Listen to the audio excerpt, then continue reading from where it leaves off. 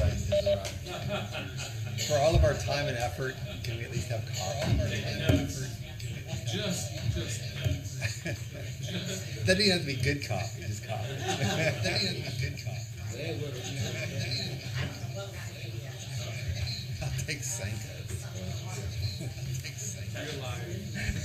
That's true. You're lying. Soldier's Piston. Soldier's Piston.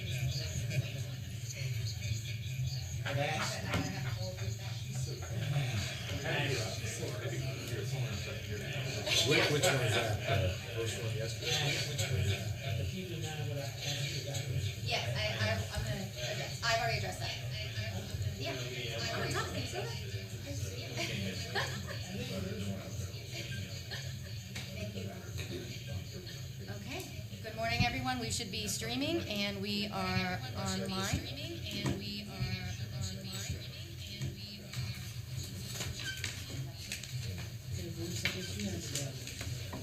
Oh, sorry. Hold on.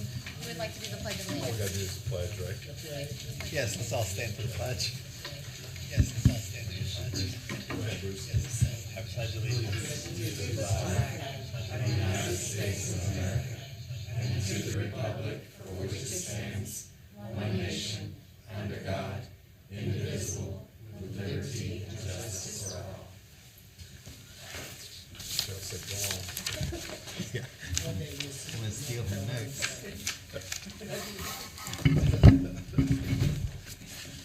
Here we go. The Charter Schools Advisory Board works to ensure the existence of high-quality charter schools in North Carolina.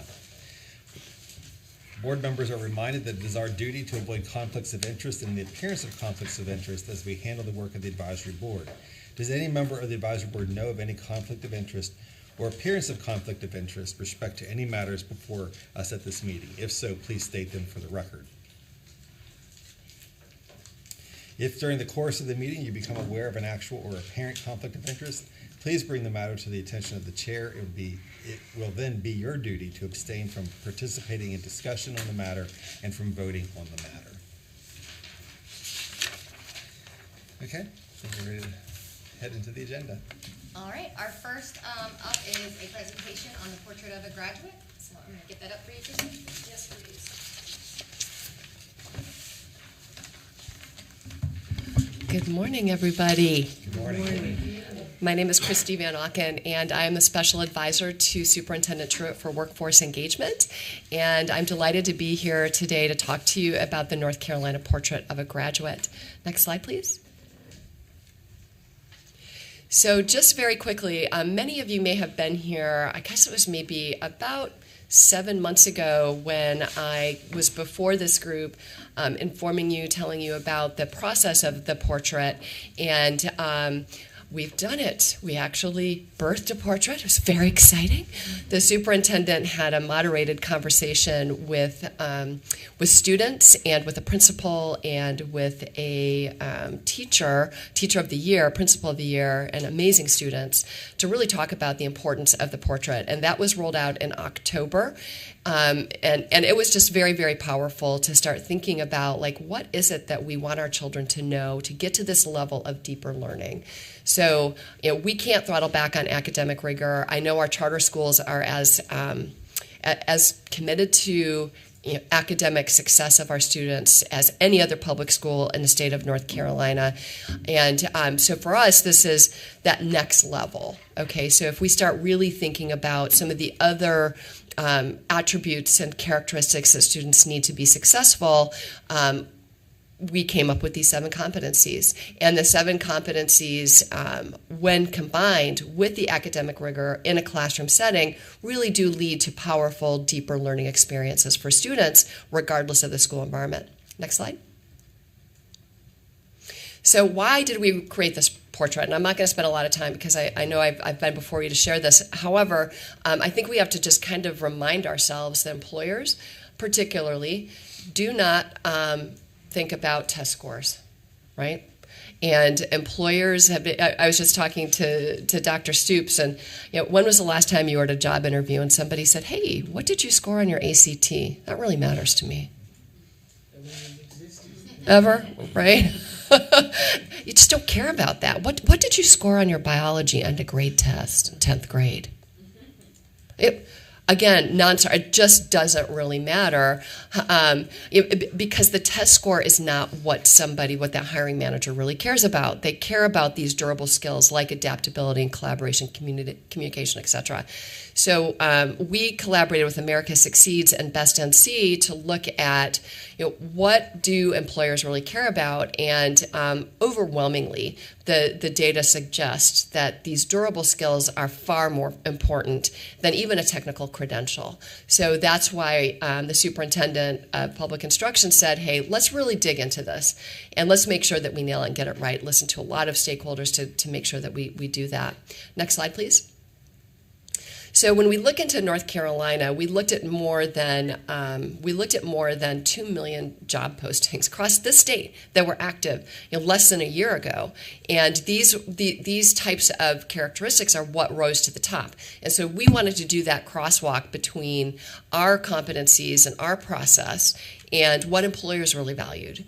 So to make sure that there's this kind of tighter alignment between workforce preparedness and career success, life success, and their academic experience inside of our school buildings. Next slide. So just a very quick recap, we engaged more than 1,200 people across the state to join us in this design process. We had powerful meetings. Many of you may have even joined us. We had stakeholders from across the educational spectrum, but not just that, also from the business community and the faith-based community and the social services community. Higher education was a key part of this process. So we listened to all those voices, students, of course. We listened to all those voices as we pulled these competencies together. Next slide, please. And the first thing that we really looked at were these anchor landscape shifts around the workforce, pace of change, because the reality is things are going to change between now and even when our ninth graders are graduates.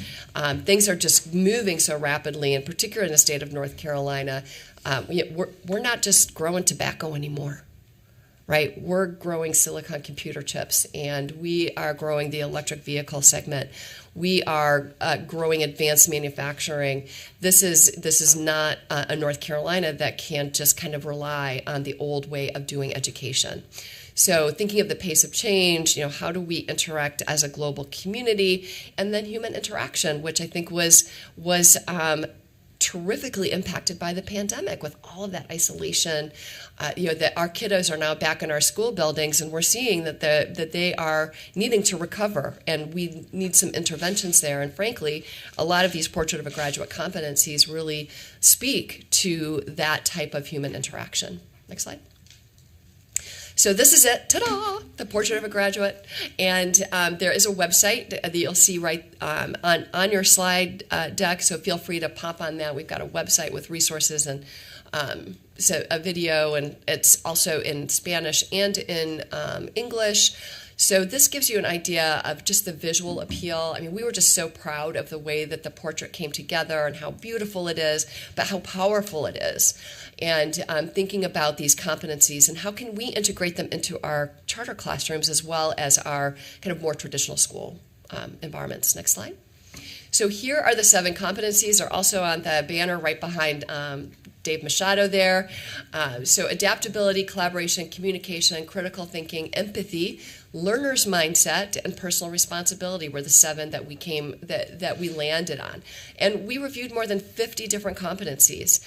We infused competencies together because we couldn't have more than 7, frankly, because it just becomes too much to figure out, like, how do we integrate that into an educational environment. Next slide.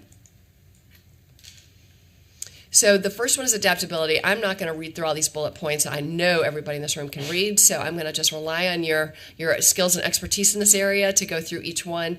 But this does show you how we're articulating adaptability. Next slide. We'll just roll through these quickly. Collaboration and what that really is going to mean. Communication. And, these are, is anybody surprised that these are the competencies that rose to the top? No, me either. Yeah, they really do make sense that our kiddos should be able to do all these things before they leave our school buildings and move on to life, after high school. Next slide.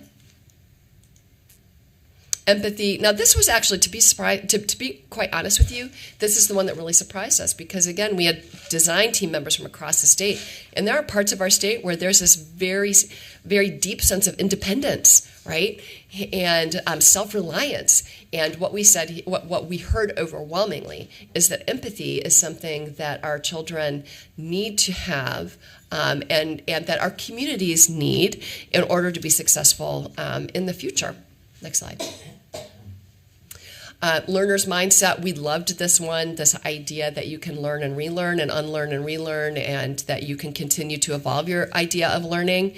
And so this, if anything, demonstrates that an EOG is not the end all be all. Is something like this, because we have to relearn our competencies. Personal responsibility, you got to show up to work, right? You got to turn your assignments in on time. We have to prioritize, etc. So I'm going to show you a couple of pictures of the unveil. So there's our amazing students that helped us with this conversation. They were so much fun and so articulate. Really, it gave me a lot of hope in the future. Next slide. So just to reinforce that, if I know that there are a lot of Spanish speakers in our school buildings and in our charter schools, these competencies have been translated into Spanish as well. And we're also launching a playbook, and you all should have received this in your email. So once a month, we're going to introduce one of these competencies with an activity so you can start to integrate them into your classroom experience however you'd like. So there's some of the resources that we have on the website. We've got the FAQ, etc. So please feel free to take advantage of this, weigh in. This is a living document. So as we continue to add to this body of work, we welcome your voice in that conversation. And so just a couple of things around next step. I don't think I did that. All right, so we can just land on this slide. So we are going to, at the last state Board of Education meeting, we were granted authority to enter phase 2 and 3 of the portrait work. So we'll work on rubrics next. So we want this to be as easy as possible for all of our schools to be able to integrate this into your classroom experience. So we'll do the rubrics, and then we're going to work on assessments. Like, we need to be able to hold ourselves accountable as well to the portrait work. And I just want to remind us, just level set, we can't mandate that any of you adopt the portrait, but we certainly can encourage you, and we can provide the resources for you to make this as easy as seamless as possible. And just to kind of go back to the it's the right thing to do to make sure that our children know how to learn, that they have these competencies, so they have more confidence in their post-secondary plan, whatever it might be. So I'm available for any questions, should you have any, and I appreciate the time before you this morning. Thank you. Thank you.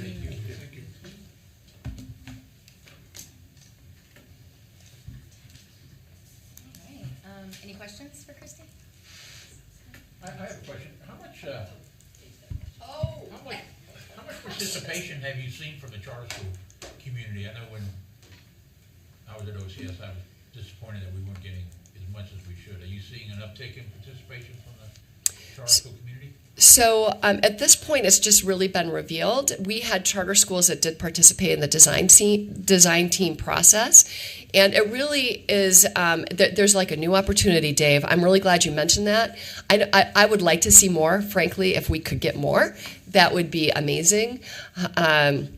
And as we go into this rubric design, it really is going to lean into the technical capabilities of our educators. So we would, again, this is open to any of you to participate in the next phases. So would love to have more charter participation as we move forward. Thank you for the question. Yes? What kind of skills are you looking for people to participate at this stage? I'm sorry, I didn't hear. What kind of skills are you looking for? Like, what is it you need people to do? Yeah, honestly, so this is going to be, again, in kind of this, design teams across the state.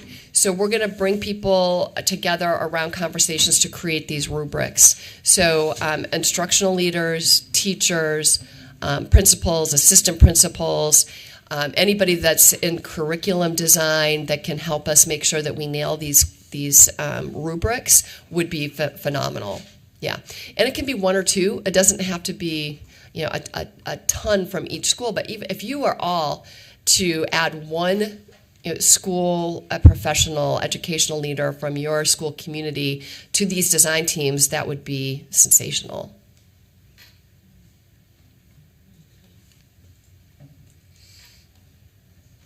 Anyone else? So they contact you.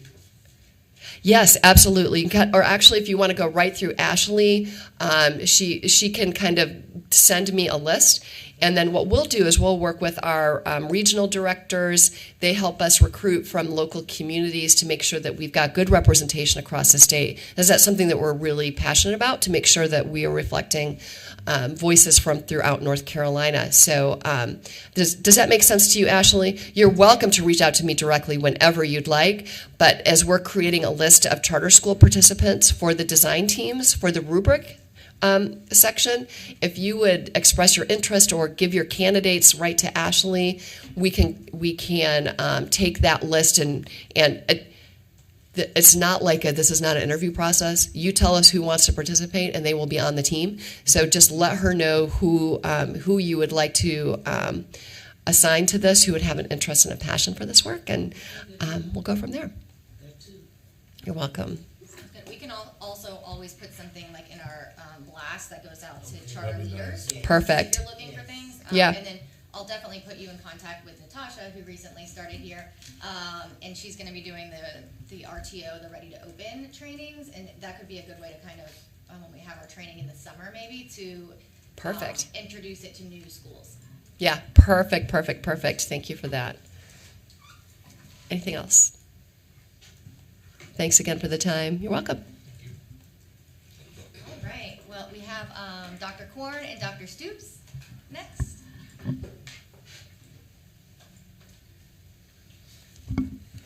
Hi, I'm Terry Stoops, and I'm here just to cue up Dr. Korn. Before I left CSAB, I asked Ashley if we could have Dr. Korn come and give us a presentation on student performance and learning loss issues, because during the fall we had a huge number of reports and data coming out, both from the state, the EOGs and the EOCs, as well as the National Assessment of Educational Progress. So given all of the chatter about the performance of charter schools in North Carolina, I thought it was good to have Dr. Korn come and give us an overview of what she's working on, some of the initial findings that she has, and some of the information that would be valuable to the charter school community to understand where we are, both as a community with regard to the performance of students and catching up from learning loss. So I'm going to pass it along to Dr. Korn. Thank you, Terry. All right. Good morning, everybody. My name is Jenny Korn. I'm the Director of Research and Evaluation here at DPI. I've been before you guys a couple of times. Always appreciate being invited back. And so glad to have a colleague like Terry on the team now to make sure that we're really being intentional about how we're including and thinking about the charter school community as it relates to the entire K-12 system. So as you guys know, this is not new information, but we created the superintendent created the Office of Learning Recovery in March 2021. And so a lot of my work has really been focused on transparency, partnership, and coordination, all around data, research, evaluation, to drive evidence-based policymaking. Like every time I stand up, that is what I'm talking about, how we can use data and evidence to drive decisions that we're making as a state, both at the state level and at the local level. Right now, as you all know, is such a kind of critical time in education because of the pandemic. We are still kind of digging out and wanting to make sure that we are being very strategic with the use of these enormous resources that the federal government has kind of pushed out to all the states, and really, but it's not infinite. We have to make sure that those funds are being used to target schools and students most negatively impacted by the pandemic. And the way that we do that is by leveraging this enormous data that we have in our state and being very systematic and strategic about how we're both studying and sharing that information back with school and district level leaders. And so this is kind of a punch list of a lot of different work that's going on to really drive and push around evidence-based decision making. So we've got a new research recovery network that we are doing in partnership with this group called the NC Collaboratory. So NC Collaboratory is they're like a think tank policy research shop at UNC Chapel Hill. They are a trusted partner of the legislature of the General Assembly, and so they were allotted a pretty big amount of our state's ARPA funds to study the impact of the pandemic, not just on education, but on the environment and infrastructure and our healthcare system. But so when they got to the education side, they're like scientists, like environmental scientists. We don't really know a lot about K-12 education or how to do research in it. So they're a great partner with Dr. Stoops, myself, the state superintendent. And so we designed in partnership with them and identified priorities to use and leverage almost $7 million in research around the impacts of the pandemic on the K-12 public school system. So over the next 2 years, I'll have opportunities. I'll make sure that the Office of Charter Schools, Dr. Stoops is well aware of what information is being collected, what we're learning from that, and I'm always happy to bring that back to the Charter School Advisory Board. We also, and one of the piece that I'm going to talk a little bit more about today is that lost instructional time impact analysis that we did. We released the first preliminary analysis from that in March, and we're just about to release the next level, the technical report. We also have some qualitative studies going on funded by ESSER2. We'll be reporting out and sharing some of that at the State Board of Education, and certainly could connect and share out some of that qualitative data with this board. We have an external partner that has gotten 2 externally federally funded, nationally funded studies. Again, really trying to both be the coordinator inside the agency and making sure that we're sharing that information back with state and local level leaders. If you'll go to the next slide. So in addition to all the work that we're doing as a state, there's a lot of national work going on, obviously. And so as you all know, and as you all probably saw in the Wall Street Journal and other similar national studies, NAEP just recently released their data for 2022. So if you go to the next slide. And so just a quick overview, because there was some information that was presented about how North Carolina did on NAEP, how the charter schools in particular in North Carolina did on NAEP. And so, and I wasn't aware of this prior to taking this job, but there is a NAEP coordinator for the state of North Carolina. She works here at DPI. She's a wonderful human being. Her name is Andrea Faulkner. And if you guys have any questions about NAEP, about how the data is collected, who is participating, what the results and meaning you can take. She is a wonderful person and I think she helped me build 2 of these slides specifically about NAEP, and I believe she's listening in today maybe. But she works on the accountability team, and her entire role is facilitating and like helping NAEP, helping the rollout of NAEP, and then making sure it's used and useful. So the sample, NAEP, the way that it's done nationally is they intentionally do a sample of schools. It's a school level sample.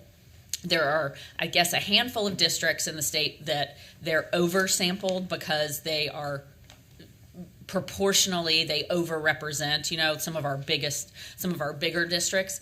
But for each NAEP assessment cycle, a sample of students in designated schools throughout the United States, in North Carolina, is collected, is identified, and then Andrea works with those schools to make sure that that they have everything that they need to collect and use that assessment. They want to make sure that the NAEP, it's supposed to be the nation's report card. So the representation is supposed to be of the nation and then of North Carolina, so that as it can be a state sample. For the charter school that were selected, they are a one subgroup. So the set of charter schools is considered a subgroup by NAEP that is supposed to be representative of the state. And so and it's pretty small, like the total, I think the number in this sample was like 16 high schools, charter high schools were included, it's not high schools, it's 4th grade and 8th grade. So it's a representative sample of those elementary and middle. But I just wanted it to be kind of clear that as you're interpreting that data, it's supposed to be, the intent of it is supposed to be representative of how the state performed and then how the nation performed. So if you go to the next slide. And so we've linked in here so you guys can see directly your grade 4 math, grade 8 math, grade 4 reading, and grade 8 reading for the charter schools that participated in the sample. The way you see here is there was an increase from 2019 to 2022 for grade 4 math. And that is a really powerful statement, right? Because for this sample of charter schools during the pandemic, and when so many schools saw huge drops, that there was an increase in their overall NAEP results. But that data has to be tempered because it's a small sample. And the intent is it's supposed to be included with all North Carolina. The grade 8 math, grade 4 reading, and grade 8 reading saw no significant difference, which again, that is a huge positive win, especially during the pandemic. But just wanting to make sure, we don't want to assume that means all charter schools are doing great with 4th and 8th grade reading. There's a lot of nuance in this data, and this notion of leveraging ESSER funds to target the students that need it most. This sample doesn't break it down by race, by ethnicity, by economic disadvantage, any of that sort of information. But I would encourage you all to use this to have conversations about potentially what was working at these schools, and then talking to other charters that are serving similar student populations to understand maybe what was working, what wasn't working for these students. And also to know that the NAEP assessments are not as sensitive to our standards, right? To the North Carolina Standard Courses Study. These are nationally benchmarked assessments. And so with that, I want to shift a little bit, and just as a quick reminder that this research that we did in partnership with the EVOS team at SAS, if you'll go to the next slide, and this was information that I brought to you guys in March, but wanted just to flag that we're about to roll out the updated data.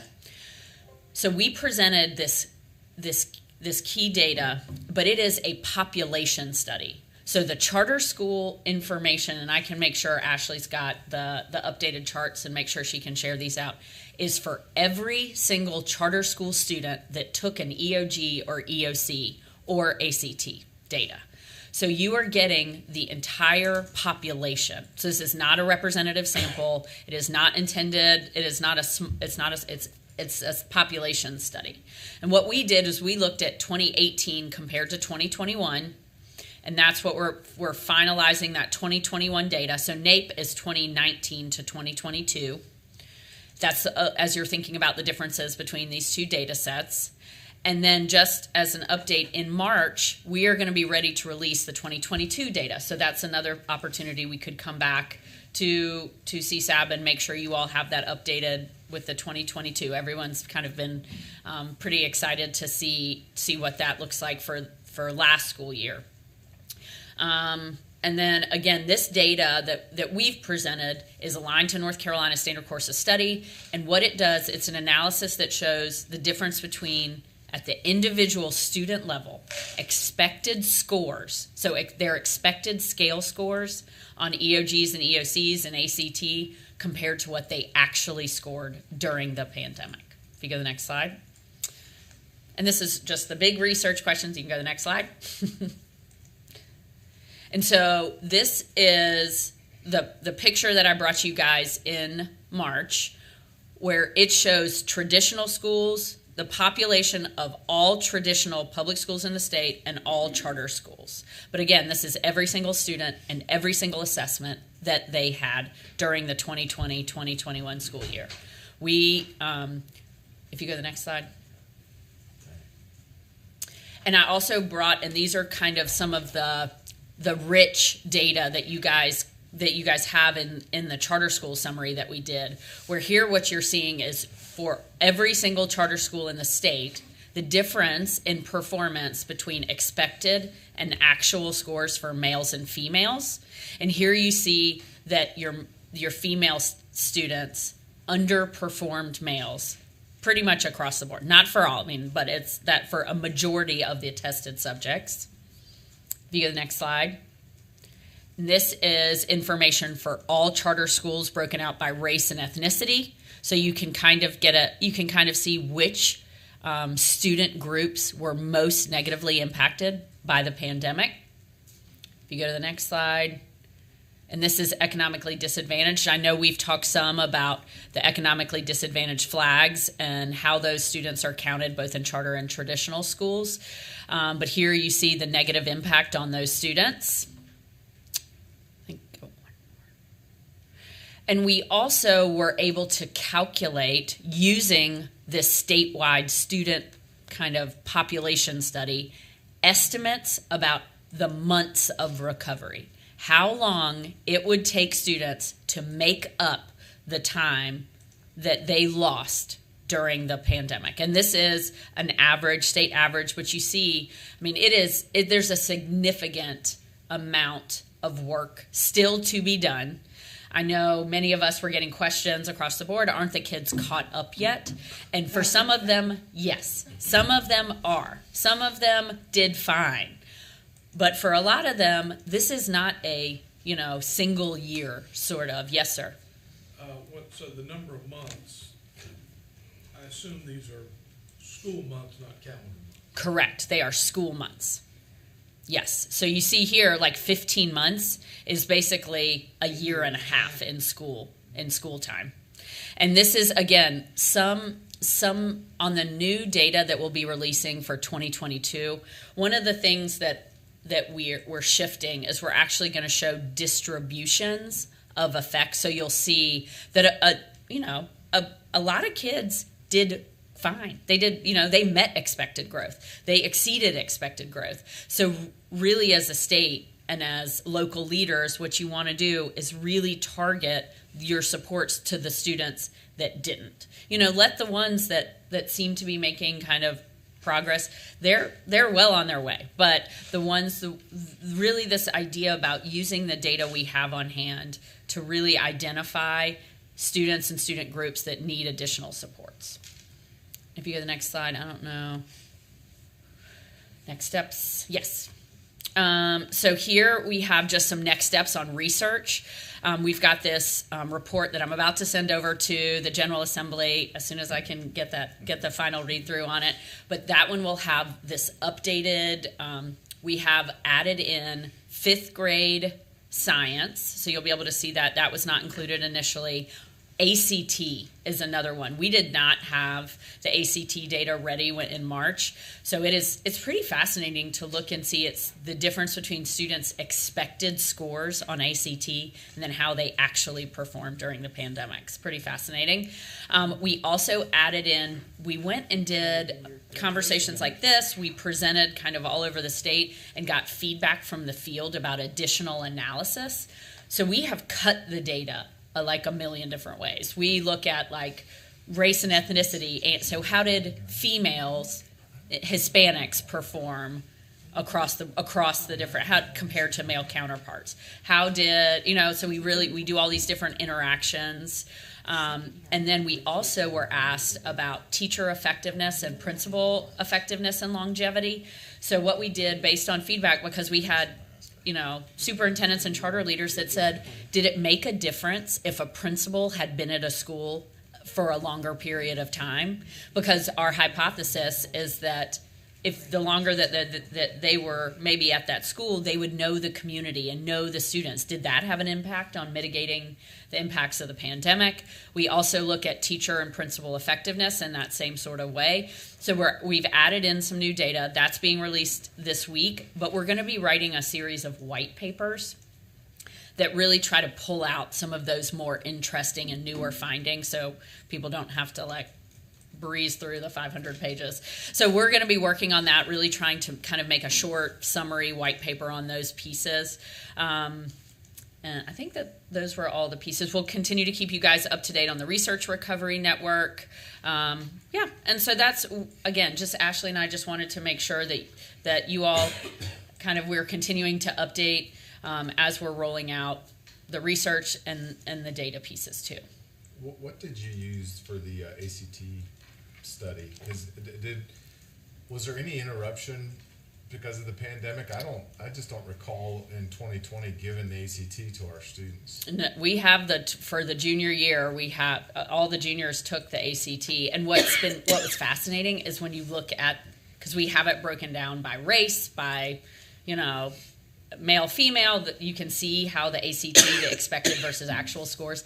And it's clear that especially some of our kind of our advanced and honor students used that time for test prep. I mean, there was not the negative impact on the ACT that we saw in a lot of our EOG and EOC. So this idea, it made me very interested. Like, well, what is it measuring? It's because it's standards aligned, the ACT is, but so thinking about how the pandemic did not negatively impact student performance on the ACT, at least from expected versus actual. So I don't know. I think that there'll be a lot of conversations about ACT after we roll this out, release this report.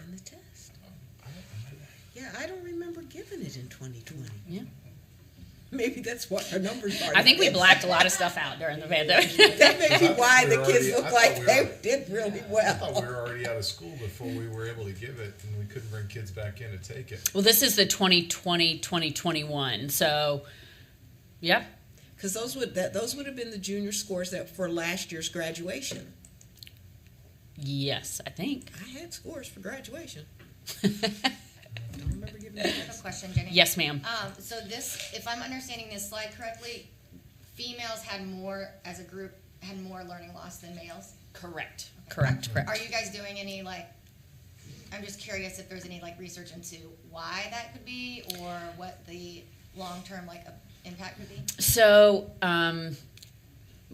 as you all know, one of the big problems with quantitative data is it doesn't tell you why, but it tells you what. It doesn't tell you. It tells you what happened, but you don't really know why. But as we've been going around and talking about these kinds of, because there were some surprising findings. This was one of them. The male-female difference is that females are social learners. That they do a lot of, the conversation and working in small groups, and when they were isolated at home, that they really missed that social interaction, how learning is very social for them. And so as we begin to think about, again, targeting interventions, and especially in middle grades math, is where it's I know. But what was fascinating to me, one of the things as I was going around talking about this, they were like, middle grades math has been an issue for a long time. And so it's one of those situations, I think, where what the pandemic did was kind of just rip the cover off that. And so as a state, one of the things that we know we need to be thinking about is how to serve our middle schoolers and their core foundational math, understanding. That's what some of this showed me. And something too is there were some, and we've heard anecdotally and on the statewide analysis that we'll be releasing probably in February of the 21-22 data, is where the rebounds were. Like once kids got back in class, back in school, they were able to make up some of this loss, especially with being hands-on, being back in classroom with their teacher, with their peers around math and around science.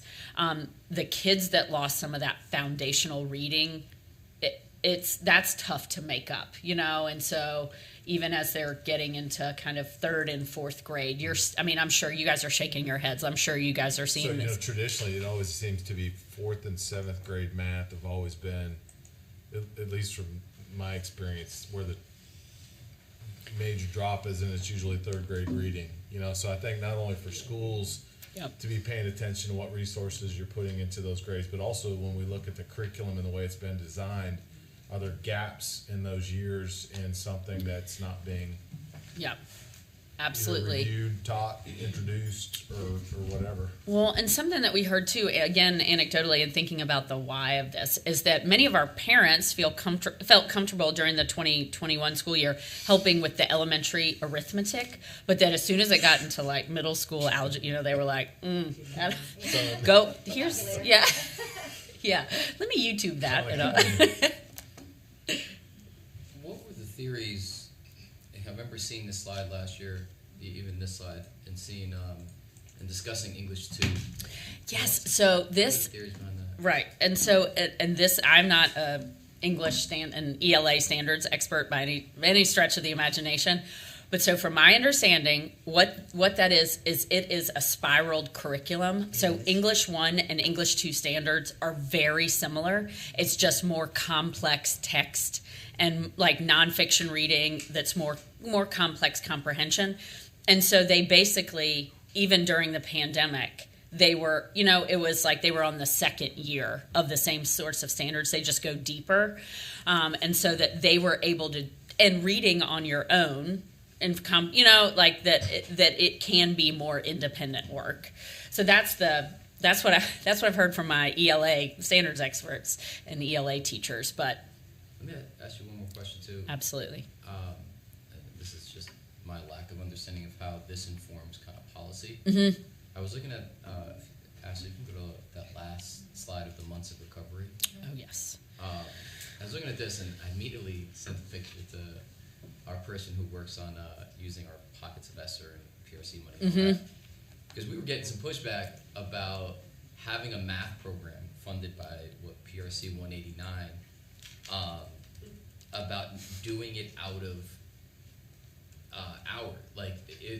I guess what we were told was it has to be out of school hours above, like after school hours or Saturdays or whatever it is. So what about July? And they were like, no, as long if it's during the school day, they were pushing back saying no. I'm like, well, extra months. This is right. This is what you want us to use the money for. Yes. So I guess how much are you guys informing policy? So I would encourage you to reach out to my good friend and colleague Lynn Barber about. She's the one that's she inside the Office of Learning Recovery. We like to say yes when we can, when something makes sense for the districts. You guys know your students and your schedule's the best. So I would, and I'm happy, or Ashley would be happy to connect you with them. But the whole reason that 189 was created was because of these findings. This idea that we need to focus on math, math interventions. Like as a state, our state superintendent, there's been so much work on the early literacy side, led in part by the General Assembly and the state superintendent when she got here. And so now I think as a state, and I think there's so much good work going on in the Office of Early Learning around that space and the science of reading and, and the letters training. But thinking about as a state, our next big investment, at least from the Office of Learning Recovery's recommendation, is really around middle grades math. I mean, I found it so odd. We were running a whole July program, everything, and they were like, "Oh, if it's during the actual school day." But anyway, I appreciate it. Yes, so Lynn Barber would be happy to help you think through that. Thank you so much. Mm-hmm. Were any of For NAEP? Yes. So for NAEP, it's selected by the national organization. And what they do is Yes, for NAEP. And so that those charter schools or schools across the whole state, it's supposed to be representative of the state population. It's a representative sample. And so what's interesting, I think, is when you look at some of our 4th and 8th grade findings in here and looking and seeing how do they compare to those national estimates. It's not the same schools every year because we've been picked before and then Correct. not picked. Correct. It's not the same schools every year because it's really two different intent purposes, right? One is supposed to be, what is the nation's report card? And the only way to get that is to have representative samples for the states. And so that's how those are selected versus the work that we're leading here at DPI that's really intended to give you all the data about all your children. Mm-hmm. Were any of since you're measuring levels of months of recovery. Yes. And especially I see that spike in 4th grade. Yes. But I'm thinking about the 4th graders who were 2nd graders when it started. Was there any comparison to the lower grades? So because no, because of the assessments, like because these are predicted versus actual scores, the only way to predict is to have at least 3 years of data. And since the babies, we don't have 3 full years of data to be able to make the predicted score. I will say that we're pretty excited in a very nerdy way about this partnership with SAS because for the first time we're talking about doing trends over time at the school and district level. So it's not quite like a cohort because that's kind of what you're asking about. Like, could you look at the kids that were 3rd and 4th and 5th during the pandemic, and it's trying to estimate some of that while also taking into account the school level effects and the district level effects. So it's looking at trends, which will be very interesting. We've never looked at our data like that before.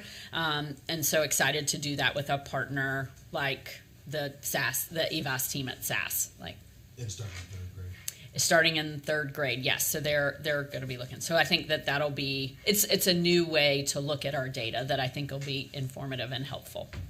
I know the NAEP data and some of this other data is it doesn't reveal the schools that were. So is there a way to identify those schools that are having, that have done a really good job in mitigating learning loss? From the NAEP? From NAEP or the end of grade tests or whatever, so that, if there's questions that need to be asked and Right. studies to be done instead of, combing through trying to figure out who's doing what. Is there a way to identify that? So I don't know for sure if there's a way to identify it in NAEP. In North Carolina, we certainly could work with the Office of Charter Schools to maybe think about positive outliers, like who are those charter schools that despite all the chaos of the past 2 years really just were kind of positive examples. We certainly could work with the Office of Charter Schools. Or even moving forward that 1.5 years has been shaved down to right. almost So maybe caught up. yes, almost caught up. Absolutely, we definitely could work on that as a next step for you guys. Thank you. All right, any other questions? Thank you. Dr. Thank Moore. you guys. All right. Keep going or should I go? Can we take a break? I just don't remember doing it in 2020. I guess not. All right, so I'm going to do a really quick update.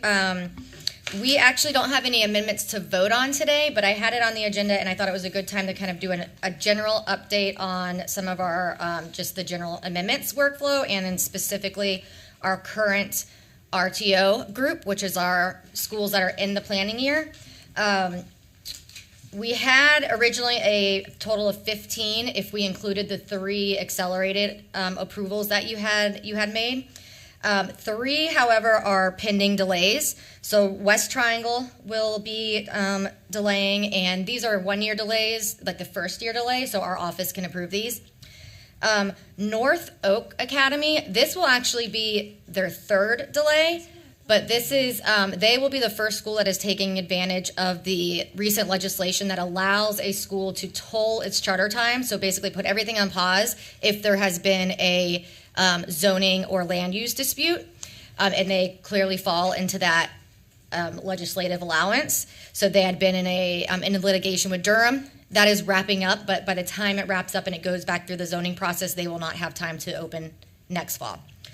So they will be put into our delay category. So Ashley, under that legislation, how many years will they have when they open? All 5? All 5.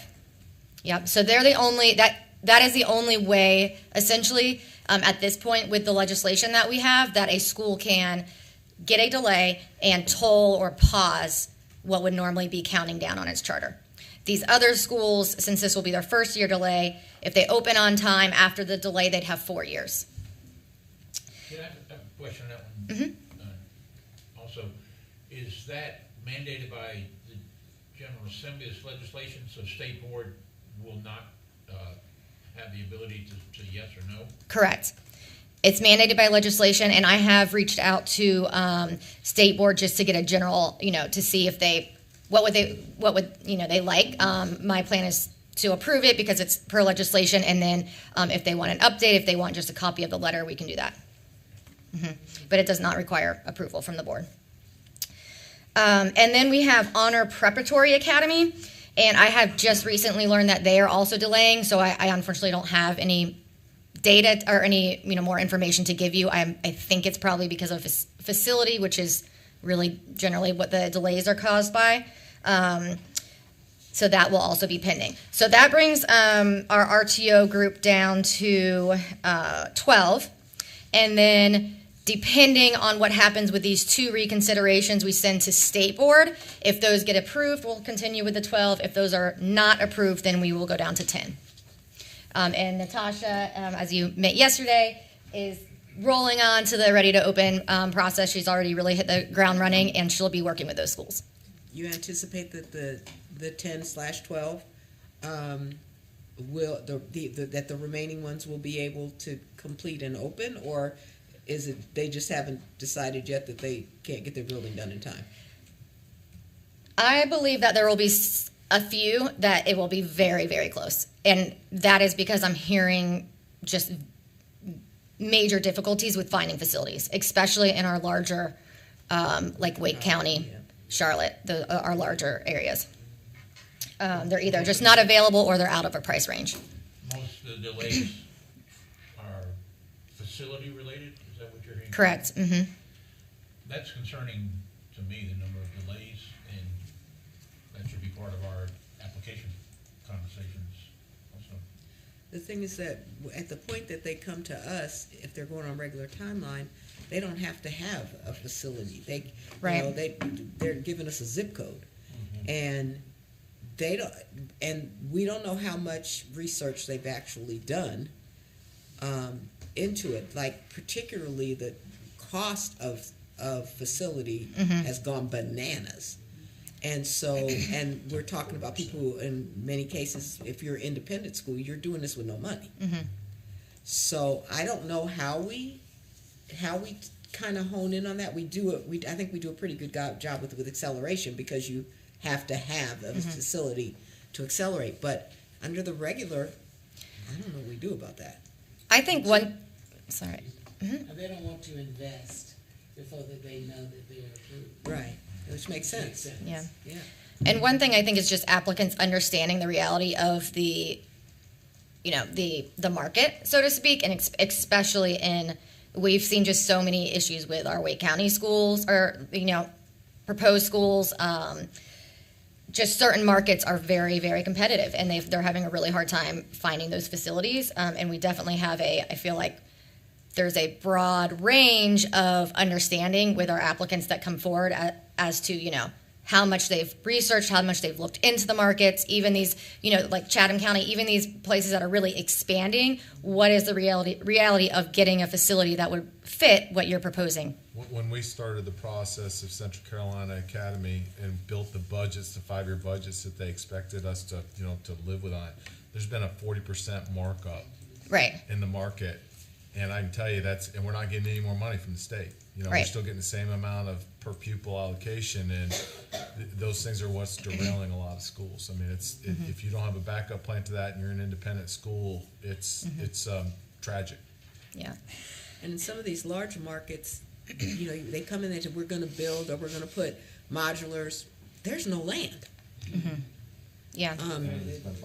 There are parts of Charlotte that CMS can't even build schools, even though they have a need in that area because the land is so expensive they can't afford it. Right, and the modulars, I mean, another thing we've seen too is that has sometimes been a default argument that we'll get modulars, but as you saw with some of the schools that opened, most of our schools, we only had 6 that opened this year. I think 4 out of the 6 opened on a delay, and many of them thought they could get modulars at a certain time. They couldn't either because of the timeline, the supply chain, or just the cost is, again, and there's certain zoning regulations in certain counties that, well, you can put a modular down, but you also have to do this. Do all this stuff, right? Yeah. Well, we did a modular this year, and the cost, we've done a ton of modulars. The cost went through the roof, the site prep itself. Right. And then just finding a building was tough. Yeah. Maybe this will lead to more virtual charters. I don't know. We are definitely trying to work with the schools and just, we help them along the way as much as we can, and that's our kind of constant reminders through the RTO process and their monthly check-ins. We need to know how things are going. You need to be on top of this because it takes longer than anyone ever assumes. So when a board gets a charter, but they don't have a physical location, how much flexibility do they have in terms of the location they end up choosing? That's a good question, and that's actually so when the charter applicants come forward with these applications, what we call our amendment workflow is anytime that they're making a material revision to that amendment, and per rules, there are certain amendments our office can approve without going to this board or to state board, and then there are certain ones that we have to take to you and then to state board. And relocations are one of those that if they're within 5 miles, so let's say, and it really will depend on the applicant, because if an applicant says we think we're gonna locate in this church, then that's where the 5 mile range is going from. If they say we're gonna be in 27703, well then they have much more range. So it kind of depends on how it is in the application. But if it's more than 5 miles, or if it's changing an LEA, which can really be difficult, then it has to go to this board and to state board. So if they were in, for example, Wake Forest and went across into Franklin County, that would create, even if it wasn't very far, it would create a problem. Right. That actually happened. That's exactly what happened last year. That actually happened. Yeah, I think it was a mile, but it was, and there was an impact statement from the county, and so it had to go through the whole process, really. Yeah. Because then you have to give the other county a chance to do an impact statement. Yeah. And So they do take the opportunity.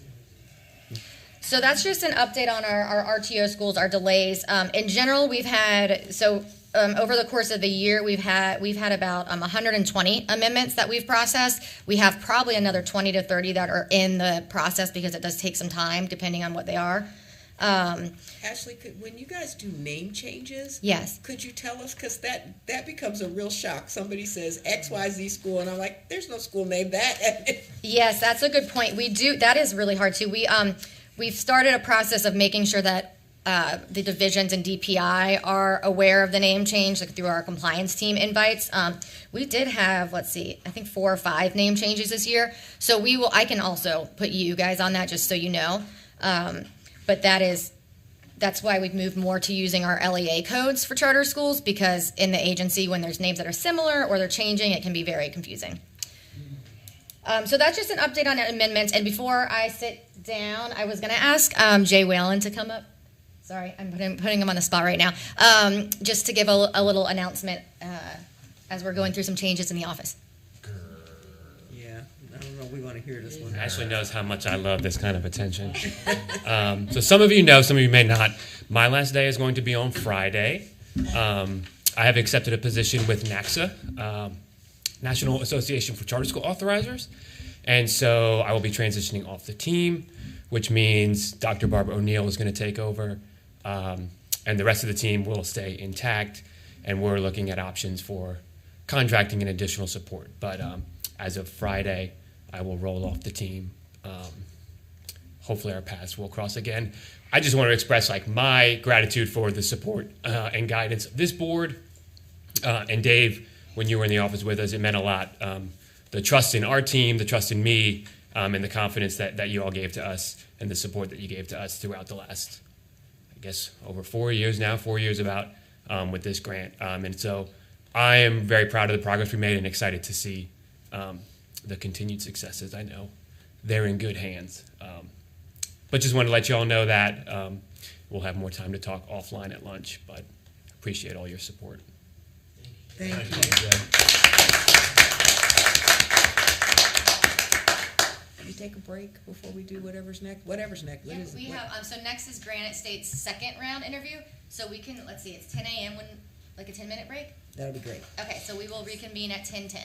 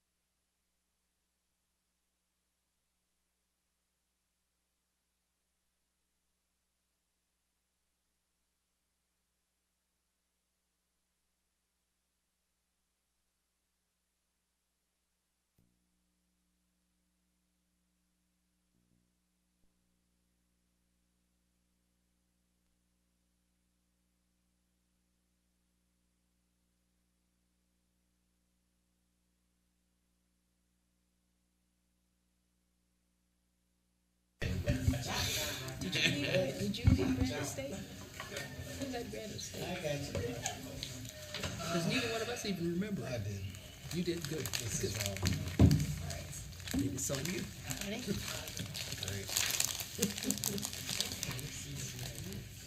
Good morning, Melanie Rackley with the Office of Charter Schools. So today we'll finalize our application cycle for 2022. So there's a celebration there. We do have 2 remaining applicants today, and just to kind of recap, the second round interview obviously is designed to be abbreviated in nature, so we've allocated about 45 minutes.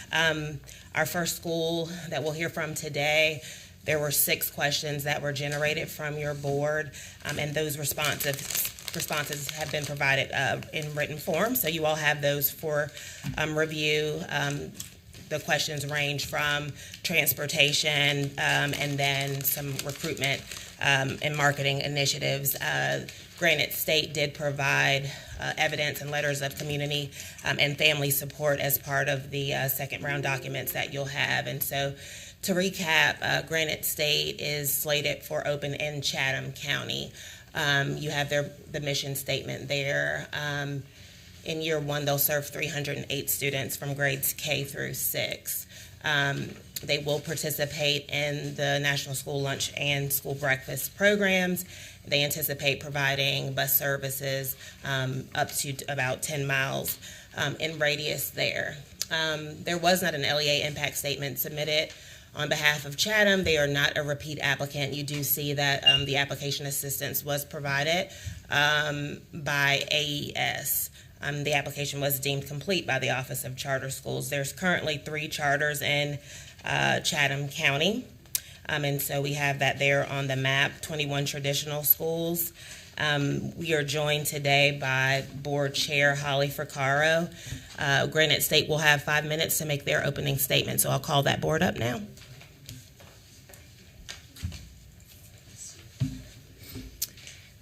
Good morning, Charter School Advisory Board. My name is Holly Fricaro. I serve as the president of Granite State Charter Academy Board of Directors. Thank you for the opportunity to appear before you this morning to answer your questions regarding our school.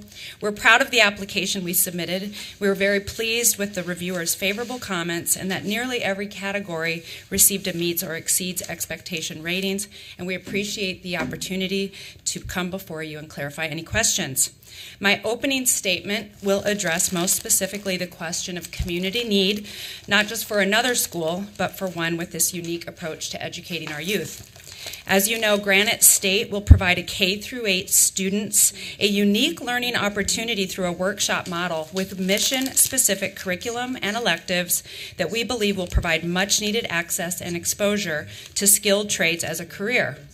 By way of example, construction is considered a top 5 career by the Department of Labor due to its low barrier of entry, high entry-level wages, and career growth potential. There is a tremendous amount of data available that highlights the importance of career, opportunity, exposure to students throughout elementary school, but especially by 5th grade. It is our hope that Granite State's unique curriculum approach will stimulate a passion in our students that will help them set the course of their secondary education so they have access to immediate career opportunities in the skilled trades and thus begin their path towards generational wealth. Most individuals who enter the skilled trades straight from high school remain in their communities and become homeowners on an average of 5 years earlier than their peers. This is one of many reasons why our community partners so enthusiastically supported our application. We can add the Chatham County manager to our list of enthusiastic supporters. In a meeting 2 weeks ago, he shared a report of development activity in the county that was staggering and commented that they can't build schools fast enough, at which time I shared with him our work with you all to get Granite State Charter Academy approved. We've had 2 major industry announcements and more to come. And the county is anticipating the creation of thousands of jobs. There are currently 7 residential developments in the pipeline, totaling 2,900 housing units. Moncure, Goldstone, and Siler City are all undergoing small area plans in anticipation for a massive population growth, and there are several annexation construction and rezoning applications in the works that will set the stage for new housing units in 2024 and beyond. And finally, the 25-year Chatham Park master planned development is projecting to build up to 27,000 residential units, approximately 1,200 per year. The area is growing by over 70 people a day, and while many of the households that will send their children to Granite State have not yet moved to Chatham County, the closest charter school in the area has over 1,000 kids on its waiting list. The need for our school is undeniable. This board is very passionate about Granite State Charter Academy. In fact, we've been meeting for 2 years developing this program. We have Laura Howell and Cindy Gittens, 2 education leaders with extensive charter school experience, Randy Voller, a local community member, developer, and former Pittsboro mayor, Carlo Garay and Sam Edson, who are industry professionals, myself representing the construction industry, and Steve Griffin, who has a wealth of experience ensuring charter schools. We appear before you today to answer your questions and ask for your unanimous approval of our highly anticipated and much-needed school. Thank you. Thank you very much. So we did submit to the board questions after our last interview. They did respond to those questions. We now have our time for deliberation and any questions we want to ask of the board. So would anyone like to begin? I have the same issue I've had with this application, that I just don't understand what is going on in the classrooms in K-8 that is CTE based, that is going to produce people who go into trades 4 years later but go to high schools that aren't doing trades. And maybe a follow-up to that, I think the last time you were before us, that, and going back to the minutes, and I think I'm the one who asked the question, there wasn't an actual curriculum chosen. You have the idea of what you want the students to. So that question was addressed by me, but it was really more, I should have handled the budget section, and in our 2 years of prep, I'm more on that side. Our educators are on the curriculum side. There is a very detailed curriculum in the application on pages 41 through 50. It received high remarks. So you were told by me something that's not accurate. The application actually provided. For example, what is your math curriculum? Hi, good morning. Our math curriculum for K-8 will be Reveal Math. And what about reading? For ELA, reading and writing units of study by Heinemann, phonetics and spelling provided by Words Their Way and Teachers College inventories, as well as CKLA. Okay. How about can you address Ms. Turner's question about an experience, a curriculum that's really focused, sounds like, on the trades, but they leave you at 8th grade and they potentially go to schools after that don't have that focus? Yeah, and our hope is not that it's just, by that point, we'll be continuing to look to expand. Go ahead. So I'm Steve Griffin, and in researching the type of school we wanted to build, I reached out to the vocational or career technical high schools, and they all told me, and particularly Barry Ross at Apprentice, he said, if I could do it over again, Steve, I would start K-5, build my middle school, and then build my high school. My students are not coming to my high school prepared. I'm sorry. I couldn't understand what you said. Okay, I'll speak up louder. I'm a communications major, so I didn't do well at communications. But I did a lot of research on this. I chair the North Carolina Education Workforce Innovation Commission, so we do the grants to the public high schools and middle schools in North Carolina for career technical education. And in researching this, and particularly talking to Barry Ross at Apprentice High School, he said, Steve, if I could do my high school over again, I would start a K-5 school, make sure everybody's reading at grade level, reading, writing, arithmetic, start my middle school, and then my high school. That way they're prepared. He says, I'm getting students coming to me, they're just not prepared. And that's the motivation behind this. Okay, and I'm from the generation of vocational ed, so I'm a product of that. So your plan is to go to high school, you just didn't include it in the app? Correct. Because we all know how hard it is to run a high school. I spent 8 years on the North Carolina School of Science and Math Board of Trustees. It's so expensive to run. And that's the #1 high school in the United States.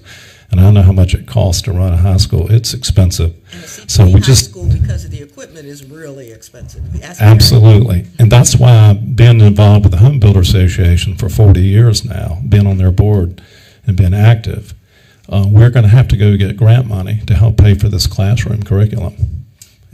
But we have 600 members behind us. I feel very good about the corporate backing. If there's anything weak in our charter app, it's the parents. And what I've done is I've sent out surveys to Southern Orange County, Southern Durham County, Chatham County, getting surveys.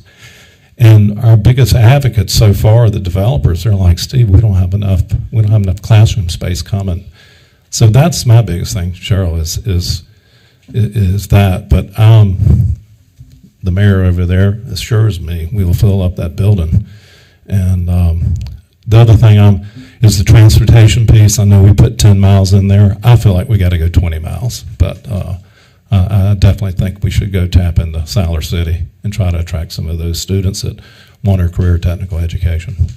Steve, good to see you. Good to see you, John. What kind of work have you done with Central Carolina Community College with regard to alleviating some of the expenditures that you guys might face with regard to equipment and stuff like that? Because I know they're already doing some work with the companies that are coming this way to gear up for jobs that are needed. So That's right. Mark Hall, who is the provost or chancellor of the department that we would be most closely and intimately involved with, is we do not have a letter of support from them, but they are highly engaged.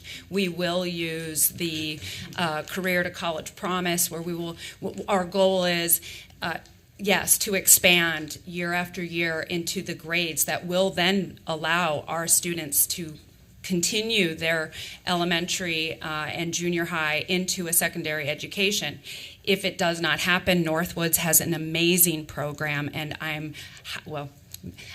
my experience working with Northwoods has been that they have, they're passionate about making sure that there is an arrangement or a wide variety of CTE classes available to them, and our students that are particularly interested in this would then look to that school to plug into their programs.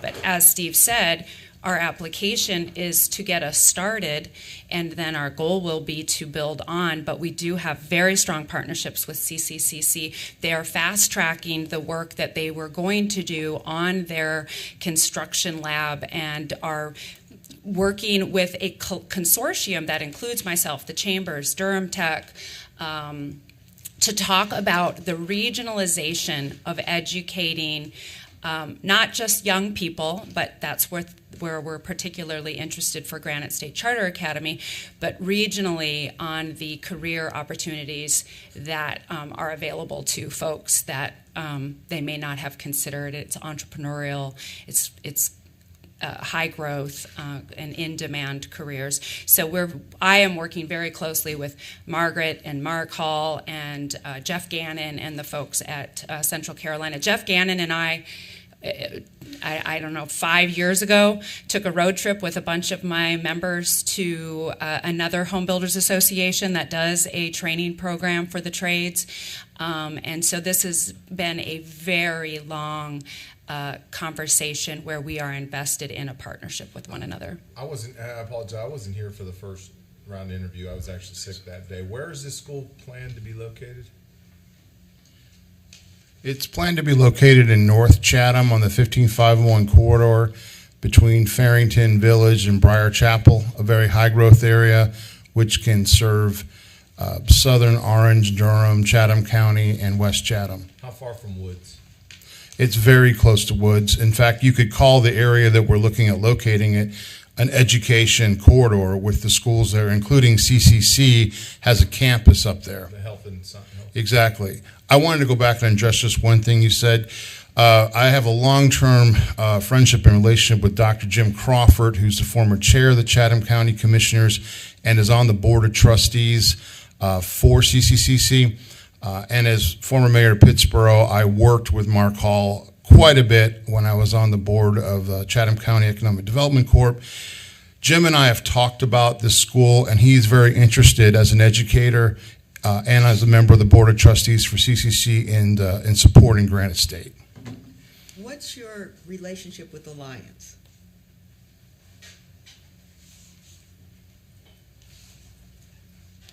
That's me, Cheryl. So I work with, 80, 90 charter schools in North Carolina. I have 150 charter school clients. They run some high-performing schools around the country, and that is it. But we have not, as a board, decided to hire them yet to help us. We've talked to them, but I personally am not a big fan of outside operators, and so if I had my will, and I helped write the legislation for the charter school bill, I was a part of that movement. I don't like outside operators, but they run good schools, and they're very grounded in North Carolina, and the schools that I work with, that they work with, are high performing. I want a high performing academic career technical school. So would It's a big ask, but if you were to decide to work with them, they would actually run your school? No, the board runs the school, but consult with us. But there's some other operators I'm talking to as well that consult, that will help us with picking. There are consultants out there, so who, like yourself. And I also have an advisory board for my insurance agency. I went and got some of the top experts in the industry to help, because charter schools, as we all know, there are a lot of moving pieces, and so it's not only the fiscal responsibility, but also the accountability to the parent and to the student. And so I try to surround myself with some people much smarter than me.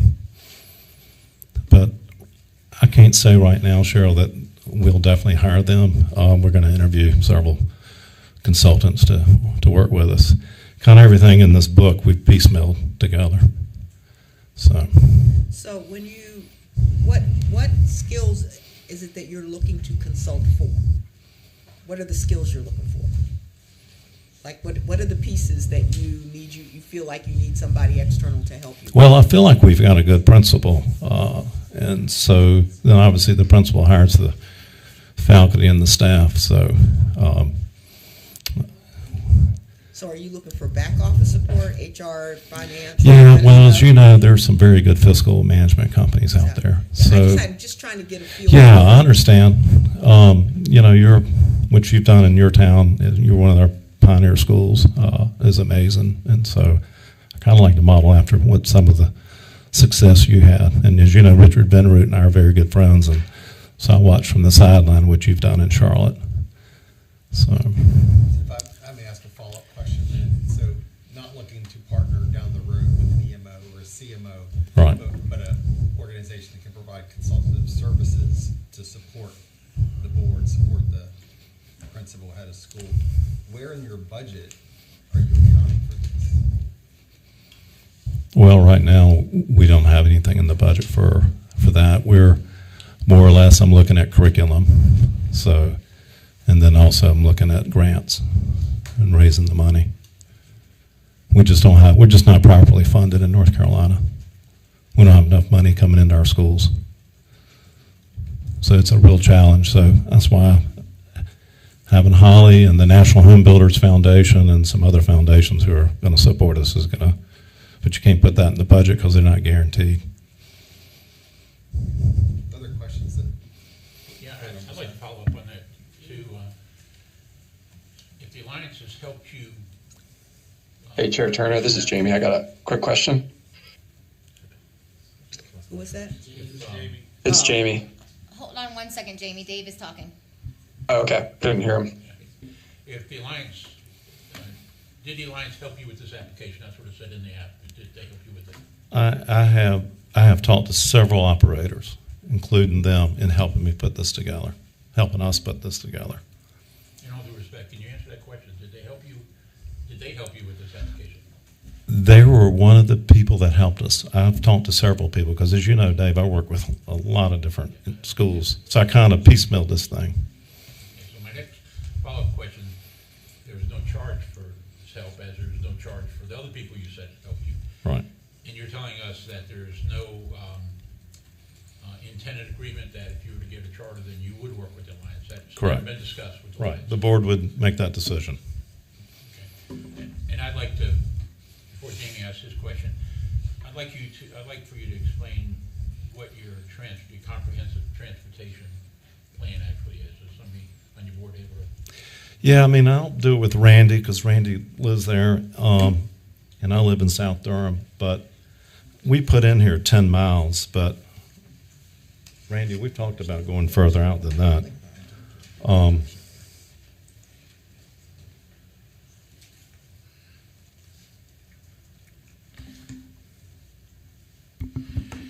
So the section on transportation, it details integrated busing for students from 1.5 to 10 mile radius can be found on pages 180 to 181 in the original application. The school has allotted a substantial amount of money in the operating budget for bus transportation to ensure this isn't a barrier to the program. Since we met with you last time and did the original application, as Steve alluded to, we're going to be looking to go further out to catch Siler City. In the handout that I gave you, which is kind of showing the real estate market, you can see Siler City there, and you can see its median household prices are quite a bit lower than what's going on in other parts of the county, and it's definitely an area that we want to reach to. And to that point, I've been working with Core NC, Stephanie Terry, and Corinda Roebuck, and also Web Squared, which is another organization that they support, which essentially deals with black entrepreneurship and getting into communities at risk to try to bring them to the school, and they're very interested and supportive. So I hope that answers your question. If you have a follow-up, I'm open for that too. Yes, it did, but you don't have any predetermined cluster stops that you know where you want to reach the target you just talked about. What is in the application was it details the busing for the initial 1.5 to 10 mile radius. If you look at where the school location, that puts you south of Pittsboro and pretty far west. When you actually go to that map of Chatham County, which I handed you out and you put a radius on, it gets you pretty far into the county. I feel pretty comfortable about what we can do. I was the chair of the Rural Planning Organization and brought a bus to Chatham County when we didn't have it, working with DOT, and I've worked very closely with the school system as the mayor and helping them with routes. Chris Blythe is with our school system, lives in my neighborhood, and I spent a lot of time talking to him about this. So I feel pretty good about it, but always open for learning and listening, but I feel good about the plan that we detailed and adjusting it as we get more information. If I, and I appreciate that, if I'm a family that has to rely on transportation and I don't know that a bus is going to come in my neighborhood, that's a barrier to start with. So I would strongly recommend that you guys try to iron that out where you can target some neighborhoods that might have a higher density of economically disadvantaged families and commit to go in there so those families know that that's not going to be a problem. I agree with you, and I think East Siler City would be an exact point where you'd want to do it, where you would get that clustering effect.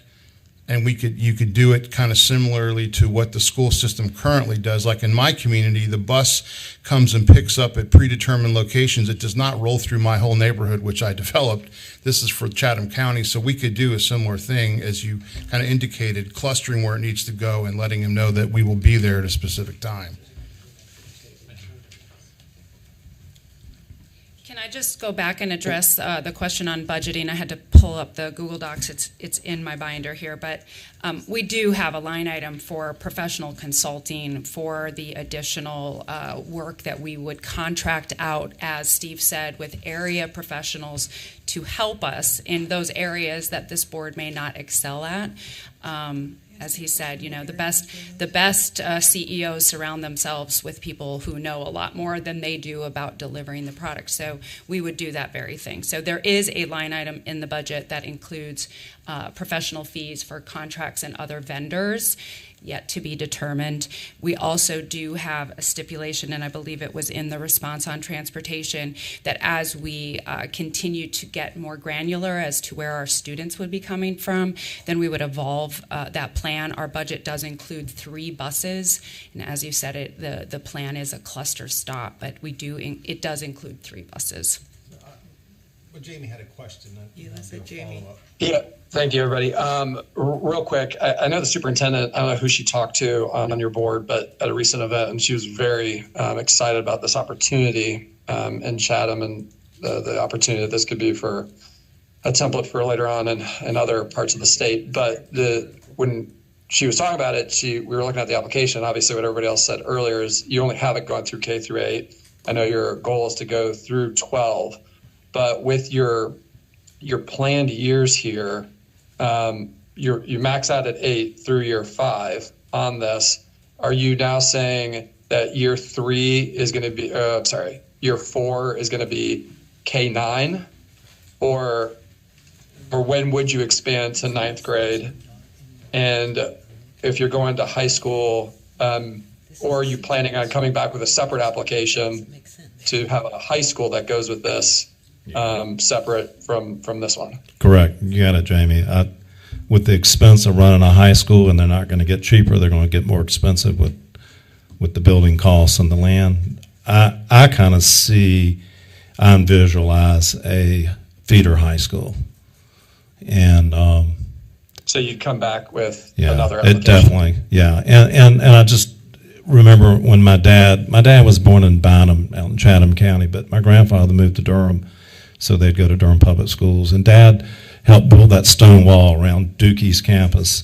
And so he thought he was going to be, a mason or carpenter. He ends up being a dentist. So you don't ever know with a student what their pathway is. But I kind of feel like our school will have that opportunity for their career technical education. It'll be a big part of that.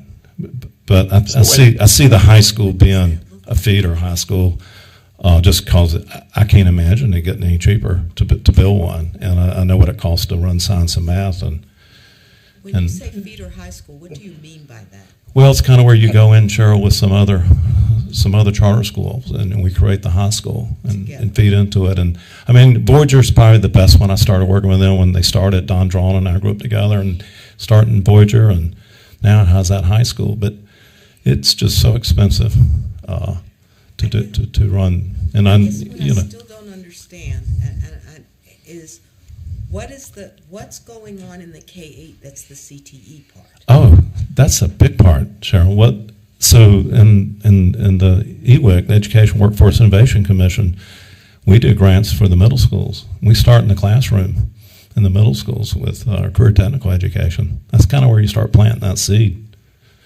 Now, high school is where you start going out like what I did and go out and start working in the different industries and fields. But one of the things Randy told me about, and in talking with some of the chamber people in Chatham County, is they're excited about having our students come and intern and work.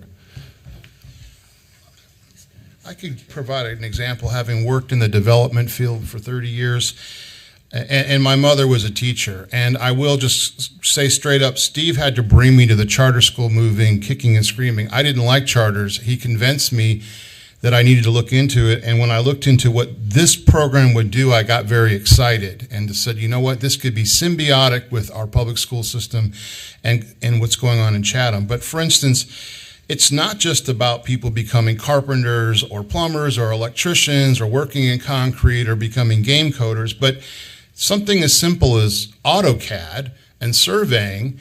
There's a huge dearth of this in our industry.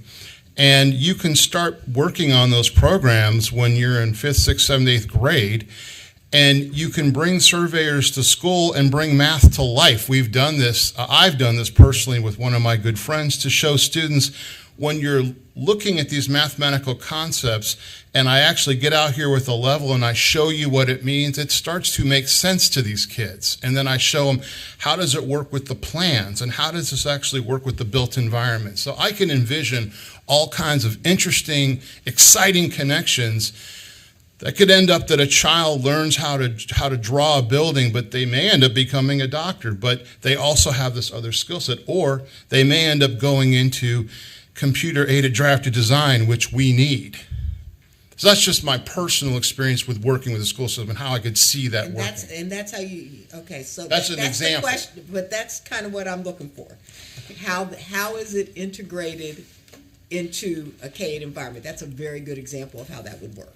And in the response to the question about the curriculum is we're going to be as basic as offering Legos. We're going to get as granular as coding. This is, not to be glib, but I need, a 10-year-old to help me figure out how to get my lights to be automated in my house. They know this, so we're gonna meet them where they are through really in-depth curriculum that was all provided in our applications, page 41 to 50, and it is provided for in the budget. And again, with so much to study and my nerves, I did not have the right line item, but the budget is the furniture, fixture, equipment, technology, and curriculum. It is a debt service item. That is a healthy item to be able to pay for what we want to bring, so that, Cheryl, as you're asking, we are really providing this education so that if we do not have a secondary program, as I said in my opener, we're hoping we light a passion so that then they find the secondary education path so that will allow them to move on. If not, as Randy said, we are creating really well-rounded students moving through their secondary education. I want to follow up on the budget. I have two questions, and I apologize, but I simply do not see, you mentioned that there's professional consulting or something. I'm looking at the budget that was submitted. I simply do not see it. You know what? I did not print out that full You just budget. said that you have it. You just said Yeah, I pulled it up on my phone. There's a contract fee line item under management company, but it's blank. There's no other reference to contract fees. I was searching. I'm showing an aggregate of 200,000 in professional contracts. Is it on I know there's, I think, 5 tabs on that budget sheet. It's what was submitted as So part the of the aggregate, application. does that include EC services, staff development? It's under the professional development section. The transportation should be a separate line item. Right. Yeah. There's no 200,000. There's professional contracts for legal, student accounting, financials, tech support, human resources, audit, and athletics. Transportation, in the budget you said you're going to contract for transportation services, but you just said you're buying the buses. 125,000. And if you're buying the buses, there's no money in the budget for fuel. I'm so confused. And my last budget question would be, it's more of a personnel question. What was the thinking behind not having a school counselor? I believe we do have one position that was going to be a floating position. The budget shows one teacher assistant that would be used. It would be a 22-to-1 ratio, which is what I believe is used for the workshop model. It's a general position that would be deployed at the discretion of the school leaders after enrollment is complete. And that we have the information on student need. It may be used for specific children or at grade level or in other areas. It's What about flexible. a school counselor?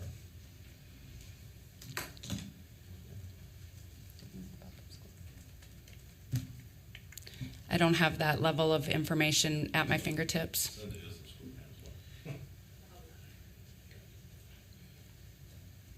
I'm sorry.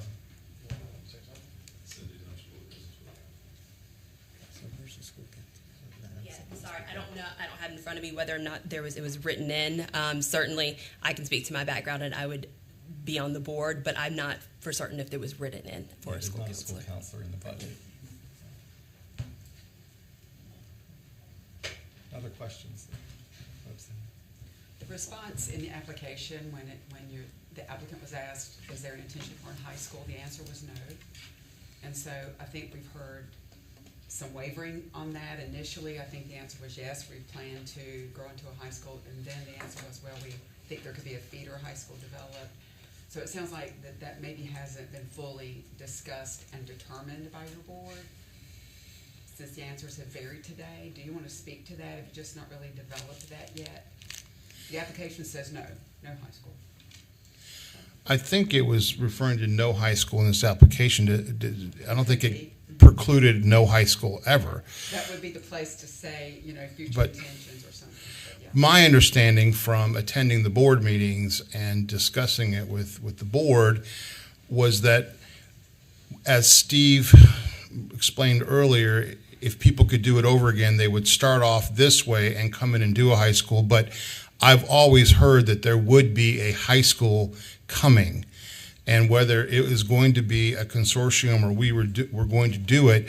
I mean, I worked on the land issue, and I heard both times I've been up here, I came early to watch other applicants up here and listen to the deliberations, and I heard you guys talking about price of land and difficulty. So I'm keenly aware of that and been involved with getting enough land that could support a high school.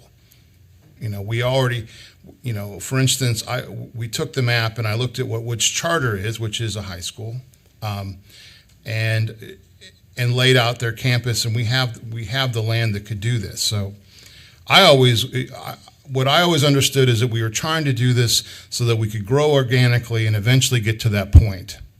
That was my understanding as a board member, and I think that someday there will be a high school. Now, whether it's part of working with another charter school or us doing it alone, I think that's to be determined. Right, I think I understand. It's sort of part of a vision. Yes. And that's still in development. I have to admit I'm a vision person, and so I rely on other people for a lot of the details, and then we come together. But that's a vision that I bought into. Okay. So we are running up against, but it's important. I want to give them the time, us the time. Can I ask one more question? Yeah, please. You heard the discussion by Mr. Guerrero about charter schools that were been granted to open or might ask for a delay and the biggest reason was facility. You seem to be an expert on facilities. Are you confident? What is your plan for location, facility, funding this facility?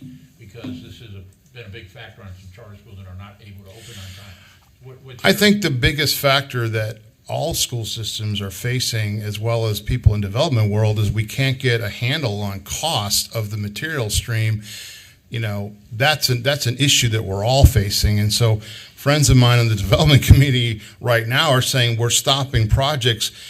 We're not even telling you how much a lot is going to cost. We're going to go cost plus. So I'm very confident on our land, which is usually 20% of the cost of any building enterprise, or 22%. And I'm confident that we'll get the financial support. What I can't tell you today is exactly what it'll cost, because in my industry, this is an issue that we're facing. People are having to stockpile pipe, for instance, all kinds of things. And I do have experience in this. My company, for instance, did all the grading and site work for Virginia Cross and Siler City years ago. We worked on a number of schools doing the underground and water and sewer work, and that's usually one of the biggest issues, is how much is that work going to cost. So I'm very familiar with it, but I can tell you right now it's hard to go like this and say it'll cost X, because we can't guarantee what the cost of those materials are. Labor is a little easier to get onto, but it's the material issue. But I'm very confident about the land, and I think probably the problem some of these other schools have is they don't have a site.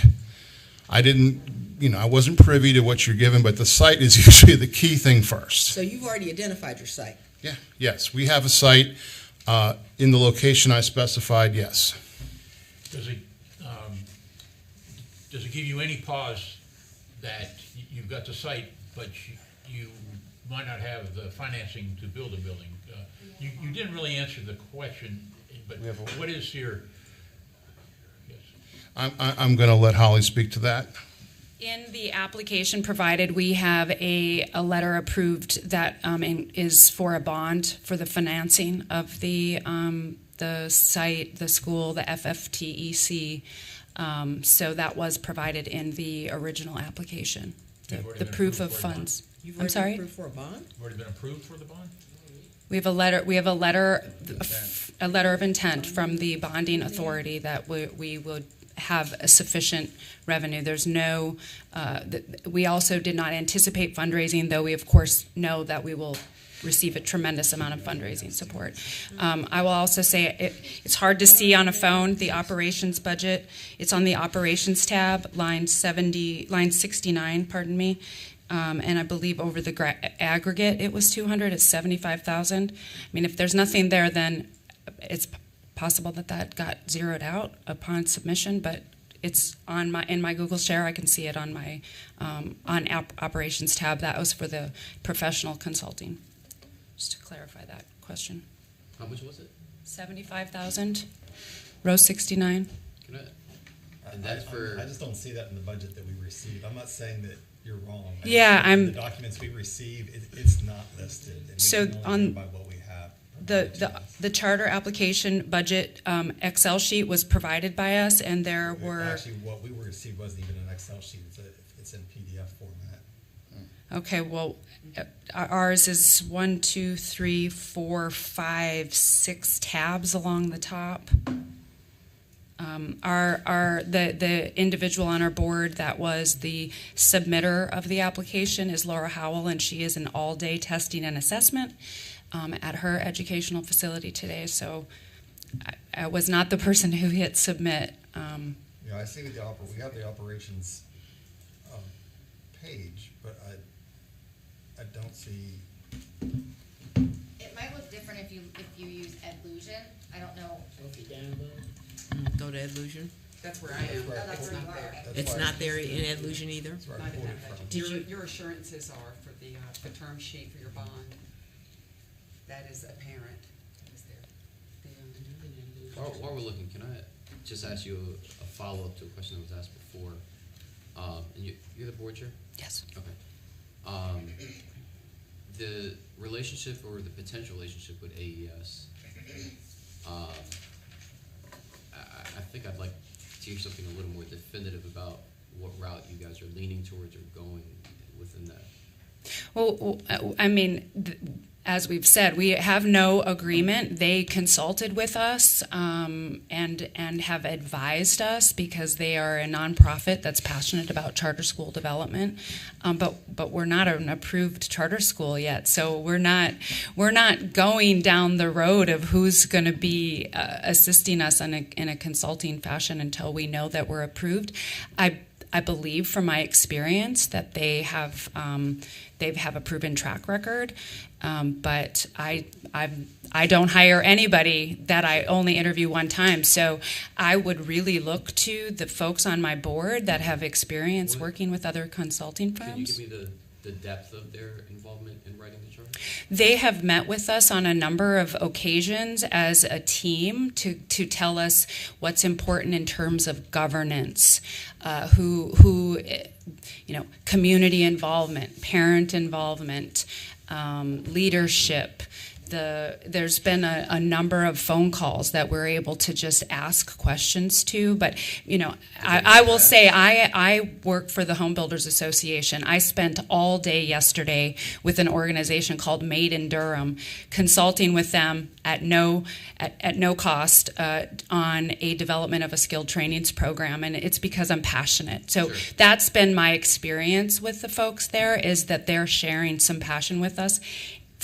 They fully understand that there is no promise for any future engagement. I'm sorry?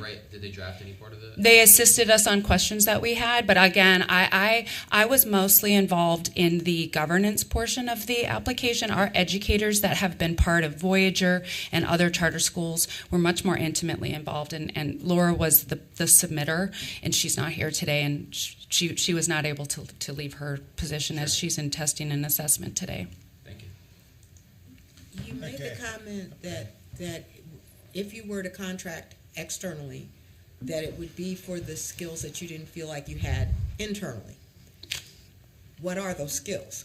That was the question I asked before, but I don't think I got an answer to that. Sure, and I think that I do believe that we have a really well-rounded board of directors. We have a school counselor in Cindy Gittens. We have an educator who has worked for 20 plus years in many levels of the education system. We've got a community advisor, and Steve Griffin brings a tremendous amount of experience to this board. So our first action, well, it probably isn't our first action, but finding a principal with solid experience and the leadership that we as a board would then lean on. We are obviously the governing body, but we would lean on that principal leader to help then fill out the rest of what is necessary to create and sustain a successful school. And so I believe that to me, that bringing in a principal with the experience of a startup is imperative. I also recognize that we struggle in the state with good, solid educators. So, but that's going to be my hope. I'm an optimist. I would rather be an optimist and proven wrong than a pessimist and be proven right. So I'm going to hope that we're going to find somebody that's going to think this model is really fantastic, and we're going to be able to recruit an amazing leader that will help us then fill out the rest of what needs to be done to make this a successful venture. Thank you. We are over time, so I'm going to yield to the board for a 5-minute closing.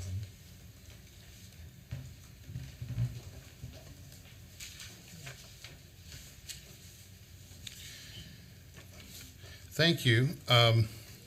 As I said earlier, I was a skeptic of charter schools, and I am now fully on board with supporting charters, especially because I see a school like this is symbiotic with the community.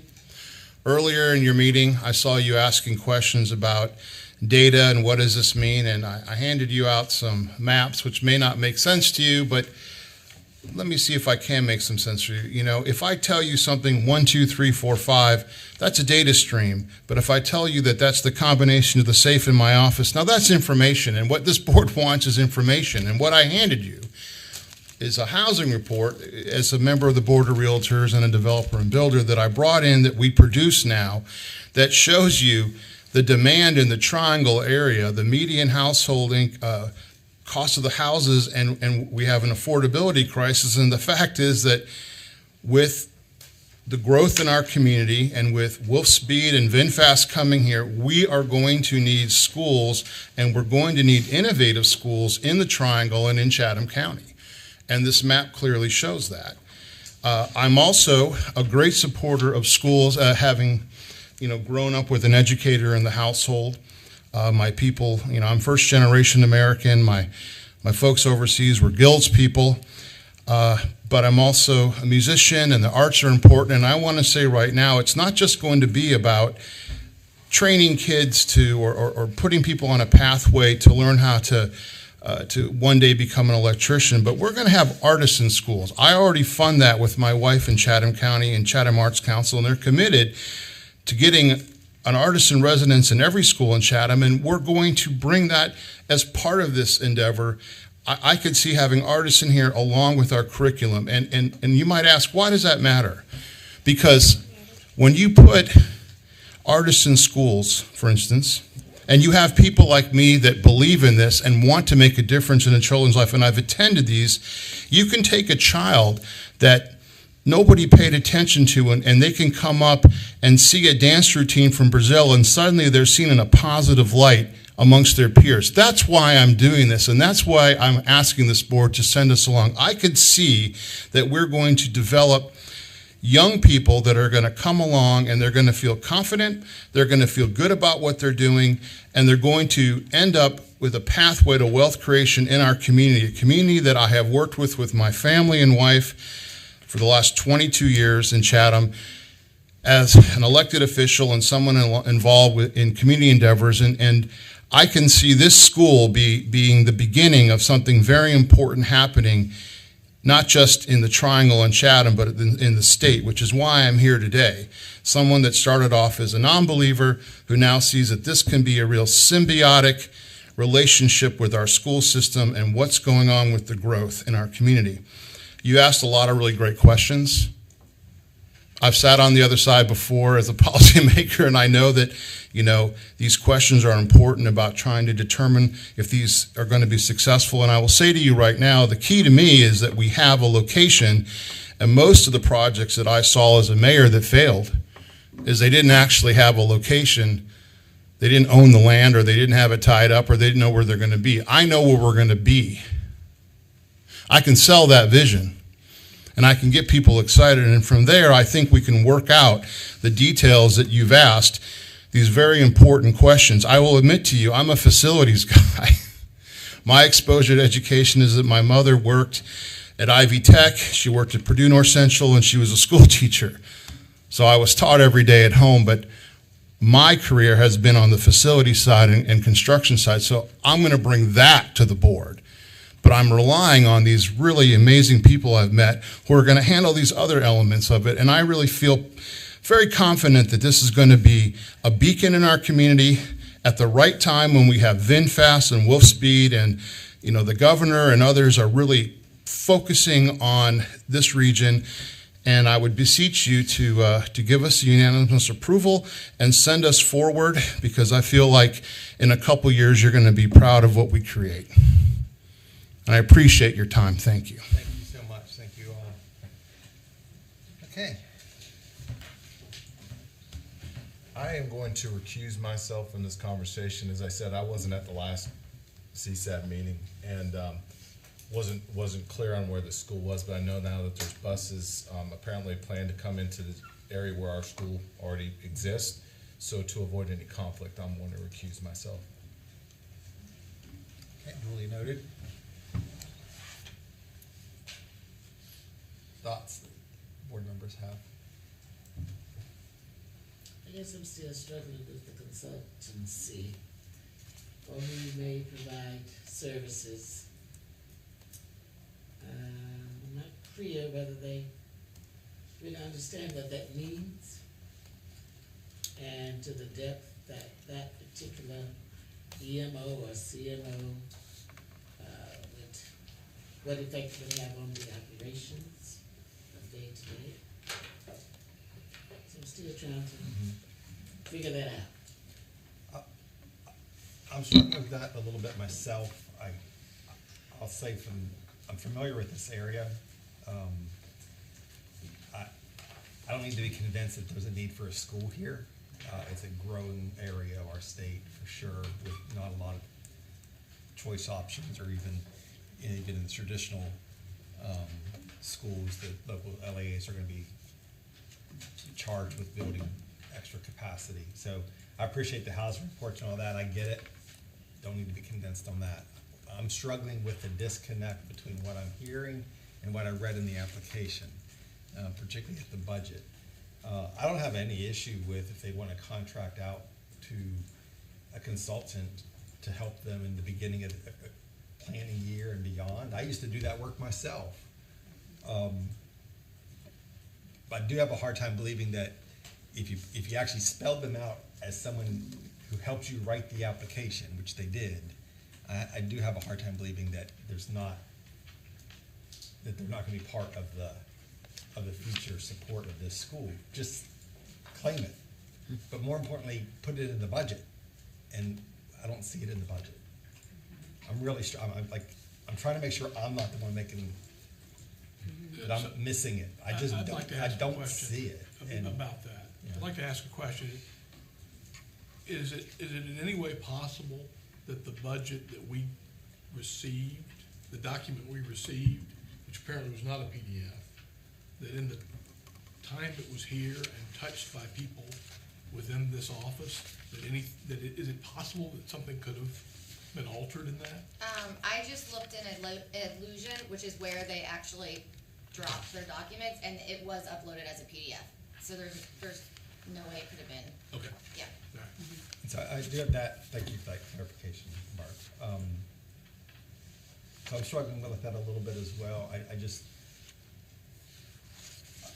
I'm struggling with the personnel needed to support the school. I mean, no school counselor, no nurse, no social worker, no any kind of additional support personnel. It's again shown in the budget. I'm nitpicking a little bit here, but are you contracting for transportation, or are they buying buses and filling them up with gas? Because the application said one thing. What I heard today is something else, and the something else the budget doesn't support. So that's where my struggle is. There's a demand. I'm probably the one that raised the question the last time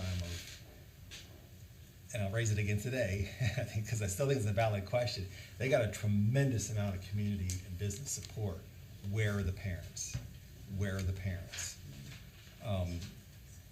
But I think they're there. I mean, I do think this is a case of they build this, there's going to be enough families moving in that I don't think they'll have any empty seats. Surprisingly, that was my struggle, and I thought we requested that, so I was a little bit surprised to see we didn't actually request that they bring evidence of parent interest and parent support, but we asked, what is your rationale for garnering such community business support rather than? And so the 4 responses provided what we asked, but we really didn't ask what I thought we did and what I had anticipated seeing was that evidence. And so you do have to go based on the belief that, and particularly because it's not so much a focused trade curriculum until the high school, that it will be in elementary ways and foundational ways, there will be career and trade built into the curriculum, but it's not such a unique, different type model that parents won't come to it, as you said. When the other charter has a wait list, you could argue, well, that doesn't mean they want this type of school, because this is a very unique model. However, it's not all that unique in the lower grades, and maybe the parents would flow to that school and be attracted to it for the present and future interest. So I had hoped to see the parent interest and support, and it didn't come, but also in fairness to them, on the one hand, we have an obligation to inquire fully and understand what's submitted, but we gave them 4 questions, and we really talked about a multitude of things that weren't in our second interview questions. So I know they didn't come prepared to address all the things that we've explored, but they needed exploring. I think in our second interviews, we need to submit those questions as best we can so that they are prepared for the responses. Well, I think some of that was by nature of the conversation. It flowed out of it, I understand, yeah. And again, we have an obligation to do that. I'm not saying we shouldn't, but it didn't, follow the track of those 4 questions we submitted, or 6. We did ask that. That question number 4 was, please present evidence of compelling parent interest. Email supporting documentation to the email address listed above. And the response begins that was already in the original application. You're right, I saw that and I went back and looked. You had some Spanish, you had a Spanish survey and an English survey, and I think the Spanish had 95 responses, and almost half of them had school-age children. I think you maybe said ages 5 to 12. So about half of 95 would have been the potential from those responses. And the English survey only had 2, so I didn't understand what occurred there, but I assumed that was another upload problem. So that was submitted. So again, it wasn't nearly what I had anticipated seeing. I was expecting, like, they submit a list of parents' names and emails, or maybe potential grades. I agree, and I would tell you that it appears to me as if the parent interest is not compelling, based on what we've seen. So far, what was the evidence? But, Bruce is not wrong. There's a whole lot of people who have no choice but to move to this area in the next 2 years. It's going to grow tremendously. I think that's part of the challenge of putting, I'm thinking of a school not too far up the road here, east of Raleigh, that I remember having initial conversations with the developers about putting a charter school in there, or any kind of school. And there is the challenge when you're building, compelling parent interest in a community that's going to have 25,000 homes, but those homes aren't built yet. So I do understand that challenge. It's not like they can just roll into the area they plan to have the school at and set up a community meeting. There's probably more animals and trees than there are people just yet, right? But it's growing. Actually, some of the research that I've done along the way shows that a charter school can in fact be the reason people move to an area. And so you're not going to survey people who aren't there yet, but who are so desirous of that school that it actually changes where they choose to live. But you'll never catch them in a survey. And that's why I'm not as concerned about is this the right location, the interest. I'm just still struggling with what I'm hearing and what I'm seeing in the budget are two different things. I don't feel like the budget, the discrepancies are that different from others that we've seen. It seems like there are always discrepancies in the budget. They do have that FFTE, I think, line item that can pay for the equipment, the technology piece, the career trade piece that's in the elementary division, such as it is. I understand the personnel. Yes and no. I think sometimes we bicker on, you didn't put enough money here, you're gonna need more in technology, but some of this is, it's just not there. Like these are personnel positions that just aren't in the budget. So I do understand, according to the application, they do have a backup plan for facility. So if the new construction, if it was delayed, I think there was a former school. We didn't ask if that was still secured, but the application indicated there is a backup plan for facility, even at this early date. So. Other thoughts?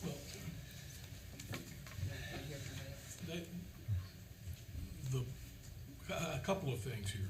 One, they seem to have a location already. Not only that, they have access to money. They have access to the funding to build at that location.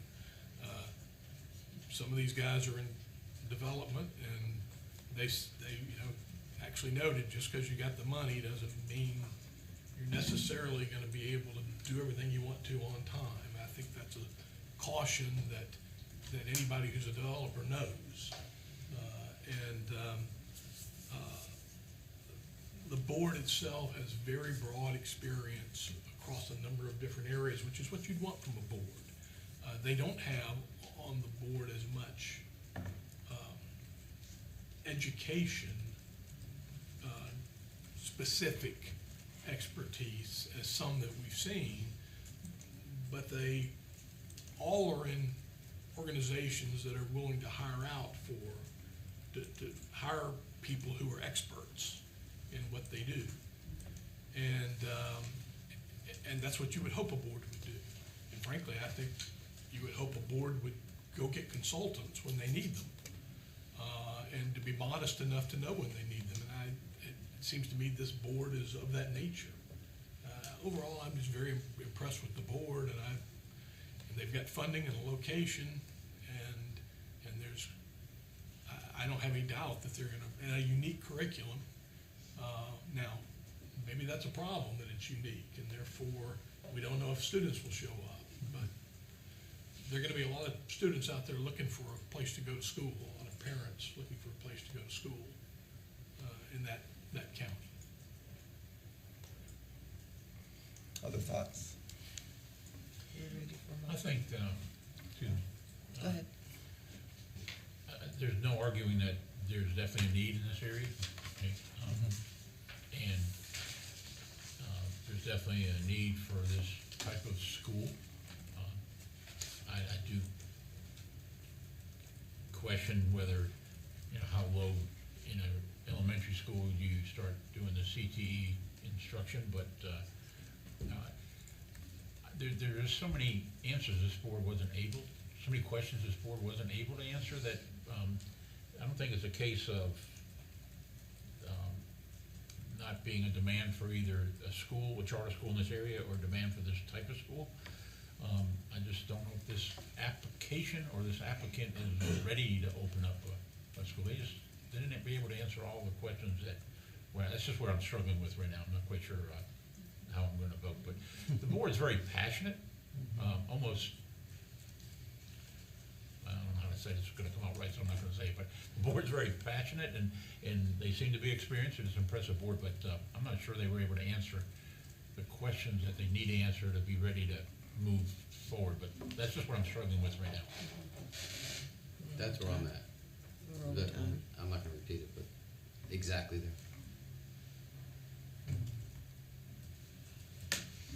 Okay, would anyone like to make a motion?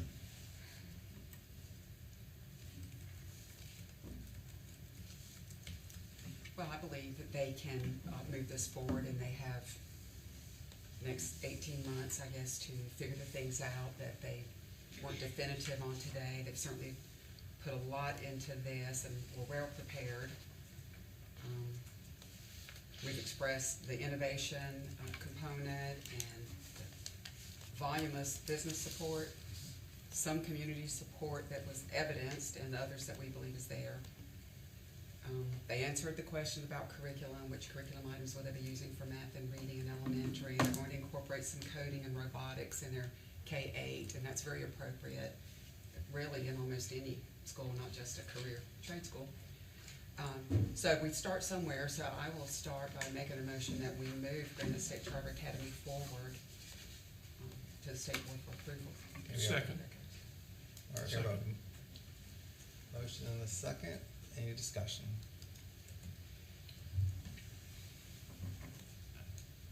I don't know, the reason I'm talking is just because I need a second. I don't know, there was a lot of times where answers either weren't straightforward, it felt like they were deflected, or building the bridges they walk on it. I'm just not sure whether they need a year of refinement.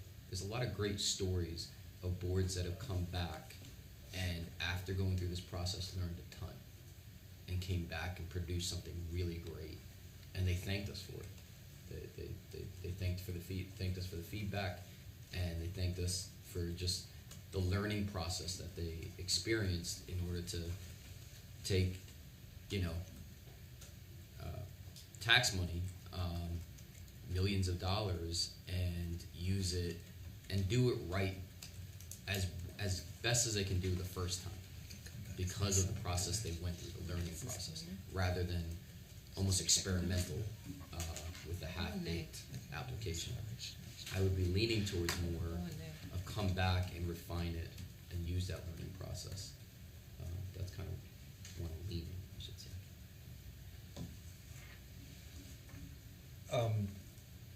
Thank you for that comment, Yeah. Mr. Sanchez.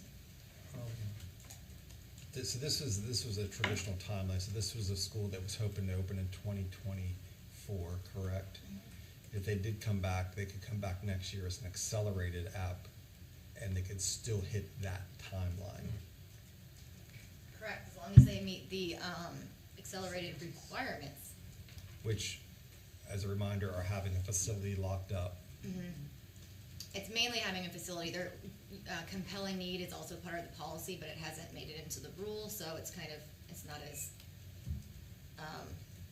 black and white as the facility is. The facility must be locked down. And then there are all the other factors that state board considers. Things like an innovative educational program, those sort of things. Well, the timeline for submitting an accelerated app, we voted on that yesterday, didn't we? Yeah, it's the same as the standard apps, so the application portal will open sometime in January, and it closes the last Friday in April. I think that would give them time to refine. January as in next month? Yes. Yes. We're gonna, we will post timeline information and instructions on the DPI Charter Schools website over the next couple weeks. Get that started. I'm leaning toward that too. That would give them time to refine and still be able to open when they plan to. If they have the facility locked down. Right now they have land. At least They have a Plan B facility.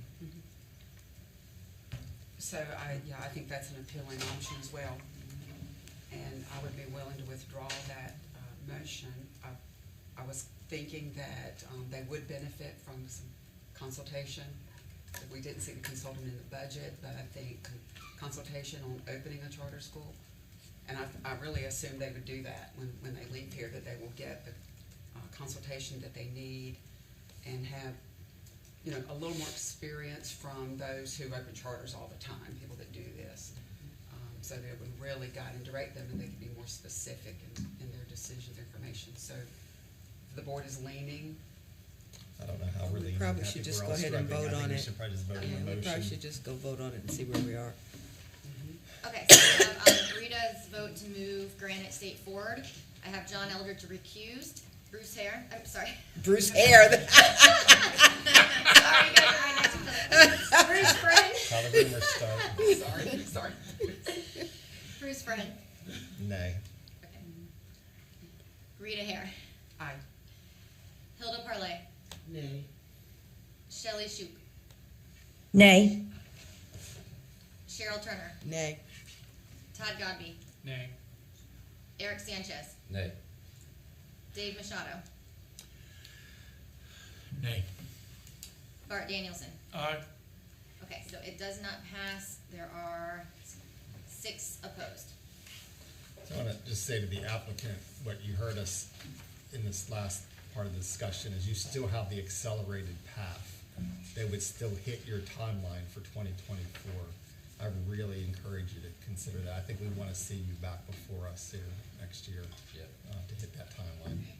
I do just want to say, I'm looking at the application, it was deemed complete. The reviewer, Lisa Weavers, her response on budget in particular on page 224, the response reflects a thorough understanding of key issues. It clearly aligns with the mission and goal of the school. Response includes specific and accurate information that shows thorough preparation. This is a very comprehensive financial plan with contingencies.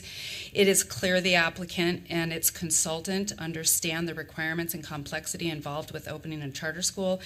It is not clear to the reviewer how the financial of the outfitting of a school with specific CTE needs is addressed in the fixture budget, but without enough knowledge to the question, we'll presume the others will be able to answer those specific questions. So I did not fully print out that multi-tabbed Excel spreadsheet, but from our end of it, we are looking at like it was a complete application. It was deemed complete.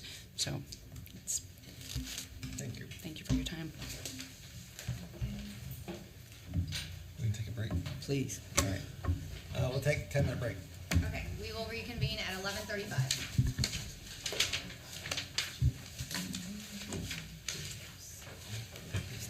What's that? They're pissed off. This person said it was good.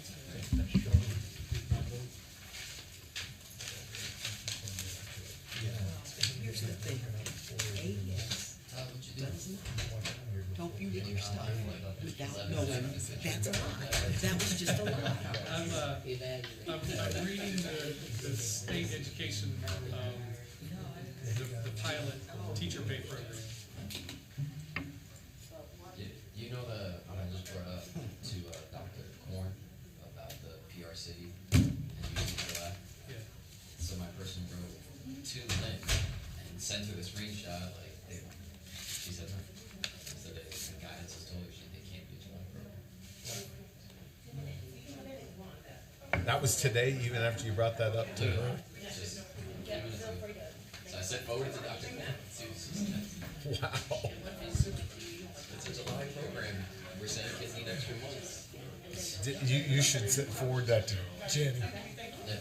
That response to Jenny after she just got done saying. Yeah, they are. God. Her response after is exactly the problem with this program. Their response to our second questions were the most condescending answers. It was just condescending. You have to understand. I just don't understand. That is Yeah. The reason we're not getting the response is schools with CT programs are doing with their babies. Their babies are going to be doctors, lawyers, all that kind of stuff. They're not getting responses to CT from Chatham County. I guarantee they're getting them now. They're not going to get them from Warren and Chatham. Right. We told you what the decision is. By him getting up and walking out of school because he makes the money. Yeah.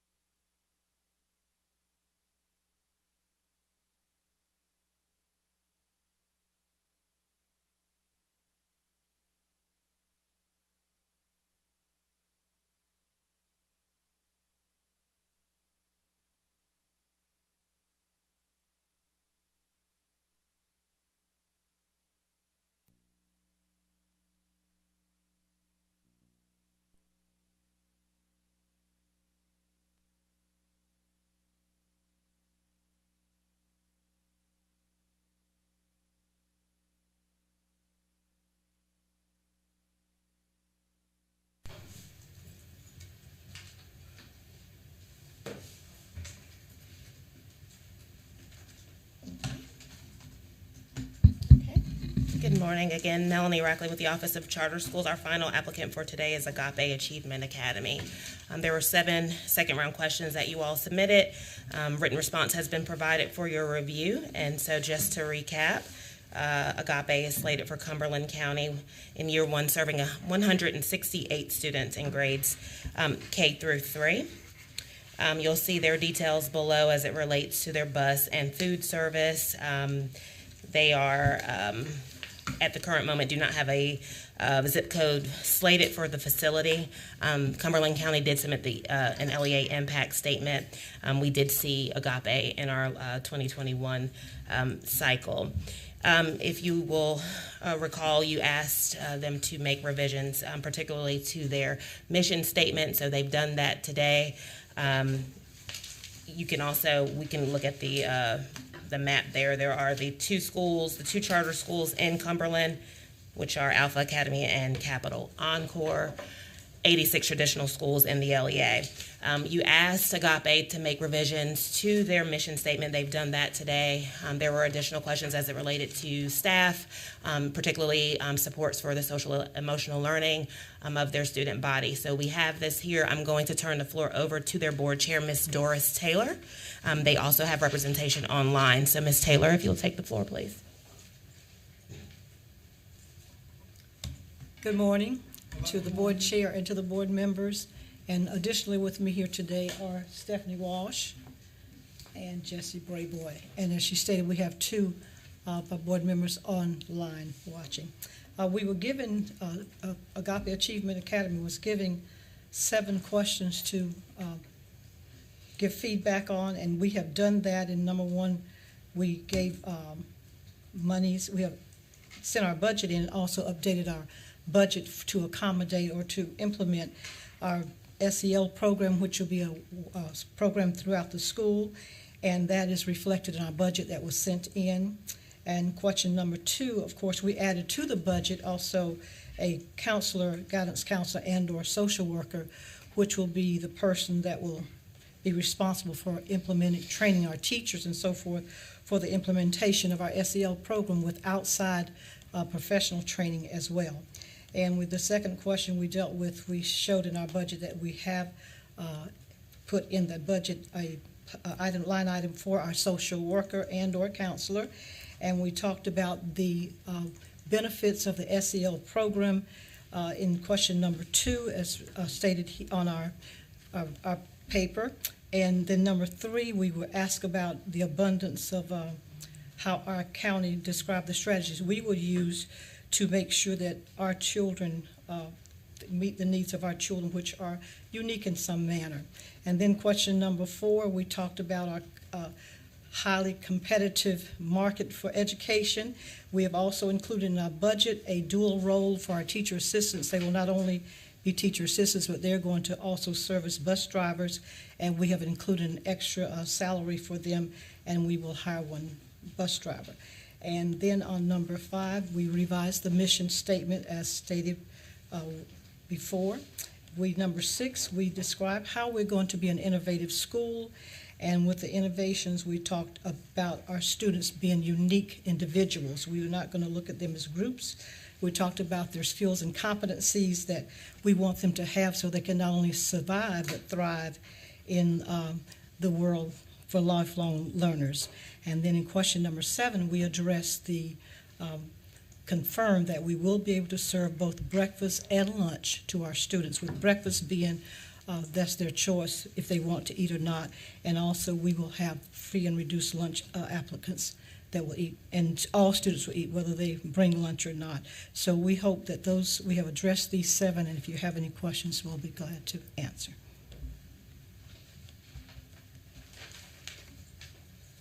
Okay. Are you taking this one? Are you taking this one? Is this the school you did? Okay, I'm sorry. I thought I did it because you were out. You did, but then I didn't. Thank you for that opening, and thank you for your responses to the questions as well. This is our time to kind of ask you questions or any clarifications that we may want. So with that, I'll turn it over to any board member who wants to comment or otherwise ask a question based upon the feedback we've received. And thank you for going through each of the items. That was a good technique. Thank you very much. For your number 2, will the school counselor or the social worker work in the SEL program, or will you have one of each and they work in concert?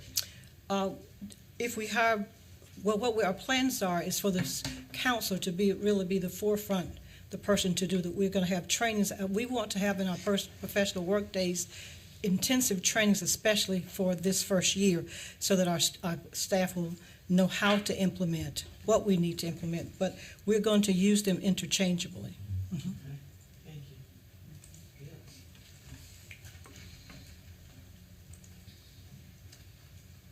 You mentioned from our last time that we were together, which I think was just last month, you've reconsidered and did I hear you say you've now added in a counselor and a social worker into the? Either or. It will probably be a dual role, either or. Okay. Mm-hmm.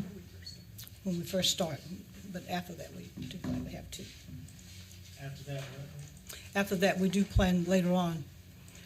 When we would probably, we'll use keep our counselor on board for the whole first 5 years. Mrs. Taylor, it was mentioned in the first interview that we wanted to see evidence of community support, parent interest, compelling need for the school. You submitted a number of items, or the application did, that were very strongly supportive of you and your work.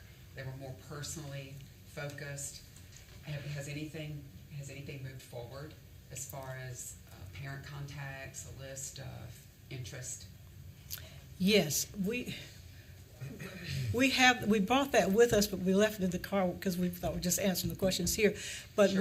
we are now, when I went back home, we have added we have a team of 3 people who have gone out into the area that we're working with, and they have generated, I think when I left, they had about 35 more. We have, as you could see, we have a survey sheet, and we have about 35 more students added to that. And then also we have our own, and they're just waiting on me to give confirmation, we have our own ad on the local radio station in Fayetteville at this time. So they did that since November's meeting? Yes. Okay. Yes. So what is that total if you had 35 more? I think it's about if you just estimate. About 110? About 110. Yeah. Very good.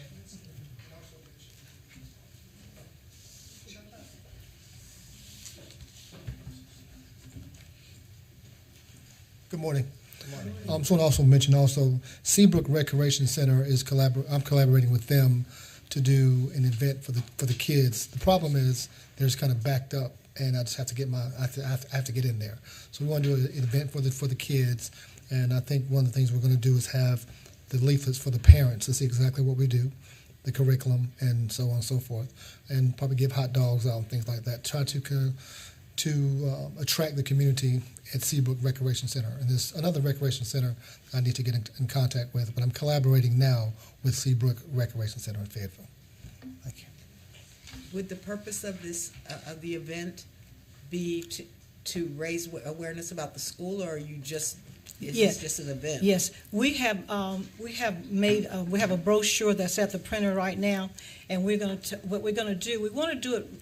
want to do something there around about right before Christmas. They're working with us. They're just backed up, and we want to have the children to come in where we can actually engage with them, and also give the parents a brochure and also the survey sheet, and we can knock those 2 things out at one time. And they can any questions, we'll have our staff there, our board there. We'll have some other people who are helping us to answer questions for them. But we have our brochure. We thought it was going to be ready, but the printer didn't have it ready.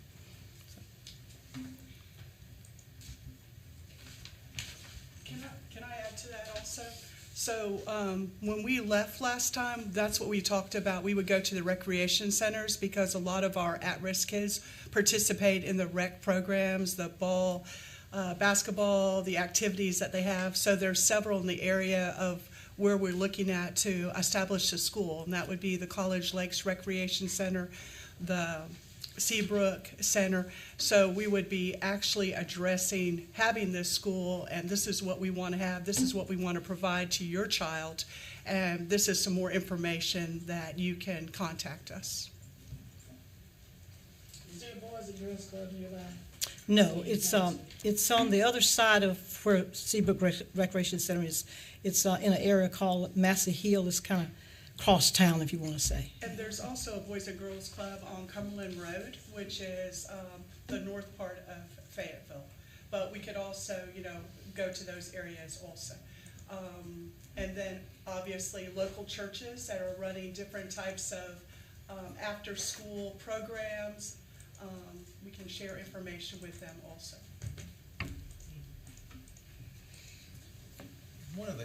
We didn't really have a chance to dive into this. I alluded to this at the end of the last time we were together, but we didn't really discuss it. Was in your budget, you have a pretty low number for technology.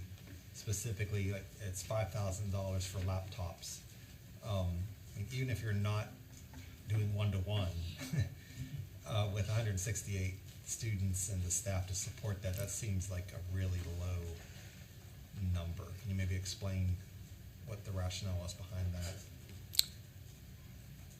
That doesn't buy you very many computers. Okay. I guess that's not short way of asking. What we plan to do, we do have some persons in Fayetteville who are going to donate, give contributions. We have a family whose mother worked in the Cumberland County school system for years, and they're going to donate, give us money to actually help defray the cost of some of the things that we have in our budget. So, when we get the charter, then they've already promised us that. And so those monies, we'll put those monies where they need to be. Of course, computers, technology would be number one. But we do have persons who've promised that they're going to help us in those areas. And to add to that, so through grant writing, we're looking at providing each child with their own Chromebook, laptop, technology. Arcadia. Is it Arcadia? And thank you for that. I just say that number wouldn't support that. Right. Yes, we agree. And we're working with Arcadia. They're also going to get us some grants as soon as we get approved to help us to get these. But we plan to have, every child will have a computer. That's our goal. But better to actually have them give you the money than actually them loan you computers or give computers. Yeah, they're going to give us the money. They're going to give us some. They're going to give us some. Is that in writing? It was not a part of our application. Well, no, but let me clarify this. The one person that is going to do this, the parent, is like a son to me. And he has always said he would support us. I can get that in writing. Am I to understand that it looks like Cumberland County Schools is willing to be your lunch caterer? Yes. And breakfast and lunch? No, just lunch. Just lunch. You're going to just focus on it. Yes. That's very encouraging. I like to see partnerships between the regular LEA and or PSU now and charter schools. That's encouraging. Yeah. Get that in writing. Yeah. And and several copies. So I actually collaborated with Cumberland County Schools, and they were the way you were. They were glad that we called, and I think we'll have a really good run with them. I don't think there'll be any problems whatsoever. The only hiccup was who could pick up the lunches. Will we be willing to pick up the lunches? And I told her I would personally pick up the lunches. Remind me, I don't remember your names. You were going to be the head of school. Is that Excuse correct? You're the head of I'm school. a special ed teacher in a high school currently. Are you Doris planning to be the head of school, or? I'm Doris sorry. is the head of school. I'm sorry. Okay. I thought you asked what So my position was. just I forgot. curious too. I know I'm asking lots of budget questions to our applicants today, but you feel confident that you can recruit the teachers at that salary? I think you budgeted 43, so that means you'll probably hire some more than that, some maybe one or two less than that. But how does that compare competitively to Cumberland County and the other charters in the area?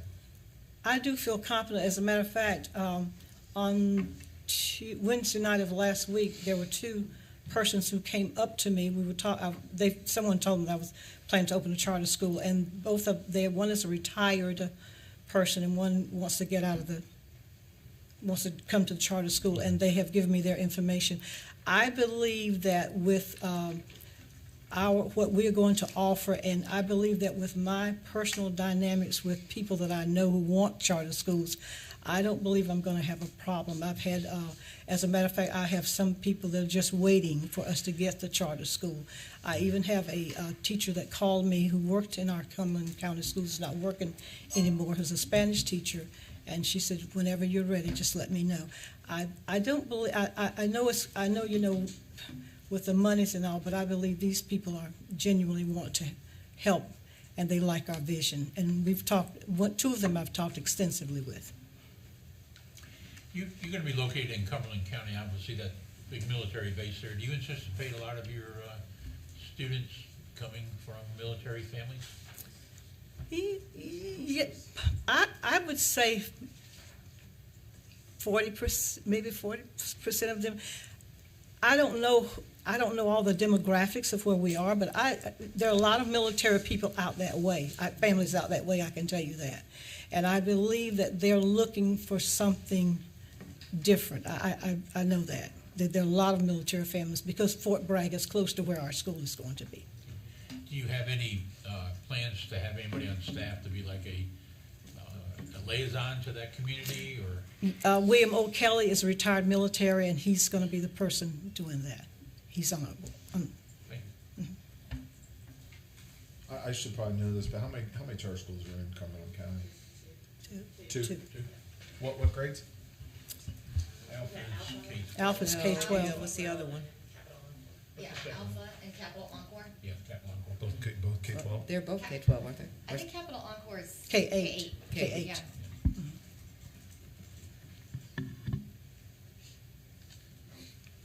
Any other questions?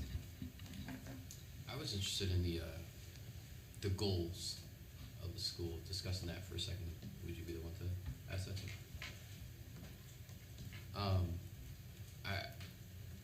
I've been very critical, at least in my own world here, of people who set very low bars. These are pretty high. These are pretty ambitious. I guess I'm wondering the rationale for how you chose some of the academic-related goals, such as being a B school, high passing rates, things like that. Where did you guys derive this data from? We come from like a high rigor situation, and the schools we have worked in previously were high achieving schools. We're used to setting our goals high and have academic rigor.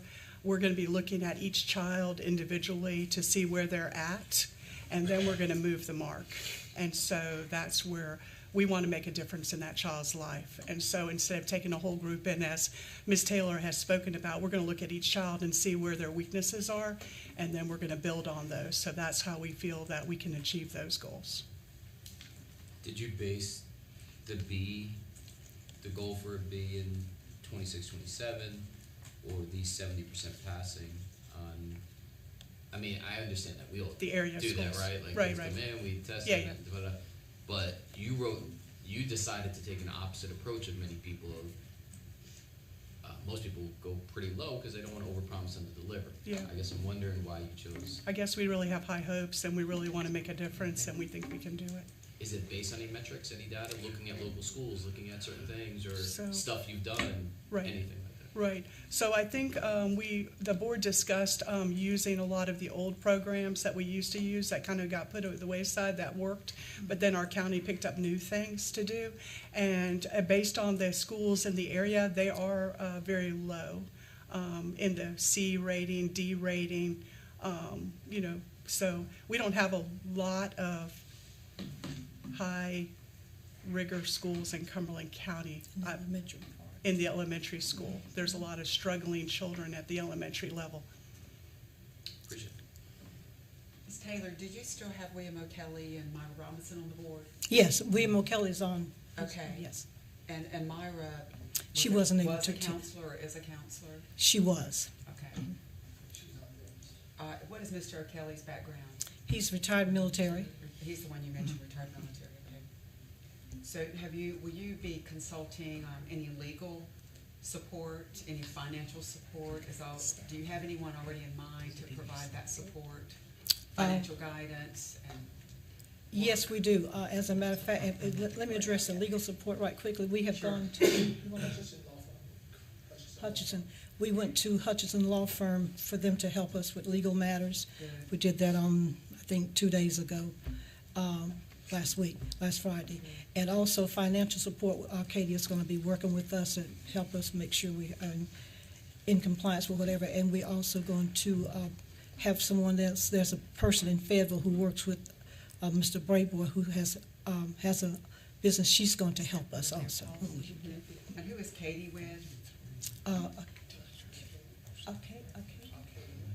Arcadia. I can't pronounce it.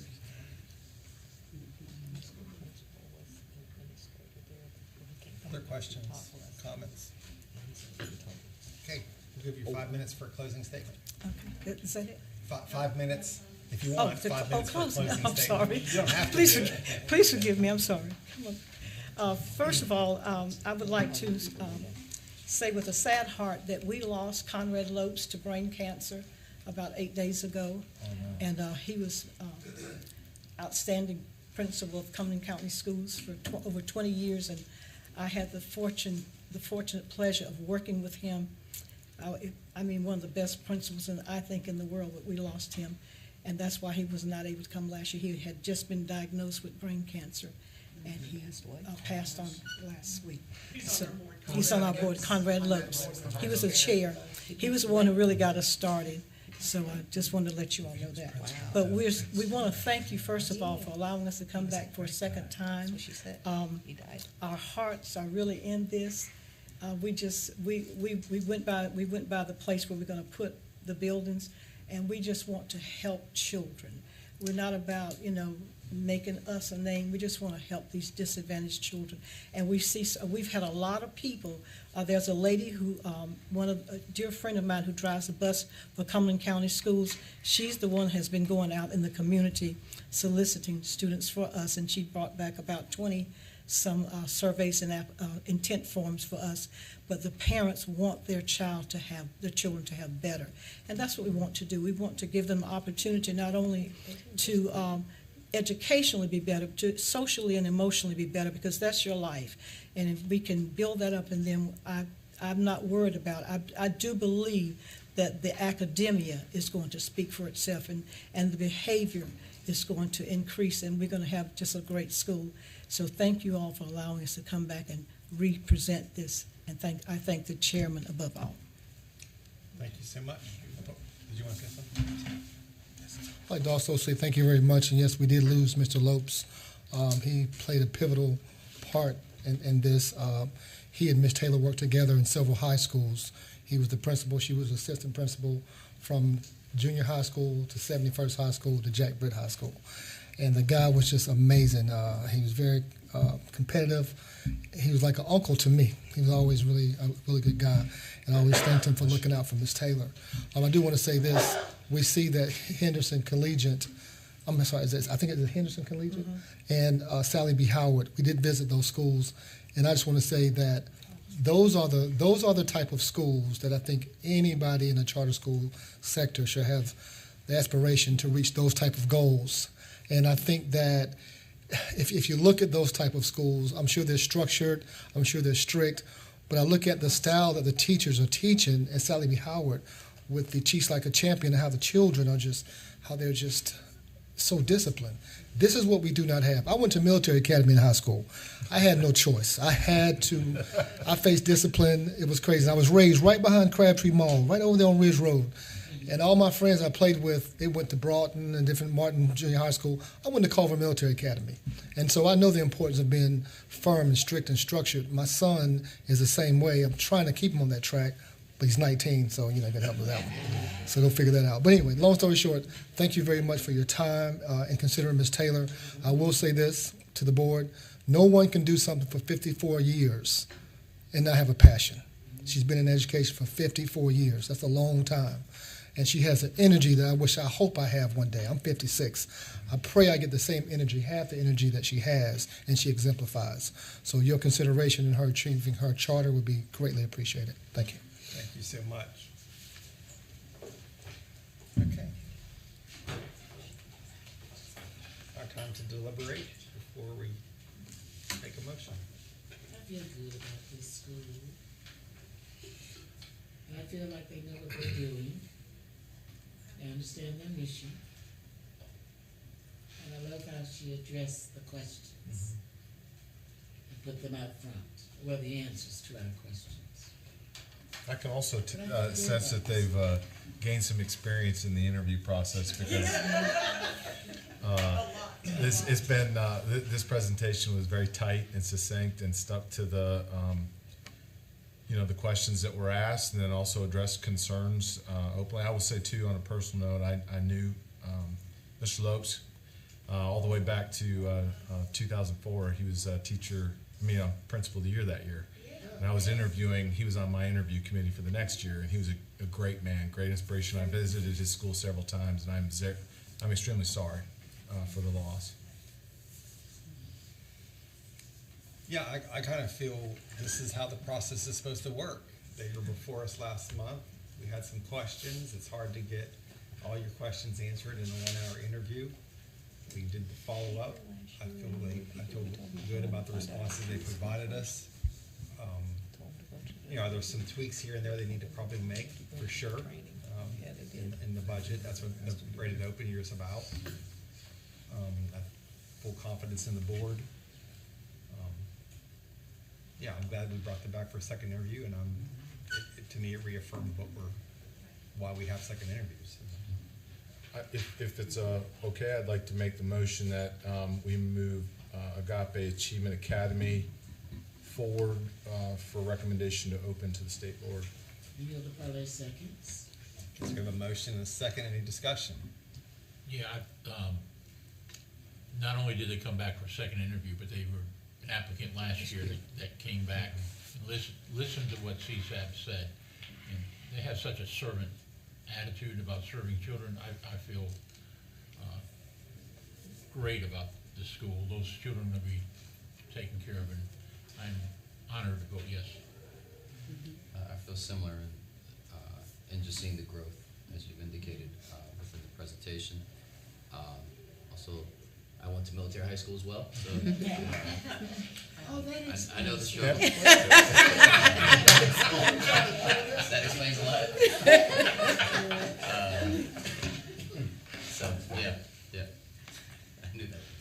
I knew I'd get a copy. Ms. Taylor has a comment. Question, comment? Say something before you am I'm sorry. Well, I'll allow it. Go ahead. Be careful. I just got to say this. When I went to Henderson Collegiate and Sally B. Howard, I was just amazed at what I saw, especially in the classrooms. And hopefully, when we get our charter, we can use some of their personnel to come do training. And I ordered the book. I want you all to know I have learned so much. Teach Like a Champion. I talk about it all the time, everywhere I go. And I just want to tell you that those schools are just magnificent. I don't know who grades them or whatever, but they are just magnificent. And they've received us with such open hearts and helped us so much. I knew I could do this, but the first time I didn't know what I was doing. I'm just being honest. I didn't know. I taught English. I was a principal for 26 years, 28 years, something like that. And I said, I know I can do this, but I didn't know how. But I want to thank you all. I want to thank the schools for allowing us to visit them, and it really helped me a lot. I was a high school person, so I didn't know a lot about elementary. But I just want to thank those two schools so much. Let me add to that and what Dave said. This is anybody else that's applying and runs into a second interview, whatever, or you have to come back for a year because maybe you weren't prepared the first year. This is the exact example. One of the recommendations that was made is Ms. Turner and I were just talking was to go visit some other schools, take notes, and learn from what's don't recreate the wheel. Right. And that's exactly what you did, and that's it's evident in the interview process and the data and the answers to your questions. So thank you for listening. Thank you. And hopefully that'll garner the result that you're looking for. Amen. Thank you. So we do have a motion and a second. Any other comments? I'd like to make one statement of support and just concur with what's been said. Ms. Turner reminded one of my high school principals, so when I came in the first time, I got anxiety. Second time I came in, I didn't think he was here, and I was like, I think he's nice. She does it to me too. You should try. I still get anxiety. You should try sitting next to her for 2 days. Well, that explains other things. We're learning a lot. Rita, and then we'll go to Just a statement of support that concurs with what you've said. They edited their mission statements we requested. They added the personnel. They even went out and brought evidence back of the support from parents and the compelling need and the interest. And so I'm very satisfied with how they have followed through on this and made the second interview successful. And They I did feel, their homework. yeah, and I feel confident as they go through RTO, they'll continue. Yeah, they've demonstrated that. Yeah. And without even knowing it, kudos for pressing Mr. Eldridge and I for wearing Steelers black and gold today. Yeah. She got on the black and gold, so it swayed me. No. Hey, All right, this is going well. Don't worry. Ashley, can you do a roll call vote, please? Yes, this is a motion to move Agape Achievement Academy forward. John Eldridge, Aye. Bruce Friend, Aye. Rita Hare, Aye. Hilda Parlay, Approves. Shelley Shope, Aye. Cheryl Turner, Aye. Todd Godby, Aye. Eric Sanchez, Aye. Dave Machado, Aye. Bart Danielson. Aye.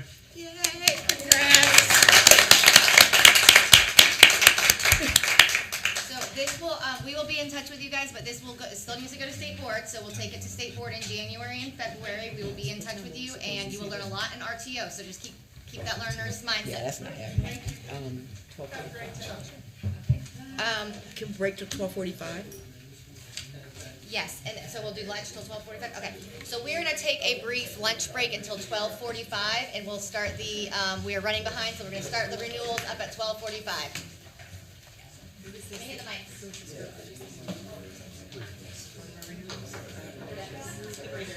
Yes.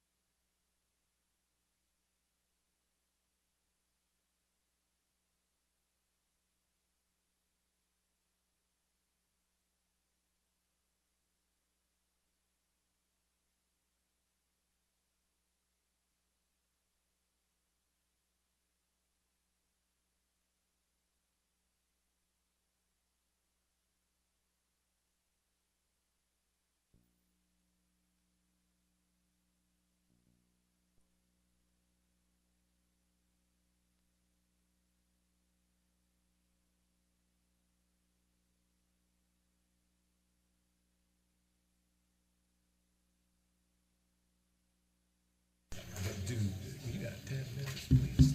10 minutes. You ready? All right, are we ready? All right. Good afternoon. Jenna Cook with the Office of Charter Schools. Today is Tuesday, December 6th, so we are going to be hearing from 8 schools today to speak with you all. And then in January, we have 2 more schools that had obligations, so they weren't able to make it to the original one. So they will be here in January. We'll have a presentation from school business in January, and then you all will be doing your votes for renewal recommendations to go to the state board in January as well. And then as a reference, if you need to see, there's the statute regarding renewals, and then also on the next slide, we have the renewal recommendation, or the guidelines for the different recommendations.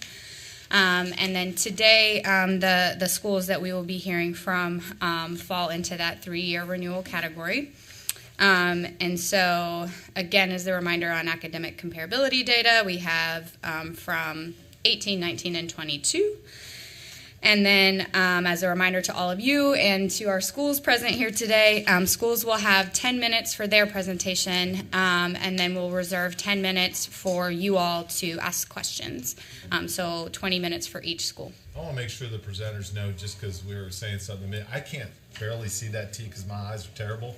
So if I'm looking at my computer, I want to make sure everybody knows I'm following along with your PowerPoint, not doing anything that is not paying attention to your 10-minute presentation. So I just wanted to say that up front. Also, we really need you to stick to your 10 minutes, and I'm going to hold you to it because there are 8 schools that we need to see at 20 minutes apiece. We'll be here till midnight. So it's important that people stick to their time. Thank you. All right, so with that being said, I will start with our first school today. So we have Classical Charter Schools of Wilmington. They're a K-5 school in New Hanover County. Just under 120 students last year. In 21-22, they were 8 percentage points below the LEA. In 18-19, 16 percentage points. And then in 17-18, they were 22 percentage points below the LEA. The Office of Charter Schools is not aware of any issues with compliance or financial standing. They, for their school performance grade, have performed at a D for all of the years that we are looking at, so they are on the continuously low performing school list. They have met growth every year that we are looking at, and this school is up for their first renewal. They were given their first renewal 10 years ago, or their first charter 10 years ago. Did this school used to be called Douglas? Yes, ma'am. But can you repeat that? See why we need to know that, Ashley? They've been operating for 10 years. Yes. So, This is their first renewal. yes, so, yeah, there were many schools that were given a 10-year renewal for their first charter. 10 years. Yes. All right, and with that, I will invite the Classical Charter Schools of Wilmington to give you your presentation.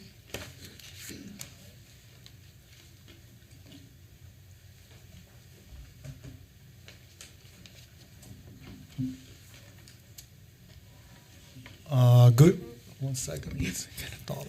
What happens when you're not short? Good afternoon, everyone. My name is Marcos Dos Santos, and I'm the first-year headmaster at Classical Charter Schools of Wilmington, formerly known Douglas Academy. To better answer any questions, I'm accompanied by today by Mr. Robert Spencer, Board of Trustees Chairman, Ms. Colleen Combs, Board of Trustee member, Mr. Mark Dudek, Chief Financial Officer, Ms. Jessie Smith, Head of the Quality Control Department, Mr. Steve Smith, Lead Headmaster of CCS America, and Ms. Stephanie Ake, the Dean of K to 3rd grade at CCS America. And first of all, I wanted to thank the committee members for your voluntary service. And to be away from home 2 days every month for years is a time and a testament to your dedication. So we appreciate this opportunity to introduce you to CCS Wilmington. Classical Charter Schools of Wilmington is a K-5 school with 124 students located in downtown Wilmington, North Carolina. We were founded in 2013 using a traditional calendar, and then we transitioned to year-round school in 2016. We operate using half of a historical building that was built in 1939. We are a minority-majority school with 90% being minority students. We are also 100% CEP, meaning that all our students qualify for free breakfast and lunch. We contract with the New Hanover County School System to provide our child nutrition services. We also offer free transportation in the morning and afternoon for our students. Also, once our students graduate from grade 5, we offer enrollment and free bus transportation to our sister school, Classical Charter Schools of Leland Middle Schools, formerly known Charter Day School. These students are picked up and dropped off from our Wilmington campus every day. And finally, what makes us different, we are an academic achievement-based school. New and continuing students are constantly evaluated to make sure that they join an appropriate subject ability group. Each student receives guaranteed instruction at their ability level. Slide 2, please. And this is our curriculum. We are a sister school in a network of 4 charter schools with a combined enrollment of over 2,500 students, K through 8, all of which offer the same classical curriculum on the same instructional calendar. We use direct instruction teaching delivery method. We use phonics-based reading curriculum until grade 3, where they switched to comprehension-based programs, including novels. We use the Saxon Math curriculum, which is a spiral curriculum that introduces daily 20 to 30% new concepts, and then the rest of the lesson is a review of previous material to ensure that students are learning to mastery. In first grade, we teach Shirley grammar with its sentence diagramming and begin cursive handwriting. Also in first grade, we begin our chronological social studies history course series, which for grades 1 to 4 consists of timelines, places, and people. By 5th grade, the reading, Shirley grammar, and Latin combine to allow diagramming an English sentence, perhaps from a novel, translating to Latin, and then diagramming the Latin version. The novels are synchronized with the historical periods that are being studied in history. All classrooms utilize a token reward system where weekly on Fridays, the students get to trade their tokens for treasure box items. This system helps to create a positive reward in classroom environment. Also, all teachers are required to use a 4-to-1 positive to negative reinforcement ratio in the classroom. This requirement is accounted for and tracked on part of the administration and curriculum observations. Teachers are fully supported by the central office with deans and coaches who supply all lesson plans and coach teachers on the most effective classroom management and instructional techniques. And finally, all spaces are monitored by high-resolution AV cameras with 30-day recorder history and can be accessed by administration, deans, and coaches from any location to ensure uniformity across campuses. On slide 3, this displayed a comparison of students' outcomes for the last 3 years of test scores between our school and the New Hanover County, the LEA in which we reside and are being compared. For the purpose of the Renewal today, our schools compared to the county using the percentage of students who are grade level proficiency. While we are just outside the range of 5%, it can be seen that when we compare subgroups, we have outscored the county when you look at white students, black students, Hispanic students, students with disabilities, and economically disadvantaged students for the last 4 years, with exception of EDS in 2018 and 2019. Also, on a particular note, we outperformed the county last school year by over 20% with our main demographic of black students. The main reason New Hanover County schools outperform on the composite GLP is due to the disproportionate number of white students in the county compared with our school.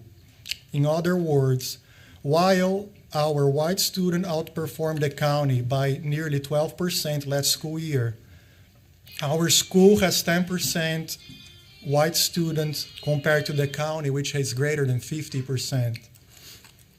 Our black and white achievement gap and how our school performance of black students versus white students, it's 8.5% less than the gap of the county. On slide 4, please. On this slide, similar outcomes are compared with the state of North Carolina. We are outperforming all subgroups except EDS in 18 and 19.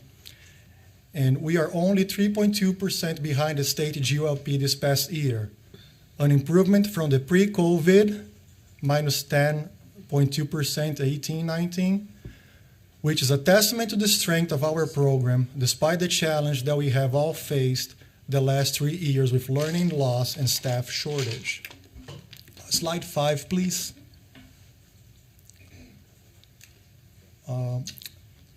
When looking at the neighborhood district schools with similar demographics to our school, we outperform in every category, including letter grade, overall performance score, proficiency, and growth. And this school year, we had 30 students that transferred to our schools, and I would say at least 25 of them came from one of these schools that are listed in this slide. Slide 6, please. And I'm sure you guys are very familiar with the statute. You know, the slide shows the comparability of the statutes with the SBE policy adopted in 2018. The Charter School Advisory Board may make an alternative recommendation to the State Board of Education not included in the general guidelines. Which brings me to wanting to share a quick story. Every year we have an annual Christmas event at the school auditorium. You know, in each grade level, they present a Christmas song, and we get donations of gifts that we wrap and give to all the students, and all the parents come. And if I'm not wrong, it was 2 years ago, one of our founders was at the event, and a grandma came to approach him, and she was talking to him, "Oh, sir, are you the founder?" And he was saying, "Yes." It's like, "I just wanted to thank you so much, and I wanted to tell you this story. We have a student here that's on 2nd grade. Nobody in our household really knows how to read, and because of him, we all are interested back in learning how to read. He's even helping siblings and cousins that are in different school on 5th and 6th grade with their homework." And she was just super grateful, and that's one of the stories of different ones that we have. And it just brings to my point, which is, we provide a great service to the community and to the students. And we voluntarily chose that very difficult location to put that charter schools because we know that's the area that needed most help in Wilmington.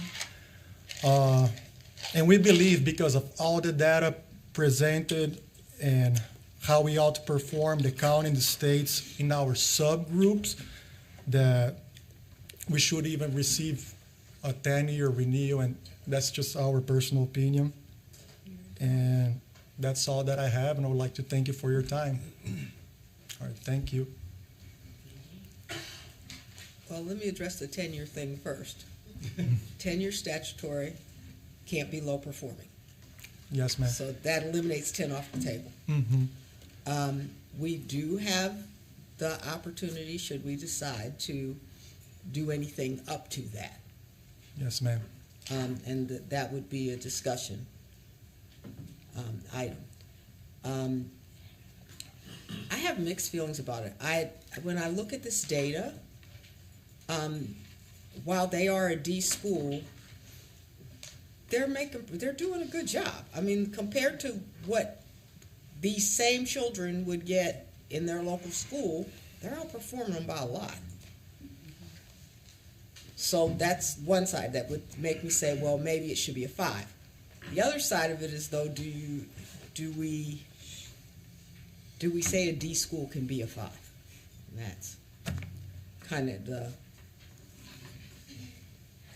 that's kind of what I'm struggling with. Can you, you had, in the history of your school, it looks like you, in 2016, you had the highest number of enrollments you've ever had. It's declined since then, slight fluctuations year to year. Why that decline in enrollment? I think there's many factors, and I'm a new headmaster this year, but I believe one thing is facility. You know, our building's from 1939, and we don't have, you know, a nice gym, sports, and just like the facility standpoint, you know. And sometimes we also have a school uniform policy, and we do that because we want the focus to be on academics and also to minimize like bullying and things like that. And a lot of times parents don't like that as well. And if I am not wrong, we started transportation also like later on. That was not in the very beginning. What is your capacity? Like what would you right now? It is the way I think comfortably could be 150. You know, before the charter took over that building, the whole building was completely condemned. You know, there's still half of the building that's available, but it's condemned. You know, nobody access or anything. You know, so there is the potential of having more space there. You know, but that's how the situation is right now. Do you have a waiting list in any of the grade levels? Not right now, sir. No. Does the school have Wi-Fi? Yes, ma'am. How many of your 5th graders go to your Leland campus? To Leland campus, I would say at least 25%. And, you know, one of the things of our charter school network issue is, you know, the lack of sports and the gym. And a lot of times we lose students when it comes to middle school because they want to play football and basketball. But actually right now on the Leland campus, they have an auditorium gym in construction. So I'm hoping that those numbers are going to be higher because there's going to be that athletic sides to the charter schools now that never existed before.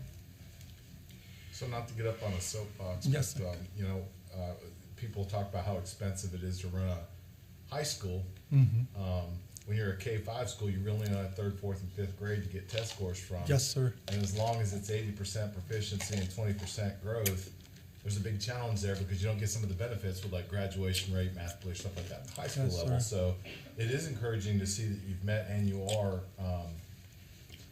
outperforming in certain areas the local school system, as Ms. Turner had mentioned. So, and we have very passionate staff that are going above and beyond for these kids. And the things we're dealing, for example, a scenario on our bus route is like 2 hours, and it has happened before. They are driving the bus, and there's a police scene where someone was murdered, and you know, and the bus monitor has to be, oh, that's just a filming set. And you know, that's the kind of area we are at. And another enrollment problem, I still think it's getting better through the years, but a lot of people still consider like a dangerous area. And being honest with you, and I'm out with my family and friends, and I just meet somebody and what you do and where's your school? They're like, oh, that's kind of the, you know, it's just like, it's getting better, but it's still, you know, considered dangerous, yes. Also, the fact that this school is outperforming the LEA in all the main subgroups, to my opinion, speaks very highly of this school. Very familiar with the Roger Bacon Academies that manage the school, and it would have been a lot easier for them not to put a school in this tough area that you're talking about. They put their resources into this area, and they're outperforming all the subgroups, and they're almost comparable to the LEA. They're 7.5%. 5% is comparable. I think this school needs to be rewarded for serving this neighborhood. And personally, I think they deserve a 7, but definitely a 5. You know, because they are, again, serving the children that need to be served the most in this neighborhood and doing a very good job.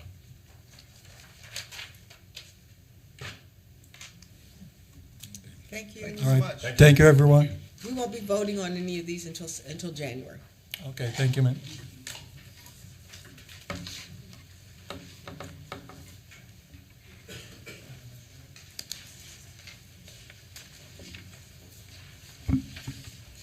All right, next we have Davidson Charter Academy.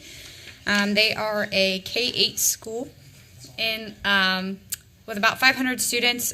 We did compare them to Lexington City, so they're one of our unique schools that is compared to the city school system.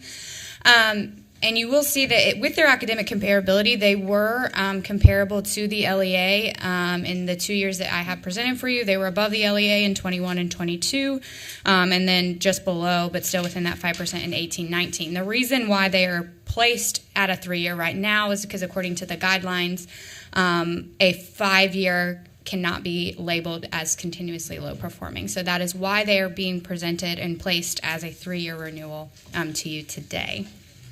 Can I ask you a question? That's the guideline is our internal guidelines, not legislation. Correct. Yep, that's correct. And then as far as their performance, in 22 they were at a D, and then in 2019 they were also at a D, so that is how they are on the continuously low performing list. They did not meet growth in 22 or in 19. They are up for their first renewal, and their first charter agreement was a 5-year agreement. So I will invite Davidson Charter Academy to come speak with you all.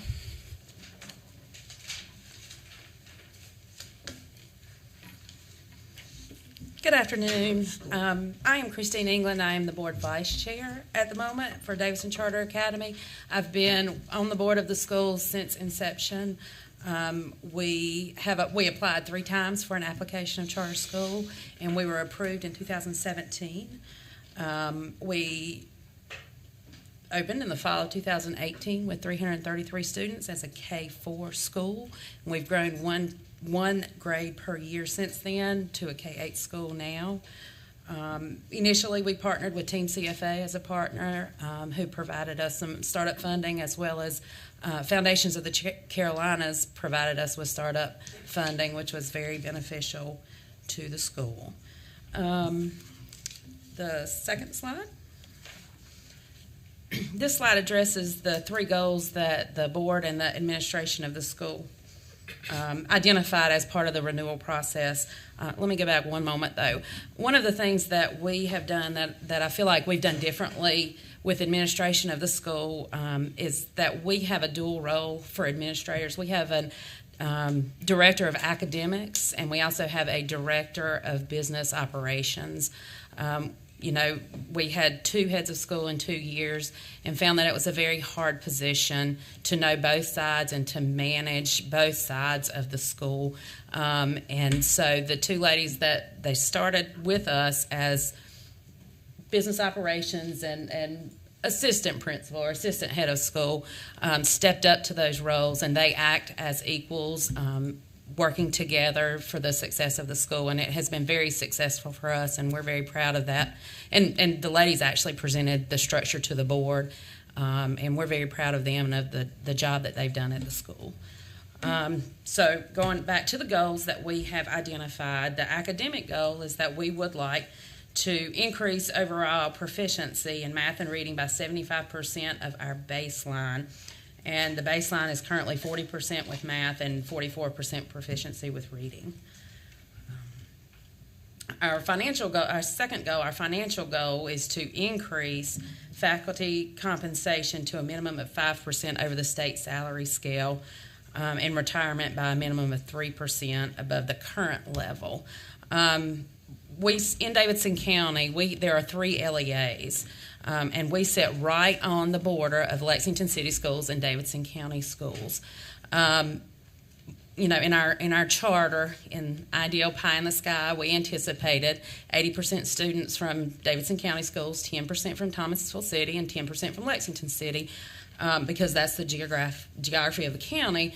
And what we ended up getting was about 40% Lexington City schools, 10% outside the county, and then 50% from Davidson County schools. So the demographic was a lot different than we anticipated it being.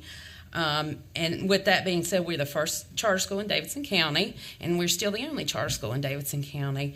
And charter schools operate a little bit differently. Some people love them, and some people don't like them. And retaining good staff is always a challenge for us. And we have not offered supplements. We follow the state standards, but we have not financially been able to offer supplements. So we would like to make that our financial goal, so that we can hopefully retain some of the recruit and retain some of the best of the best. And then our third goal is an operational goal. Is we would like to have a 5-year strategic plan. Year one was get it open and get it running, and then we had COVID, about 18 months of really difficult instructional time during COVID. Last year was still coming out of COVID, but we have a lot of short-term informal goals.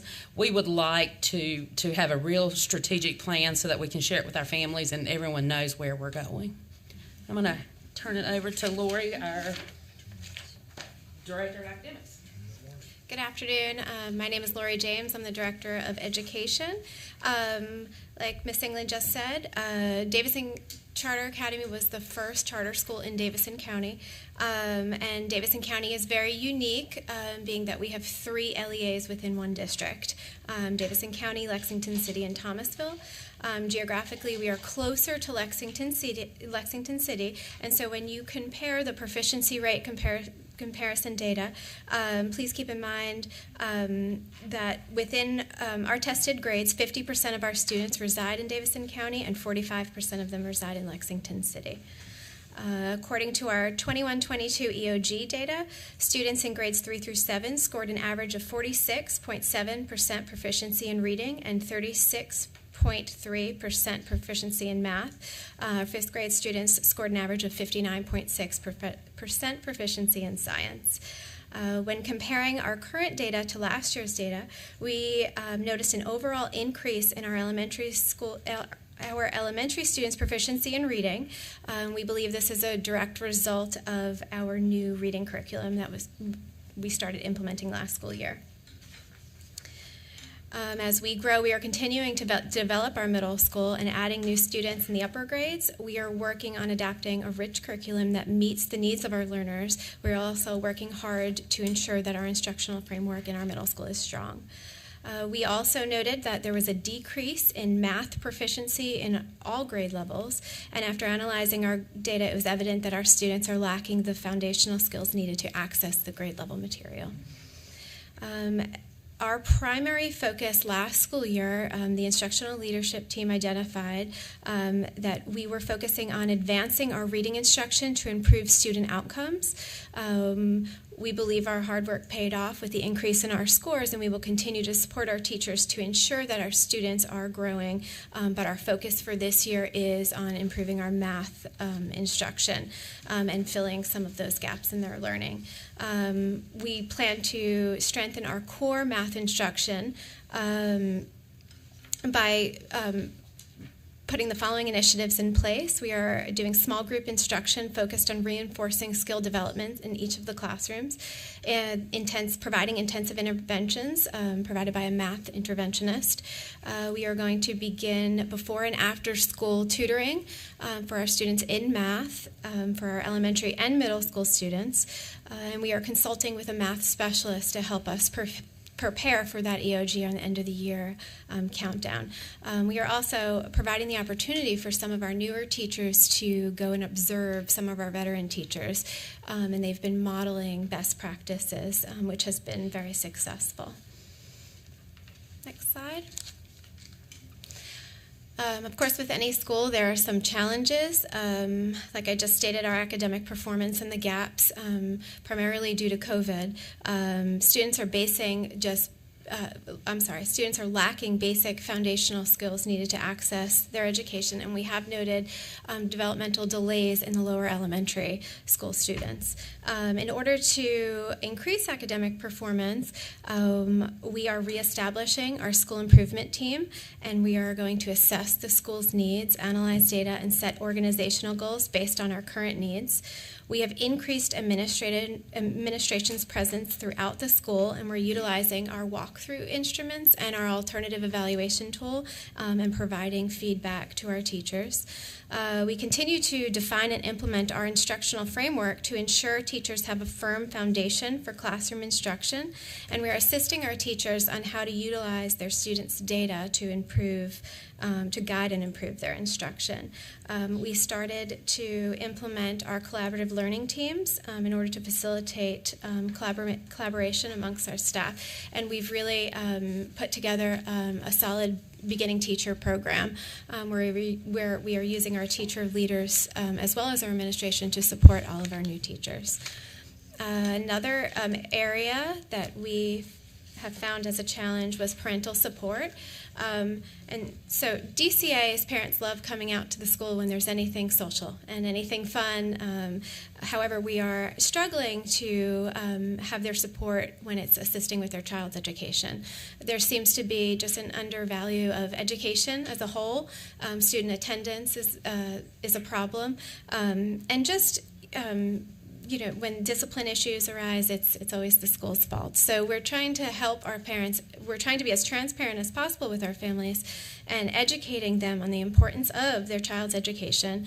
We are going to revise our handbook to ensure that this information is accurate and continue with our communication. Teacher retention is another issue that we're having, as well as many other schools. On average, we have 70% an annual teacher retention rate, and our teachers are leaving due to various reasons. They're leaving the profession, and at the beginning of the year, we noted there was a shortage of qualified teacher candidates. In order to increase teacher retention, we are creating a shared leadership model where we've created an instructional leadership team to help lead the school. We are increasing the level of support provided by administration and by peers, and we're working towards increasing our faculty compensation. And as for student enrollment, we are growing every year, so our number is increasing. However, we did see a decline in students due to COVID, since COVID actually. We are going to hold parent informational sessions again to our prospective parents, and we are working on an advertising plan. That's time.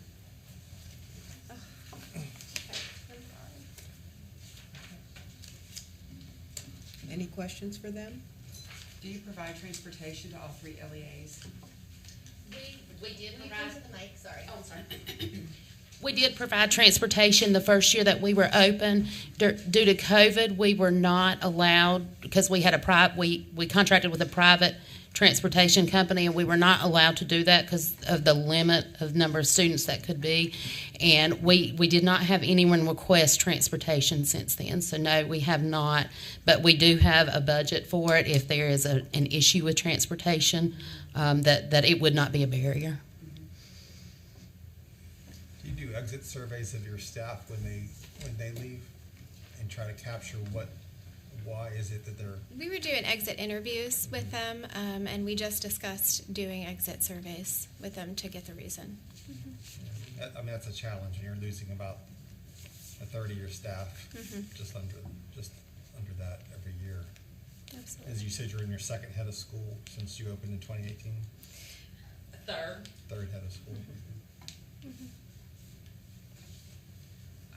The slide says 580 is the enrollment. Is that pretty accurate? Okay.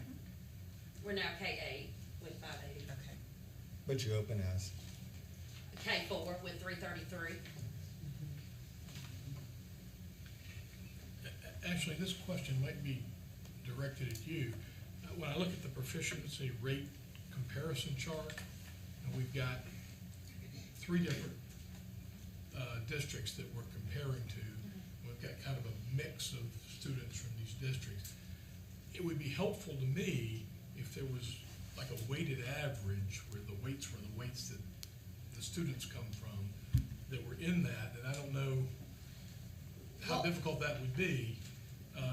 It would be helpful to me just to be able to look down and say, oh yeah, they're better than the average, their average student is better than the average that you would expect to see from these three districts combined, the way their students are combined.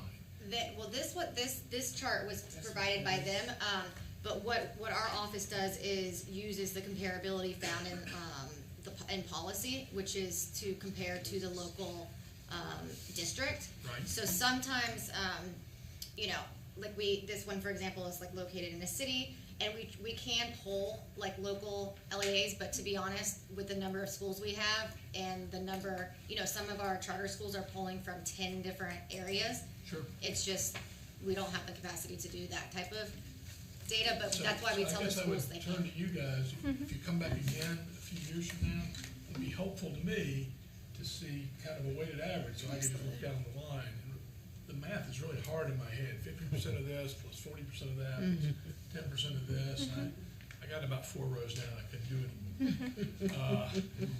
But in an Excel spreadsheet, you could stick that in there and have the whole thing done in about 5 minutes. Okay.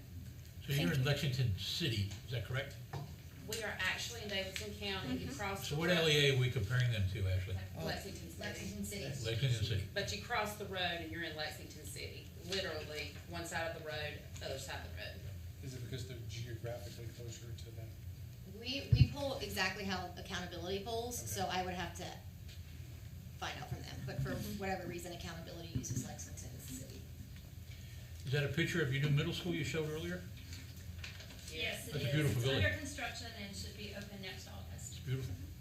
So Ashley, what's keeping them is maybe 5 is the continuing low performing. Yeah. Yes. Have we ever, I know these are guidelines, they're not etched in stone other than the tenure. Have we ever given a continually low performing school more than 3? I'm sure there have been It's cases. not legislatively mandated. Yeah. I mean, there's each year, the charter, you guys make renewal terms, and sometimes it doesn't fall exactly within the guidelines. But I don't think we've done it for continually low performing. But the other side of that is we haven't had continually low performing that didn't have 3 years of data either. So the people that we've had that were continually low performing in the past are continually low performing. We're talking 5 years, 7 years, like we're talking continually low performing. This group is the first time we've seen people with only 2 years of data, one prior to the pandemic and one after, that are considered continually low performing. So that's probably something we'll have to consider. Thank you. That's it. Okay, thank you. Can I just introduce Jennifer Fleury? I'm so sorry that I overspoke, but she's an amazing co-director with me. Thank you. Thank you.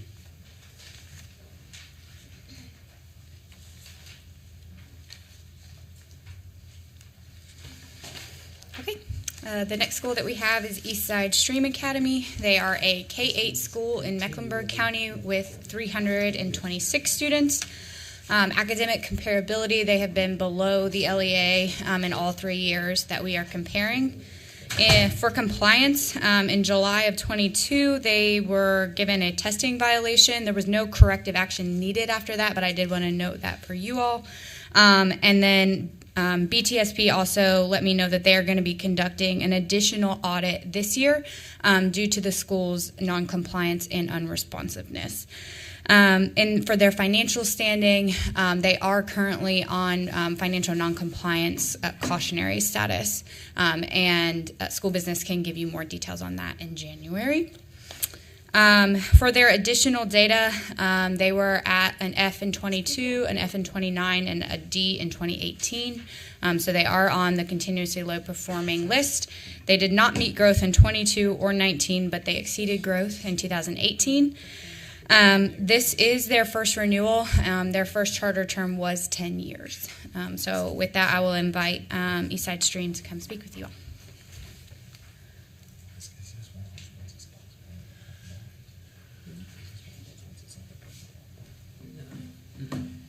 Hey, good afternoon, everyone. My name is Walter Bowers. I want to briefly introduce the team that journeyed with us today. We have our board here, Dr. Linda Cruz. We also have present our business administrator, Mrs. Stevens.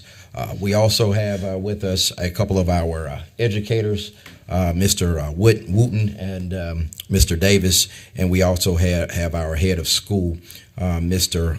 Ozer.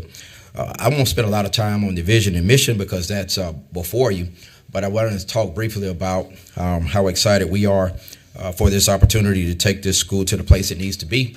The current leadership, for the most part, is essentially brand new, and we've intentionally taken on this unique, amazing task of getting the school to where it needs to be, but also continuing the mission of serving schools, serving this school that has a unique challenge.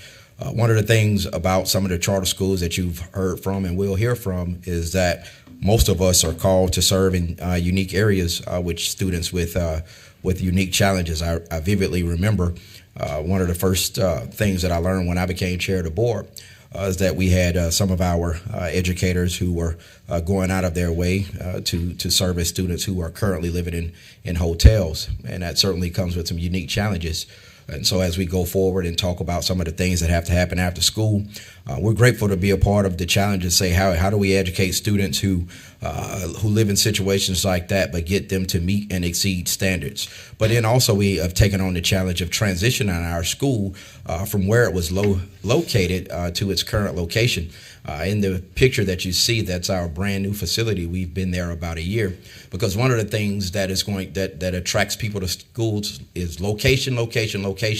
And in our previous location and where we were over the first 10 years or first 9 years, it wasn't that attractive and it was not going to allow us to be diverse.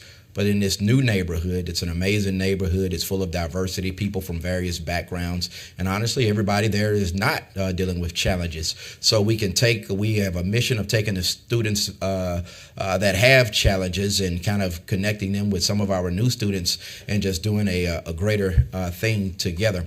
And certainly on the next slide, we acknowledge before us are the challenges. But what I want to do is make sure that we always put challenges into perspective. Again, over the first 8 years, if you will, we were in a unique area, and we continue to serve unique students who have moved with us. But really, what we want to focus on with this current leadership team, with our new head of school and new board members, is not so much on where we have been. We certainly are happy to answer any questions, but we really want to focus on where we are going. And I have to take a sidebar briefly before I turn it over to our head of school. And we can go to the next slide. I want to take a sidebar before I turn it over to the head of school and address a few things that I think are a misunderstanding as it relates to our financial status. First and foremost, one of the reasons that we may appear to be in non-compliance, and you'll get that data, is some late reporting from some of the accounting firms that we deal with. We've been audited a couple of times, and we've never had a bad audit, but I will acknowledge in transition of companies, there have been some late reporting. So I kind of wanted to go on record to say that, to make it clear when you see that information in January, where those discrepancies may have come from. But I'm proud to say, again, that we have never had any issues other than the fact that sometimes things have been late due to the companies. But our resolution to that was to transition some of those companies out and look for some other individuals that this body has decided were good enough, if you will, to be responsible for the auditing and the accounting for schools that have been licensed by the state. At this time, briefly want to hear from our head of school, Mr. Ozer, and just talk about some of the facts and initiatives. Good afternoon. At this time, my name is John Ozer. And Mr. Ozer, I'm going to pause you. I apologize. I want Mr. Wooten to talk about this, and you talk about that. Okay, thank you. I was going to invite Mr. Wooten to talk about the slide 3. Good afternoon, everyone. My name is Jaron Wooten. I'm a 5th grade educator at Eastside Stream Academy. And just some of the initiatives, being excited about what is to come in the future for this school, some of the things that we are doing is really taking a three-tiered approach, not only filling in the needs for the parents, but also the students and the teachers as well. So just to briefly fill you in on some of those things that we have going, we are seeking to be more active with the parents, holding different workshops and things that they will feel to have in some type of inclusion and to be able to share their opinions and things that they can do to help us improve the school. We have the STARS Math and English Academy, which is our Saturday school, which is basically also tied into our EOG boot camp. So we're really trying to maximize as much time as possible to fill in the deficits of such a high-need community.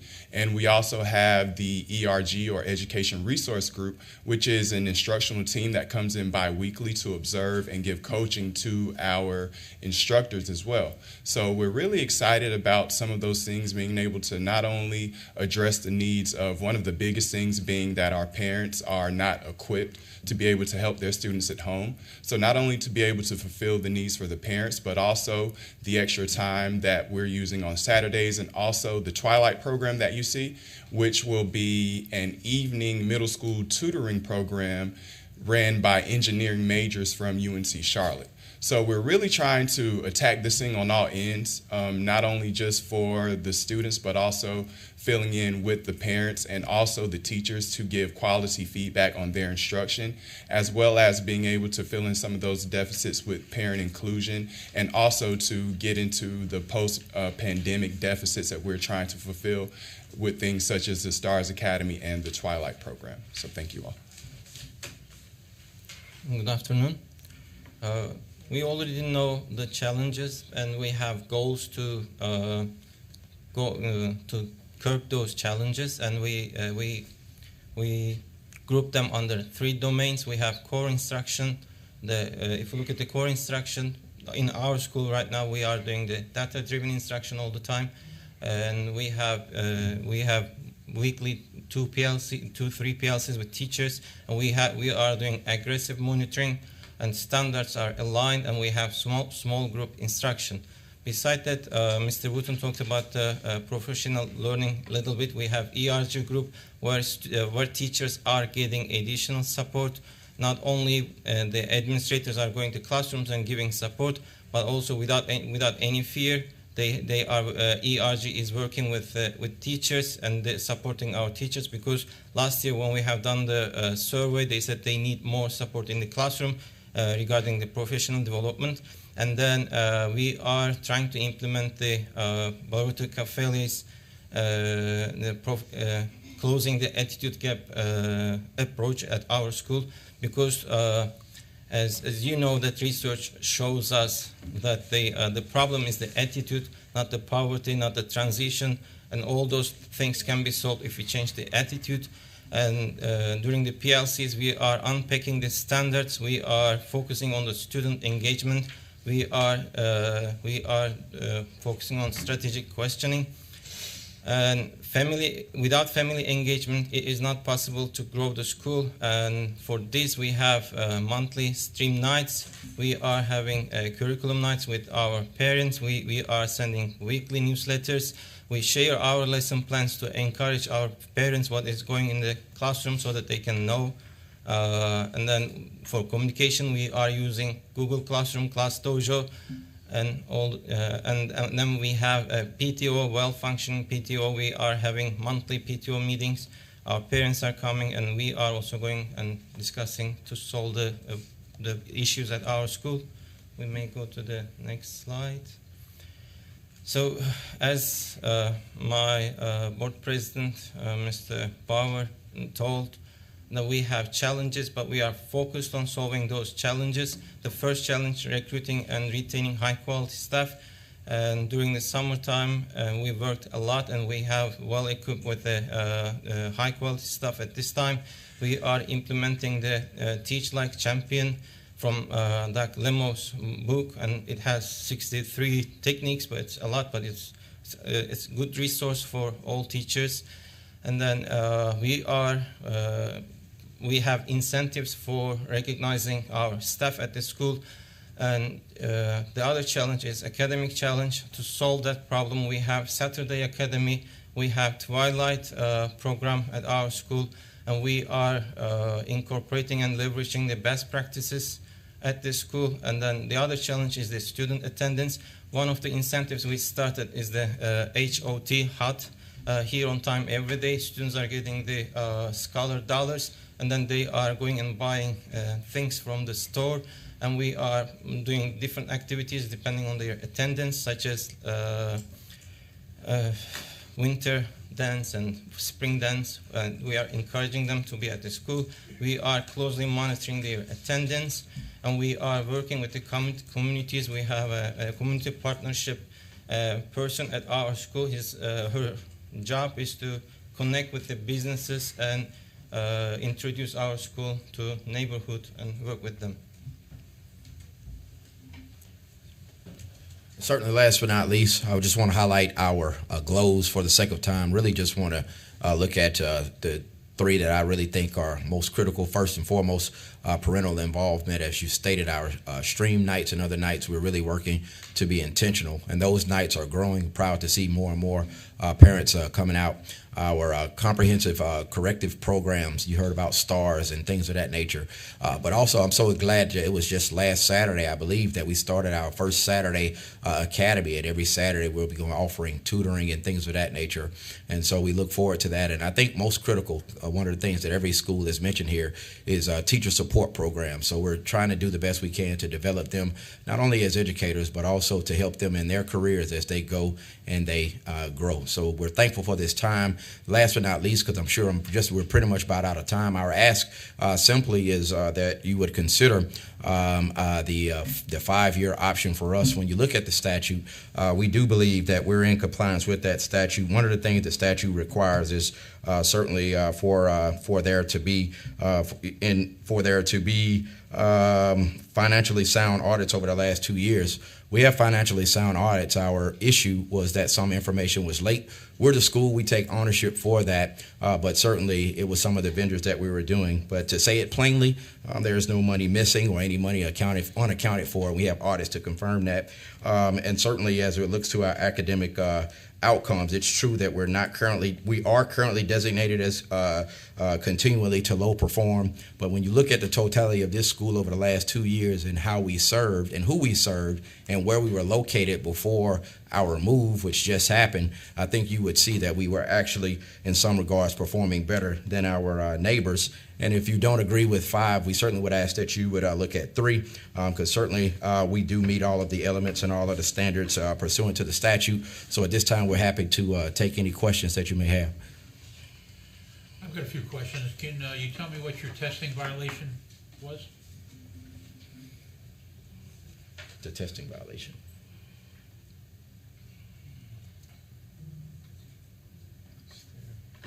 He might not have been the principal at the time. It says July 22nd, testing violation, no further action required. What was that? Yeah, I'm sorry. We should certainly come back with an answer on that, but I'm not aware of exactly what that testing violation was there. We actually all were present at the school that day, but I'm not sure exactly what that violation was. Can you also said you've been non-responsive to your beginning teacher support program? Can you explain, it's one thing when they do an audit and they find that there's some deficiencies. It's another thing completely when a school's considered non-responsive. Can you explain why you haven't responded? And can you clarify, was the non-responsiveness in related to a particular program? Beginning teacher support program. Last year we had a few teachers. They were in the beginning teacher support program, but it was not followed properly. That was the reason. So why we...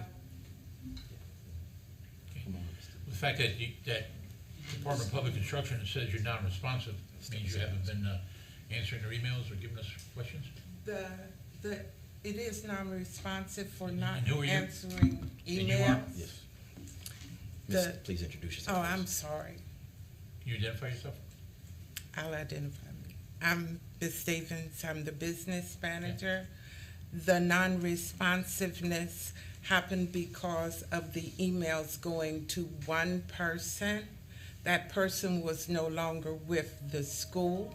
The school was not aware that there were items being requested, and when we did find out, it was because emails began to come to another person. So we did institute a practice for a general mailbox so that when somebody left for whatever reason, someone else would be able to access and handle that request in a timely fashion. And I think I'm sorry, I would like to answer your question, sir, a little bit further. I think that was also one of the issues that we addressed when I met with your team when you were the chair. We pointed that out, and we actually went over to communications, and we discovered that you were correct that we had not been responding. So we immediately went back and changed all of our communication methods and updated everything. So I hope since that point that has not been a issue, but we did address it as soon as we found out. Okay, and how many people work for your school that are either related to board members or each other? Oh, less than 5. As a Can you matter, name them and what they do? we have one person now. Okay. We have one part-time individual, and that individual works in transportation. Yeah, that's it. Just one.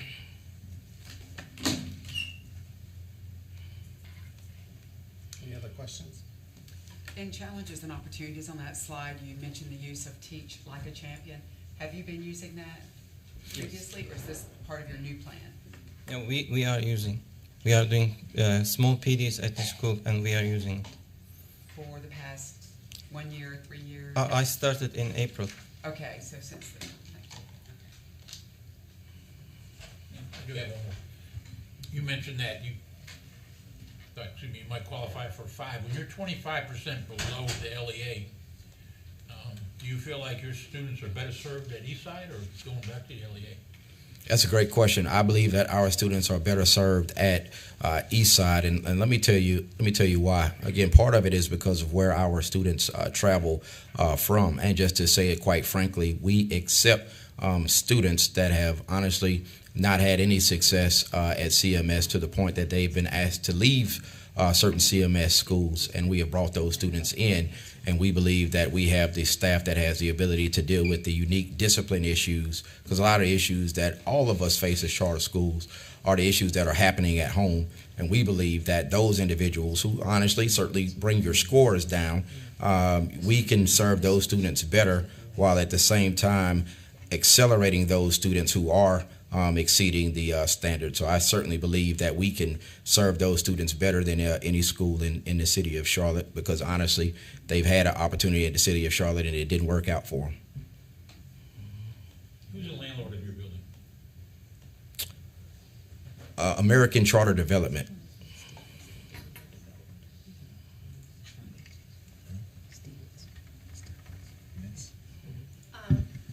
Mr. Ozer? Yes.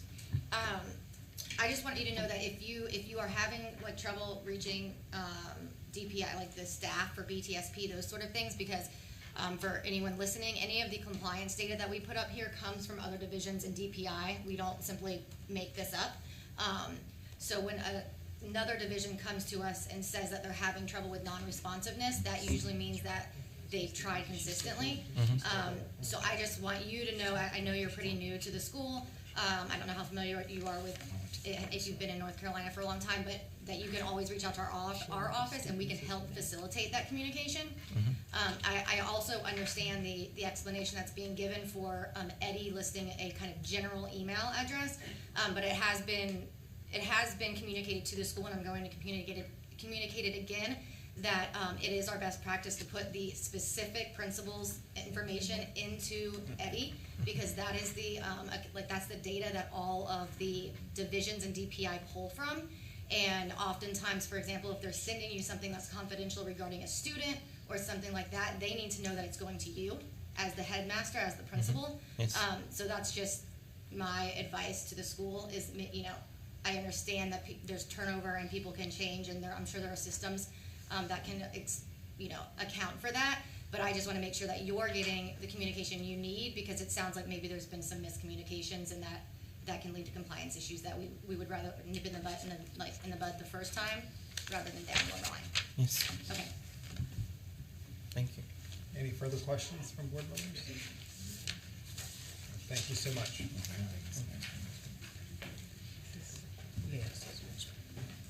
Ashley, can we take a break before we do invest? Yes. Thank you. 10 minutes? 10, please. Okay, we will resume at 2 p.m.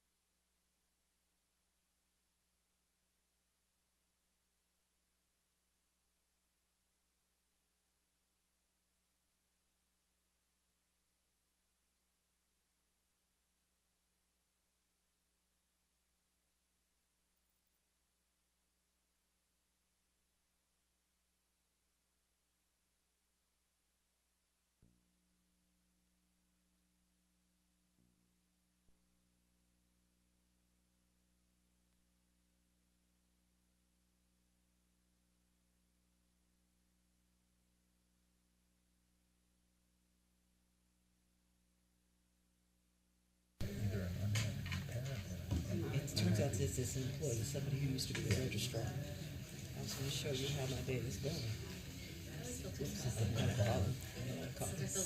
wanted to look at, oh, I'm in the wrong place. All right, the mics are on, guys. Here.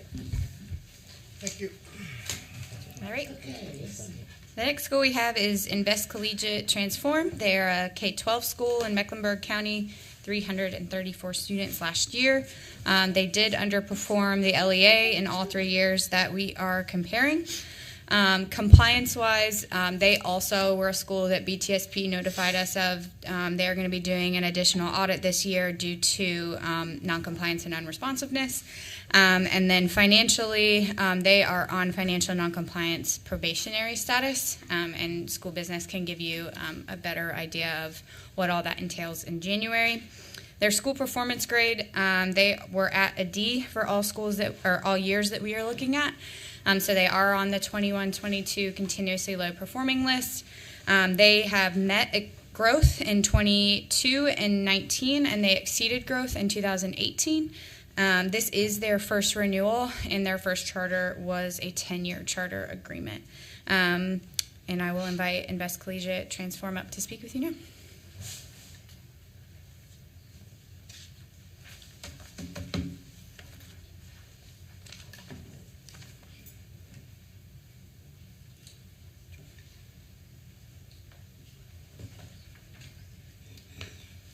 Good afternoon, everybody. I will quickly introduce a few of the members who are up here with me today. We have our board chair, Dr. Richardson. We have our chief operations officer, Dr. Bolden. And we also have our project manager, Mr. Allen. Okay, so Invest Collegiate Transform Charter School is an urban K-12 school in the heart of Charlotte, North Carolina. Our demographics include, 89% African American, 6.9% Hispanic, 0.6 American Indian, and 0.6 Caucasian. And percentage of economically disadvantaged or underserved, we have 55%. And moving on to the next slide, we wanted to provide some information and trends on academics. As you look at the bottom right corner, you have our trends for academic growth and proficiency. And the trend for the past few years have been in growth. We've exceeded, and if we did not exceed, we were very close to exceeding in the upcoming years. Let's see. If you look at the top 3 graphs on the slide, we have grade level proficiency for math, science, and ELA. And as you can see, those are also trending upward. And our school is proudly serving historically marginalized and minoritized students. And as you can see, with those particular students, we are exceeding the LEA. And that shows that our Black and Hispanic students are performing higher than the current LEA for math, ELA, and science. And if you look at the bottom left corner, you will see that the school has outperformed the LEA overall within science and English 2. I am now going to invite Dr. Richardson. Good afternoon again, everyone. My name is Dr. Erica Richardson. I am the interim board chair at Invest Collegiate. Our focus continues to be on strengthening and improving our financial status through the hard work and dedication of Mr. Foster, Dr. Bolden, our board treasurer, and ANS. We project to eliminate our deficit by the end of the fiscal year. The steps that we've taken to improve our financial situation are to revise and update our fiscal policies, and we've instituted weekly check-ins between the HOS and the board treasurer. We've enhanced our board governance, and we've increased the variety of skills and expertise amongst our board members in order to best reflect and support the needs of our school. We've definitely had our share of challenges in the past few years, but we're focusing now on community and corporate partnerships, fundraising goals, and establishing relationships with private donors. We also acknowledge the need, please next slide, to move into a new building. We're very excited that we've identified the perfect space that's roughly 7 miles from our current location. It will allow us to save monthly on rent and facility services. The new facility is in a family-oriented section of Charlotte, so we think that we'll be able to draw more students. And I'm convinced that ICT will thrive in this new space and continue to serve the needs of our champions and new champions for many years to come. Mr. Foster? Thank you, Dr. Richardson. Moving on to the next slide, I want to highlight some additional things that support our students in our community. We pride ourselves in meeting the needs of our students and making sure that we're being culturally relevant and responsive for our champions. We are a National Beta School of Distinction and Merit. We have our first graduating class graduating this school year, and around 75% of those students will be graduating with college credit from CPCC. And we are already getting students that have been accepted into colleges and getting scholarships and things like that. So we are very proud of that. We're also proud of our culturally responsive arts program. We really focus on the whole child, focusing on social emotional learning as well as the arts. And so we have an award-winning digital symphonic orchestra that has performed across the country, and they have performed at first place, and we have award-winning multimedia. We have award-winning theater and dance and visual arts.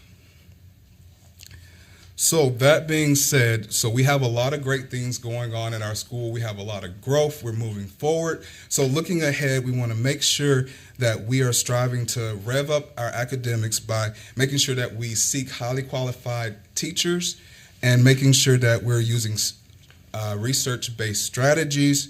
And we continue to revitalize and rebuild by working to increase our enrollment and providing great opportunities for our students and families. And ICT will continue to push forward with re-engaging our family and community. And that's all I have. Thank you. Thank you. Okay, now. I apologize. I am the interim head of school. Jeffrey Foster. Foster. Yes. Now's our time to ask questions. I have a question on the governance side of things. How many people are on the board at this time? We have 6 current board members. 6. Why are you interim? Because the board chair resigned in October due to taking a position that had her travel globally, and I was the vice chair. Okay, so why would that not make you the chair? Why would it make you interim? We haven't voted on that, and so we were hoping to find a more permanent person to replace her position. So in the meantime, I'll continue to be interim, or in January when we take our new board member, which will make us 7, I'll move to a permanent position. Okay, and why are you interim? I am interim because the past head of school had to leave because of specific personal reasons, and I stepped in. I was the principal of lower school, and I stepped in to take on that position and role. And how long have you been the interim? I have been the interim for 1 year. Okay, so now I'm back to the board chair. Why have you not either given him the job or found a permanent person? It's a great question. So we've had a lot of transition on our board. When our head of school left last October, a couple of other members of our board decided to leave as well. So during that transition period, it has been trying to get the school steady, trying to get Mr. Foster the support he needs. And so we have not voted yet to make him the permanent chair. We know that we need to. There was some divisiveness amongst the board about whether to do a full HOS search, whether to institute Mr. Foster into that permanent position. So that will be the conversation at our final board meeting this year. Your website only has 3 board members, and it doesn't have interim next to your name. That definitely should be the case, but that probably hasn't been updated yet. So thank you for bringing that to our attention, because we are at 6. Along those lines, with regard to governance in the board, if I'm a parent at the school, where do I find your board minutes? They're here. They're on the website, but there are no, I can't find them. There are no minutes since July. Has the board not met since July? No, we've had board meetings, we just had one last week, and we always have the school, someone from the school update our website. Is that behind? He's on a page that says Board of Directors. The website has a Google Doc. Come over to the mic. What'd you say? Come over to the mic. Yes, so I work on the website. I do need to update some of the items on the website, but the board minutes should link to a Google Doc, which that Google Doc should be updated. It I'm does, not sure but what there's no minutes since July. It makes it look like the board hasn't met since July. Okay. Well, I'll take care of that. I'll get the information and get it updated. So here's the thing, you know, when we see that there are issues with compliance, and then everybody's interim, and then we go to and the minutes aren't updated, and the board, and who's on the board's not updated, and that could leave us not feeling terribly secure about what's going on at Invest Transform. The new building, have parents been informed that you're moving and where you're moving? Where are you moving? We are moving to the Arrowwood Road area. Whoa, that's way far from where you are right now. It's about 7 miles, but we do recognize that we may lose some families because of that additional travel time. Our plan is to draft a communication that will go out to families at the first of the year, since we're currently on winter break. Now, so yeah, I think it may no longer be a secret. So you've made the decision to move and didn't inform parents about this. They didn't have a choice on the decision to move. I just want to confirm that the board knows that a move of that over 5 miles requires state board approval. Right. So that has not been brought to our office yet, so it still is. That's right. Yeah, Yes. it will take at least 3 months by the time you take it to Right, us. that's right. Yeah, so That's you right. want to get that done, because Absolutely. otherwise in August you won't open. That's right, absolutely. We're aware of the time frame, and we are definitely working under the gun to make sure that we get that approved, and then we're able to alert our families. Are you confident that your new building will be able to have an educational certificate of occupancy? Have you already looked into that? We're working with a commercial realtor, and we're working with the landlord right now, and I know the building has been zoned for schooling, so we are pretty confident that we will have that for you. So zoned for schooling means that the area can have a school. Does not say anything at all about the building. It depends on what the building was built to do, whether or not it met the requirements for educational occupation.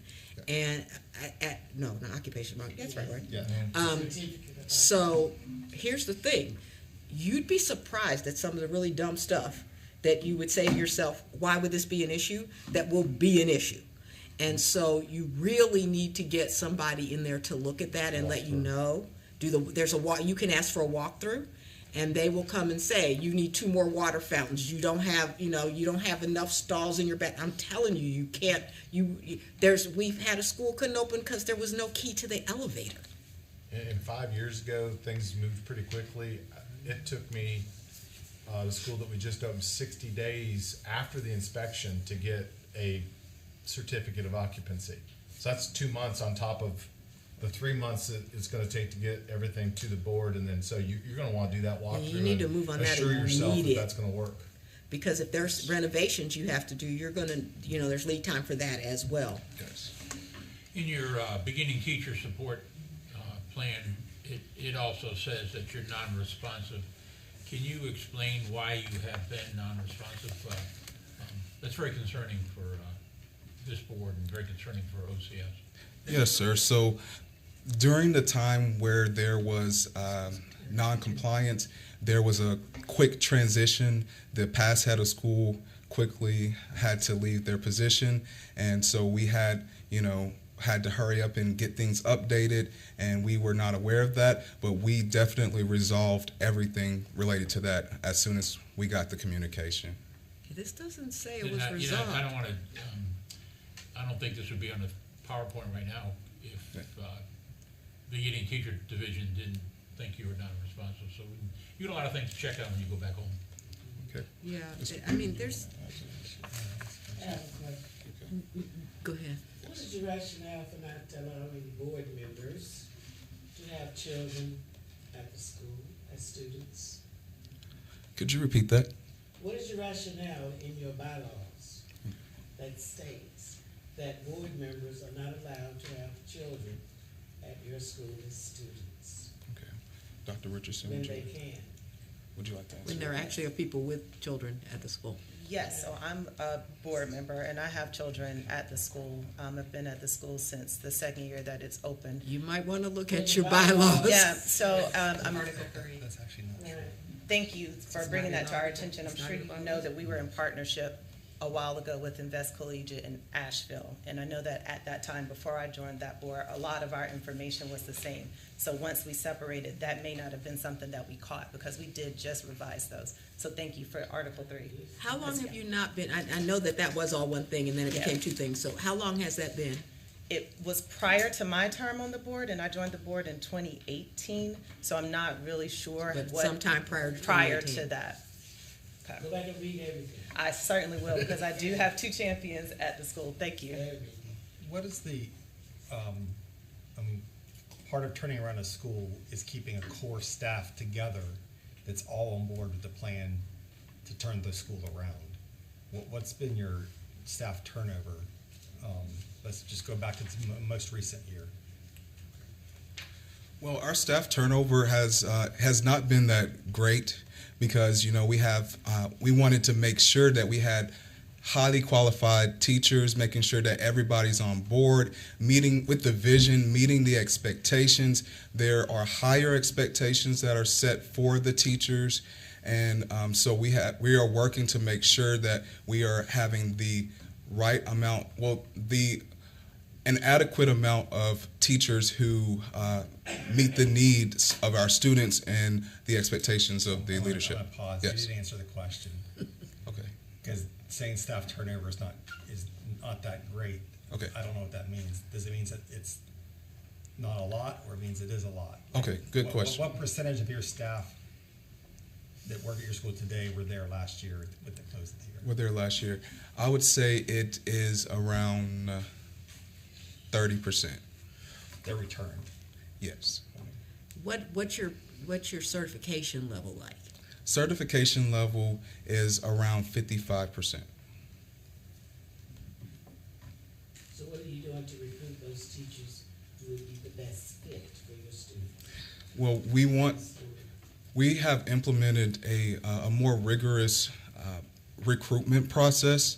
When we're interviewing, we're making sure that we're asking open-ended and specific questions, making sure that the teachers have the personality, have the drive and the education and the qualifications to be able to work with our students. And we also, before, teachers did not have to model lessons. Now you have to model a lesson, you have to meet with a few individuals within the school, and then we're able to make a decision. So where are you going to recruit the teachers though, to be interviewed?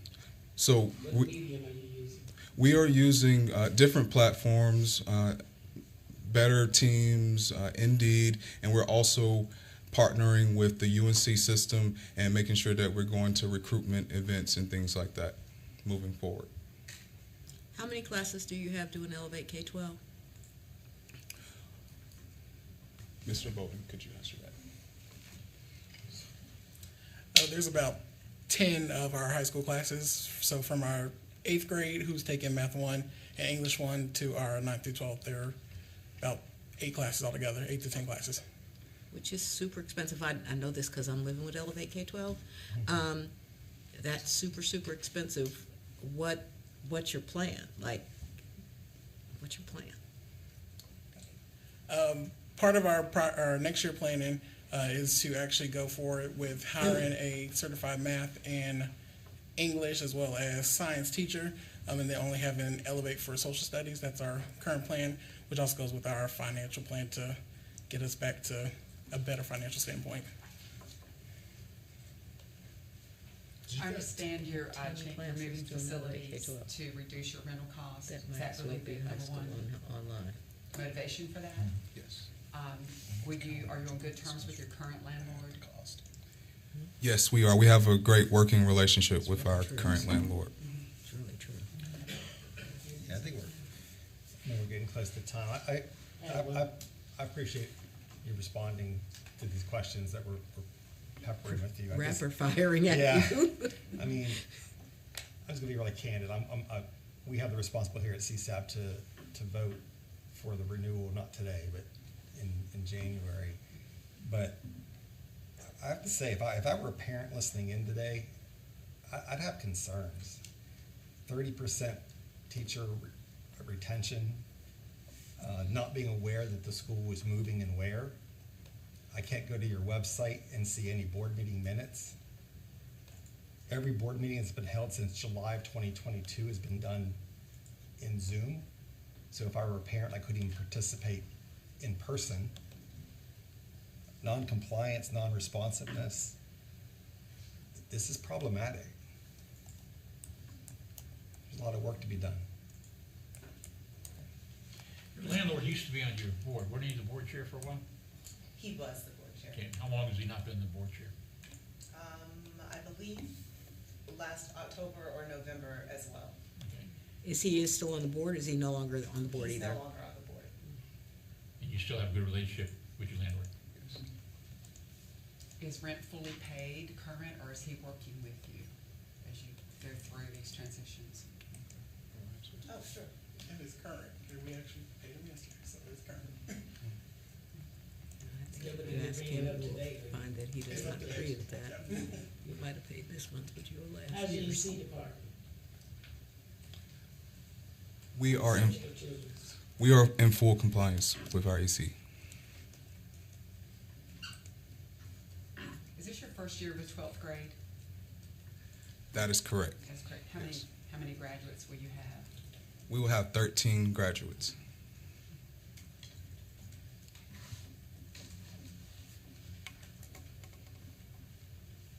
Any other questions? Okay, thank you so much. Thank you.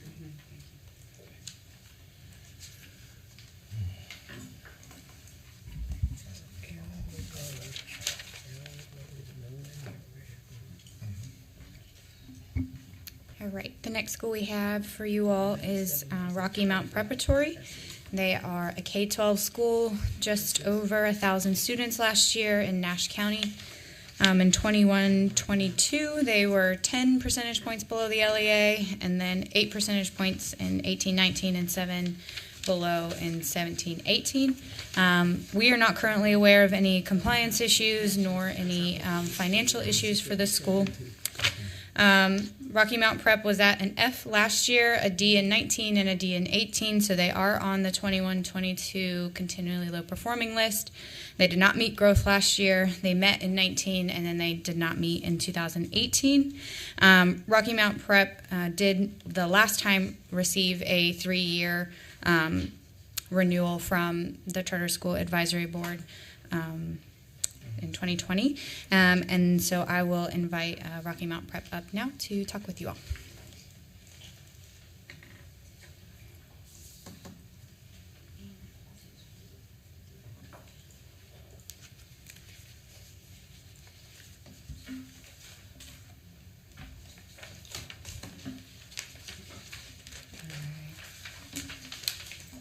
Hello. Good afternoon. I know that face. I know your face. Good afternoon. I bring you greetings from the Rocky Mount Preparatory School. My name is Dr. Shante Garrett, and I have the privilege of serving and leading approximately 1,000 scholars amongst 4 school divisions.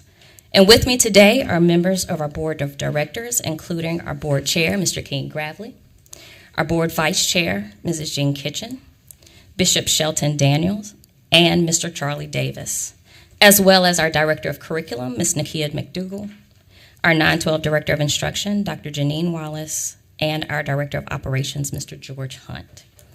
On behalf of our board and our entire school community, I want to begin our presentation by thanking the Charter School Advisory Board for the opportunity to share our journey since our last renewal, and the Office of Charter Schools for your support along the way. And we are glad and even excited to be able to share our progress over the past 3 years. Next slide, or do I need to? Thank you. In 2019, we stood in front of our school community and promised them a new Rocky Mount prep. We knew our proficiency was not where we wanted it to be, but we were very pleased with our EVOS growth outcomes. And knowing that we wanted to reculture and stabilize our school community, we set out to reduce our enrollment to 1,000 scholars to honor our class size and support our reculture, improve growth and proficiency, retain 85% of our staff, retain 90% of our scholars. With these goals and strategic support, in 2019, we came before the CSAB and we left with the charge to see our proficiency increase. We also realized that to reduce enrollment meant we would need to restructure our organization and realign our resources. We, like each of you, had no way of knowing that when we embarked upon our 3-year renewal to deliver a new Rocky Mount prep, to increase proficiency, reculture, and stabilize, we would be doing it while navigating a nearly 3-year pandemic. We worked with the Office of Charter Schools and charter school consultants to identify high-performing charter schools that had similar characteristics to us and visited those schools to truly understand best practices needed to support our challenges. We identified more instructional leadership support, wraparound support for social emotional needs, increased academic support during the school day, increased college readiness, awareness, and preparation across our K-12 campus, increasing our extracurricular opportunities, and providing one-to-one technology access. We acknowledge that we have a long way to go, and we share with you by no means are we where we intend to be. But we know our work towards these goals supported the progress we've seen through this pandemic, and we are proud to share with you today. Next slide. While our overall proficiency is lower than we hoped, we celebrate that Rocky Mount Prep saw our largest proficiency increase at 6.2%, coming out of the pandemic challenges of 2021 in comparison to our 2022 outcomes. It's important to note that every grade level increased proficiency with less than a 1% decrease at 8th grade. And in comparison to our district, although overall we don't seem comparable, when examining the subgroups that we serve disproportionately more than our district, we are comparable and even exceed. And even our growth has room for celebration. While holding steady with meeting growth in reading, we saw our math growth index increase significantly by more than 1 index. We celebrate even more because math is an area in which we struggle, and we are headed strongly in the right direction. When drilling down into our growth data and looking at our subgroups that make up our school community, in most areas, we actually met growth with our subgroups.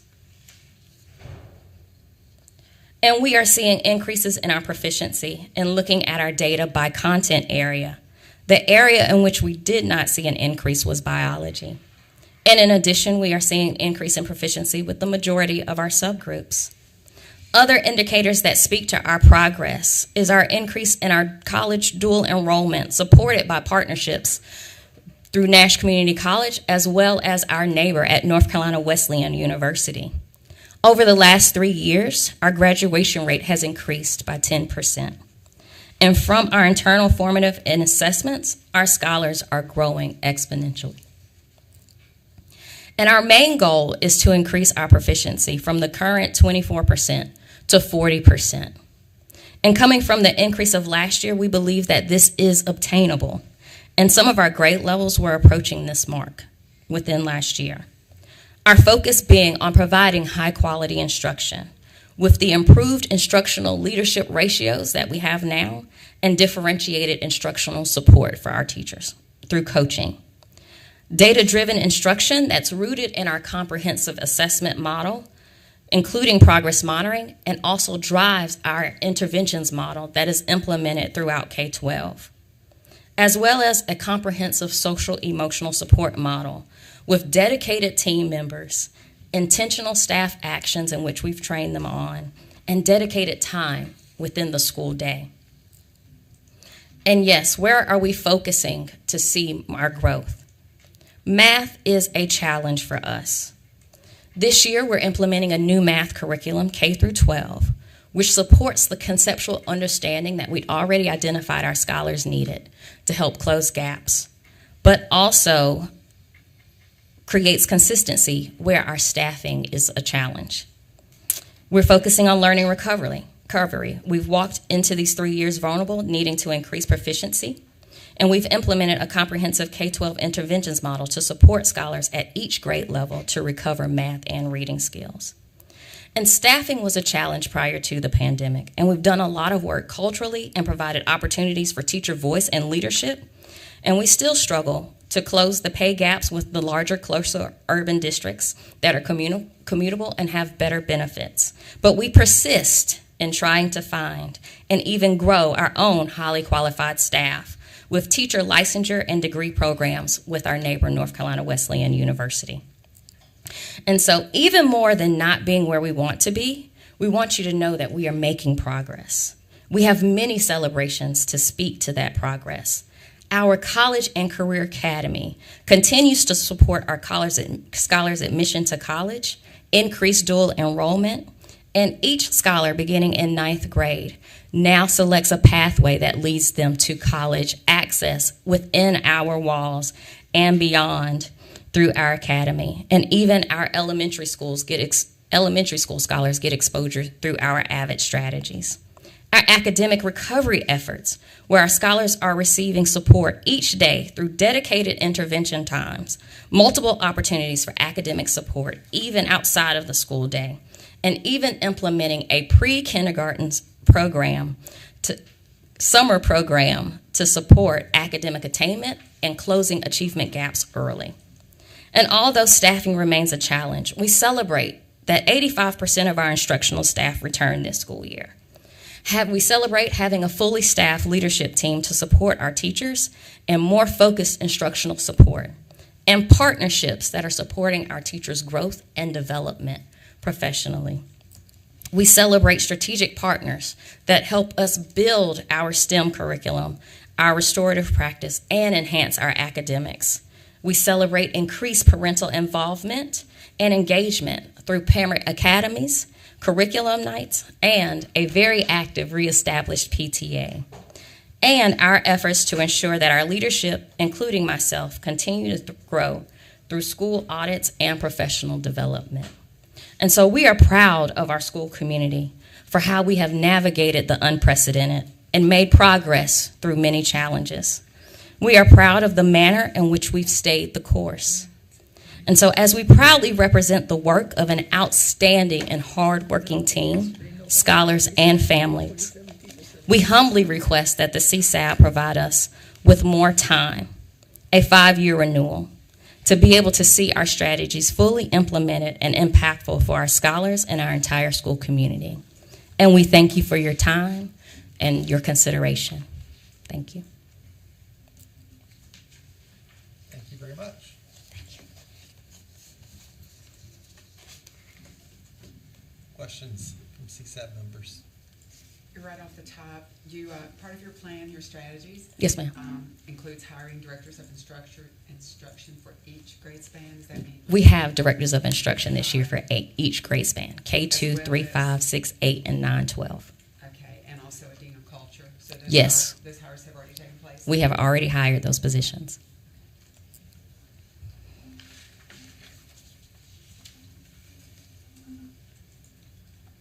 Anything else? I just got to give a shout out to my we had the opportunity to work together in Guilford County years ago. She was actually one of the strongest members on our turnaround team for school. There was the 9 lowest performing schools in Guilford County. We were the enrichment region, and she was the essential pin in making math improvements for the school. So I have a lot of faith and trust in this individual to do good things. You know, I know that there's challenges out there, and there's challenges in your data, and I know you guys are on it. So, Thank you, Dr. Eldridge. Dr. Garrett, how long have you been at Rocky Mount Prep? In this role, 3 years. Yes. Through the COVID years, right? 3, yeah. COVID. Still feels like my first year. I understand. I kind of want to piggyback on what Dr. Eldridge said. I've worked with the school when I was at OCS. Even though this data is not where we want it to be, Dr. Garrett's a very strong leader, and this is a very strong board. And have confidence that they've got a plan to get on a low performance. So Thank you. Keep up the work. Yes, sir. I'm just curious, I visited your school many, many years ago. Yes, sir. And at that time, you were, as part of your curriculum or instructional plan, you invested heavily in blended learning opportunities for the students. Is that still part of the experience that they have? No, and many of the labs that you would have seen when you visited, we use for classroom space. We have installed media centers in those spaces and have created collaborative spaces for our scholars for learning. So, I was just curious. It's been a while since I've been there, so yeah. I guess I should come back. Please do. She's never invited me. I'm sorry, but you will get one after today. It's kind of like asking, do you love me? And then they say yes or no. You know the answer to that. Well, I too am highly invested in this school because I opened it. You absolutely did. And so I opened Rocky Mount. And so I really want to see the school do well. And We so know. I'm pulling for you They got the right guys. leader. And we want to do you proud. Yes, ma'am. We mentioned an item to another school, so I want to mention it here as well, that your board minutes are not uploaded since July. So you'd want to get that updated. Absolutely. On the website. Absolutely. Yes, ma'am. We will definitely do that. We do. You want to pull it up? Lee? Yeah. Okay. We're going to pull it up because we have recently did a new website and uploaded. So they were up there. So we will need to. It looks good. It just says coming soon, August, September, October, coming soon, coming soon. So through the transition of the website, they were submitted, but that's through the third party. Okay. We will get those up. They are available and accessible. We will get those up. Absolutely. Yes, ma'am. Today. Today. Absolutely. Well, thank you so much for making the trip down. And Thank you for having us, and thank you for giving us the opportunity to share. We are proud of our journey and where we're headed. And I think we said this earlier. I don't know if you guys were here. We're not voting today. We're doing all of the renewals in January. So. Absolutely. Okay. Thank you all. The good news is you have no compliance issues, no financial issues. No compliance issues, no financial issues. And I will say that Dr. Garrett calls me quite often, so this is, the example of the school, which I love, that if they, if there are questions, if they want to brainstorm, they come to us first rather than finding themselves in, a situation which causes a problem. So we really appreciate the. So Ashley gets your weekly call. Thank you all. All right.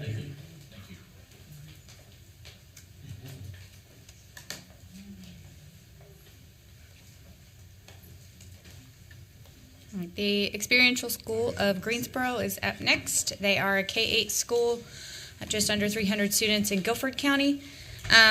They were just under the LEA 6 below, so just under that 5 below mark in 21-22. They were comparable in 18-19 with being at 4 below, but again, this is a school that while they do have some comparability, they are currently designated as continuously low performing, so that is why they are at the 3-year placement. In 22, they were at a D, and then in 19, they were also at a D. They met growth last year, but did not meet growth in 2019. This school is up for their first renewal. Their first charter agreement was 5 years. And so I will now invite the Experiential School of Greensboro to come present to you all. Good afternoon, everybody. My name is Layla Villaverde. I am the board president, and with us here are Dr. Lashley, who is a board member, as well as Dr. Lauer, who serves as the board secretary, and our executive director, who's also a principal, Tanisha Shaw, who will lead the presentation. Thank you.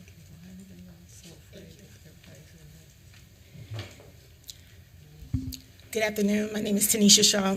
I'm the executive director at TESG. That's how the community calls us.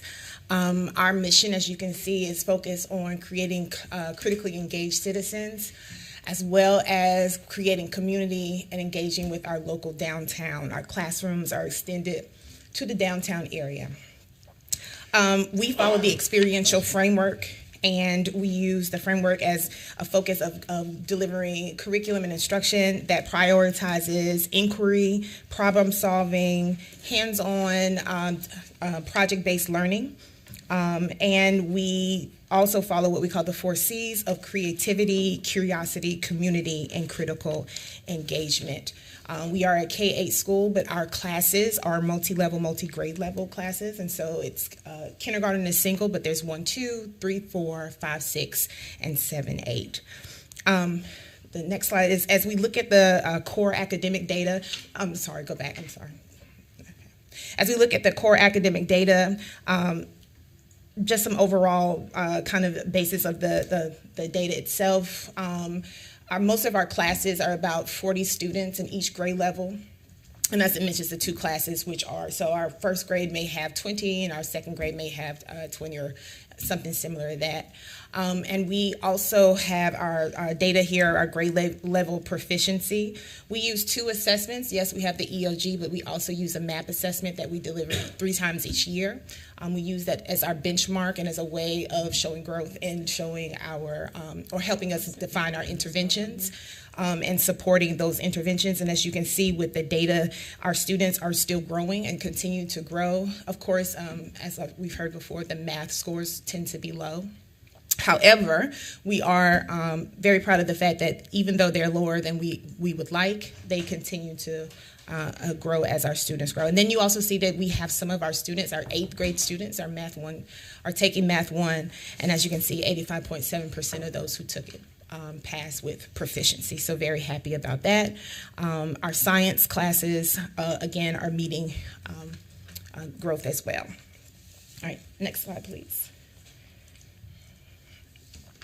So some trends that we have, as you can see in 18-19, we're 64.2%, 36.5%, 57.6% in 18-19, then COVID hit.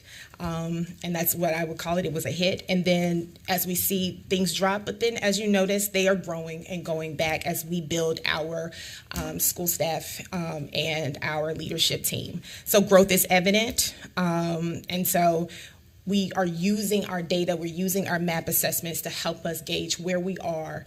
We've incorporated a new math curriculum, illustrative math, to help us support us in our math instruction. And we're also focusing on the lower grades as well. So we're not just looking at 3 through 8, but how we build in the lower grades and helping them build those skills so that when they get into the tested areas, they are able to perform. So like I said, we're using that data to help build our curriculum. Next slide, please.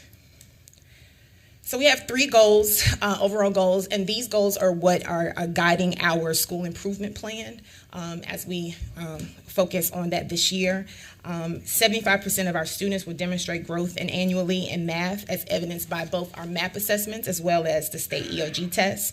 We have that same percentage for ELA.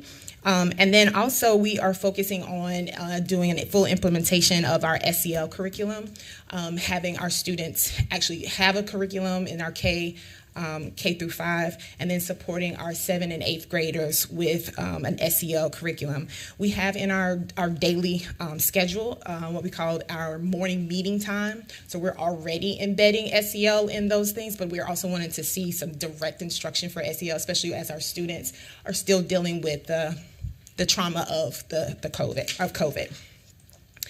Okay, next slide. So challenges and areas of opportunity.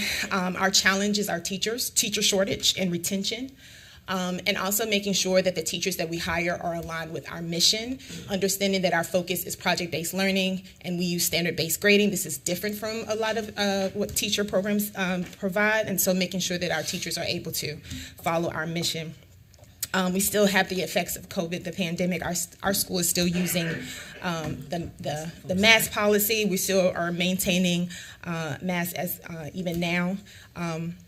Transportation isn't still a concern. We're located in downtown Greensboro, so there's buses and all those things, but we are also open for students to come. And so making sure that we have buses. We do contract with First Bus or First Student, which is also contracted with GCS, and so we share bus transportation there. We don't do individual buses. We have little hubs, and so that's always the concern of getting the students to the hubs, but we are still working on those things.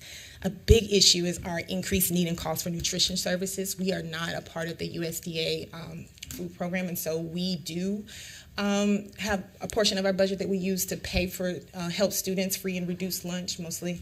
And we have to be accountable to that, but we also know that our students need, and so we try to budget, make sure that we are auditing ourselves, making sure that we have accurate information as we're trying to support those students, and we continue to look at different vendors to find more choices for students to have good, healthy food choices, but as well cheaper. That's about the best way to say it, okay? Opportunities, new leadership and administration team. I joined the team in July, so I am new to the team, and when I came on, we started to reorganize. We have an EC coordinator that we hired. We have 2 CFs, they are part-time. They are teachers in the classroom, but they are also focused on providing instruction. And so we have a full-time student services, a full-time social worker, a full-time school counselor, and all of us are working together to make sure that we are meeting the needs of our students and using data in an effective way. But the challenges and opportunities keep our team reflective and goal-driven, and so because of that, we also like to highlight our celebrations. Next slide, please. So our celebrations is that even though we've had some issues with our teacher retention and shortages, our staff are 89% licensed or in a process of being licensed. That's been very important to us going forward. Our EVOS data 21-22 showed that we met for reading. 6 of our 7 of our Math 1 students who are in the 8th grade were passed the state exam with proficiency. Again, we still see our students performing well with our MAP scores. We just took our fall MAP 2022, and it indicates that most of our students fall between the 49%, 77% percentile. And our diversity, our students, our diverse population, as well as our teaching staff is very diverse. And as you can see, 38% of our students are African American, non-Hispanic, and Latino. 2 or more races are 13%, and our students, white students, are 38%. So we have an even split, and then our staff reflects that, and so that's very important to us. We have 24% of our students are on free and reduced lunch, and like we said, we're meeting those needs as we can. But we're very proud of the fact that 58% of our staff are people of color. And that we have a reflection of the Greensboro and Guilford County in our school. Finally, a big celebration is we're relaunching our new parent and teacher collaborative. We're trying to be more intentional and focused. The goal is to make sure that we are working together to benefit and grow the school and continue to connect our school with our community partners. So our goal and our focus of our success is to build a sustainable long-term vision for our school and using our focus to build continual systems of practice. And so we ask humbly that we are allowed to be renewed for at least another 5 years. Thank you. Thank you so much. Where's your school located in Greensboro? So we are on South Church Street, right across from the depot. We're in that historical building. It was a candy factory. Now it's our school. Okay. Everyone still comes by. And, thinking they're going to get some candy. Well, they come by. And so it is a beautiful building. It is. And when you come in, I taught in Guilford County schools for 15 years. And when I came to visit the school, the first thing I said was like, man, very beautiful, very open. And so I'm very proud to be the executive director of the school. What do you think that, is the contributing factor to teacher retention? Is it the competitive pay scale? Yes. In Guilford? And Guilford provides bonuses, and they put it in the newspaper. And so, and I also feel like some of the issues is that we are so focused on our academics, and we're standard-based instruction, project-based learning, and so there's a different way of thinking about that, and the professional development to support teachers so they don't feel overwhelmed by thinking in that way sometimes makes teachers feel like I can't do this. And so our goal is to make sure that they have those supports and working on making sure that we have full-time CFs. I lead the professional development as much as I can, but as an executive director, I am split. Yes. Yeah. Any other comments? Just one more question for me. Do you have a waiting list? We do. Normally we do. And so we just opened up our lottery, and we have, I think, a few. It's a small number right now. We're just amping up on our kind of involvement, community engagement. We're in the parade on Saturday, and so I'm thinking that those things should tick up as well. Thank you so much. Thank you. Appreciate your time. We want to take a quick Yes. 5-minute stretch. Actually, we'd like to take maybe a quick 5-minute stretch break, and then we have 2 more, if that's okay. Yep, we're gonna take a 5-minute break.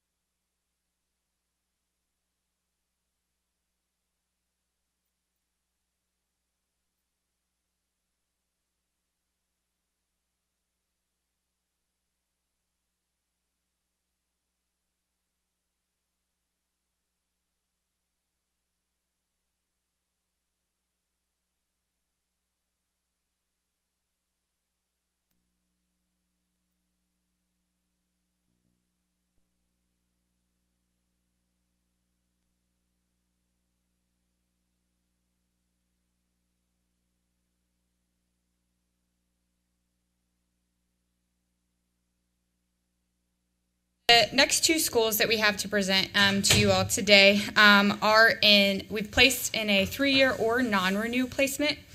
The distinguishing factor for these schools are that they both have performed at an F for all 3 years that we are presenting on. Additionally, both schools have been open for 10 years and have a pattern of low performance for all 10 of those years. Given the severity of a possible non-renewal, I have provided you all with additional data to use as you deliberate the renewal term that you would like to recommend for these two schools in addition to the school presentations.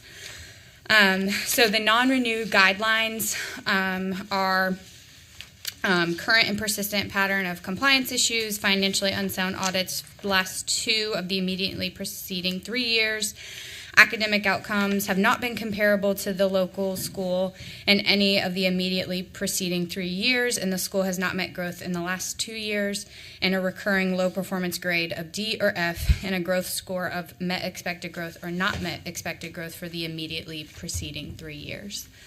So the first school that we have to present to you today is Paul R. Brown Leadership. They are a 6 through 12 school in Bladen County. They had about 120 students last year. They were not comparable in the 3 years that we are presenting. After making this presentation, I did become aware of one compliance issue with EC. They had a deadline of October 31st to submit their FY22 IDEA maintenance of effort documentation, and as of November 28th, they had not submitted it, so EC made us aware of that. So that's not on your presentation, but did want you to be aware. And then in their financial standing, we're not currently aware of any issues. Their school performance grade, like I mentioned before, they were at an F for all 3 of the years that we are looking at. They did not meet growth last year, met growth in 2019, and did not meet growth in 2018. And as I also stated previously, they have been open for 10 years. This is their first renewal, though. So with that, they had been continually low. That they had been low performing the entire 10 years. Yes, ma'am. I guess with the exception of the first year, because you wouldn't be continually your first year. Yes, ma'am. And so I will invite them up now to give you their presentation. So may I ask a question? That there's not a presentation in. It's in the package. That's the presentation was uploaded. That was an error on my part. Oh. I have it though, and it should be up there now. Okay. Yeah. In eBoard? In eBoard. Yeah. And we have I think it's the only one up there as a PowerPoint. I think it says CSAP briefing. And I'll have it up in here in just 1 second. I have to refresh my keyboard page to find it. I just found it. Why is this not showing? Yeah, it's- Hang on 1 second. I have a loose one, but not. Yep, I got it. Loose one too. Yeah. Okay. I haven't seen you. I mean, I'll pull that up too. There we go. You have to skip one. Okay, good afternoon, everyone. I'm Dr. Jason Ray. I'm the superintendent of Paul R. Brown. I came over to Paul R. Brown in January of 2022. I came from East Bladen High School, who was also, when I arrived in 2015-16, was a low performing, in fact, it was the lowest performing school in Bladen County. When I departed in January 2022, we were the best school in Bladen County. So what I want to do today is lay out the plan to move forward with Paul R. Brown, because the Paul R. Brown of the last 10 years is not the Paul R. Brown of the last 12 months. So the first thing I'm going to talk about is having a platform for our school-wide objectives and essential questions. We use a process called the 11 high probability instructional strategies, which was created by Dr. Kathy Kennedy, and it involves having clear learning targets on the board, which are unpacked, they're repeated, they're in student-friendly terms, repeated 3 to 4 times each class period. Those clear learning targets are aligned to what's being taught in the classroom instructions. And then the last part about it you want to get to is students taking ownership, gradual release responsibility for their learning. Students who take ownership for their learning achieve more. We all know that to be a true fact with evidence. Next slide. So we have 3 SMART goals, and I want to identify those SMART goals and then tie those SMART goals to our school improvement focus indicators for the school year. Our first SMART goal is we want to increase our EOG, EOC proficiency scores by 5%. Second SMART goal, we want to increase student and teacher attendance by 3%, and we track that. And we want to increase parental contact by 25%. That's also tracked. Next slide, please. So these are our focus indicators. When I came on board in January, we assessed all 12 indicators again because I wanted to be a process for the team that's current on the ground. But these 5 indicators are the ones we chose to focus to be our indicators to move the needle and improve Paula Brown Leadership Academy. So we wanted all teachers to employ effective classroom strategy management, which is our 11 probability, high probability instructional strategies. We want a leadership team to meet, the school improvement team twice a month, to talk about things that's going to improve the school. The principal monitors curriculum and classroom instructions. That's daily. We do aggressive monitoring. We're in the classroom each and every day, observing instructions, providing feedback, having those value-added conversations with each and every teacher as the conversations, and with the IPG team that comes in and helps us out with those classroom observations. And then LEA, the LEA regularly looks at the school performance data. We use EVARS data, check-ins 2.0 data. We also use our iReady data to improve our instructions, something we did not do in the past. And we'll talk about that a little bit more on the side. And then our last is that you want to regularly communicate with our parents. We communicate with our parents with a weekly parent contact log. We have those conversations with the parents, not only about behavior, but how can we help your child better academically? How can we help your child at home? How can we help the child at school? That's very important to understand that parental conversations are difficult but necessary conversations. And it's a point we got to drive home with our teachers. Next slide. So some of the things we did, we had to build a better team. When I first arrived at Paul Brown, a charter school, you have to wear a lot of hats. You have to be multiple. You have to. And when folks don't have that talent level, you're going to struggle. So I immediately recognized that, so we built a better, stronger team. We do remediation in the morning with the students. The teachers come into the cafeteria. Our mess hall work with students with their homework assignments. We do 55 meetings of remediation after school. So once school is over, we do commandant's time for 55 minutes after school, Monday, Tuesday, Thursday, and Friday. And then we created long-term, year-long foundation classes. So when you look at our math scores, Math 1 high school in particular, even with a semester of foundations, it was difficult for our students to be successful. So we stressed that. So they take foundation of Math 1, part 1 first semester, and then part 2 the second semester. So that's sophomore year they're going to Math 1. And that's kind of a little different from other schools, but when you look at our math scores, we needed to stretch that out. So now the math teacher has the opportunity to work on standards for 4 or 5 days instead of 2 days, an opportunity to drill down and work with those students. So as we teach a standard, we have 5 questions, we have percentage of students in the classroom should get those questions correctly so we can move on to the next level. Now, if a student transfer from Paul L. Brown, they're probably going to be behind their peers because most high schools take Math 1 in the 9th grade. That can't be my issue. My issue has to be what's best for the students at Paul L. Brown Leadership Academy. And I think with us stretching out Math 1 out for those foundations, it's going to make us better and give our kids a stronger opportunity to be successful in Math 1. We did the same thing with our life science in front of biology. And we have NC check-ins for EOG, EOCs. We sat down with the teachers, we did NC check-in 1. We sat down with the teachers, went through that check-in, went back and retaught those standards so that students can understand those standards in check-in 1 before they move forward. And then we want to increase our student and teacher attendance. We understand that when a student misses, that's 1 student. When a teacher's absent, you're talking about 30 or 40 students being defective for not being in the classroom. So we want to ensure that our teachers are in the building each and every day when possible. That was a challenge up to last year, having teachers being in the classroom every day. Some teachers don't take it serious enough. They don't understand if you miss a day or 2 days, how many kids you're going to really affect. And when we talk about the parent contact law, it's something I brought again from East Bladen High School, because when you communicate with parents, they're going to be your best advocates to help you be successful with their child in the classroom. I even call parents myself when students are struggling. They found out, how can we help your child be successful? And you would be surprised some of the things that parents actually tell me about making their child successful. I found out that 1 student had what you call a granny seizure. We thought she was not paying attention in class, and actually she was having a seizure by just staring into space. So those things can be eye-openers. So we want to look at EOC proficiency 5%, increased teacher attendance, and increased parental contact. Next slide, please. So this is our data from the last 2 years, and it's a little different from what's shown on the screen. It was a 35 for performance grade, but I only covered ELA 7 and 8 and Math 7 and 8. But this screen looks at the entire picture because I want to look at all the areas when you get 30 students in a cohort that's going to be affected. We made some improvements. We've improved from 15% behind the school district, and I would say I was a part of that myself because I increased East Bladen by almost 20 points. So that came back to show up on the slide that you just showed a few minutes ago. But these are the areas we want to look at. We got some strong areas, but when you don't have a solid curriculum in place, you're going to go up and down, up and down. Paul R. Brown has struggled because there really was no curriculum in place. There was nothing to hang your hat on to say, this is how we do our curriculum instructions each and every day.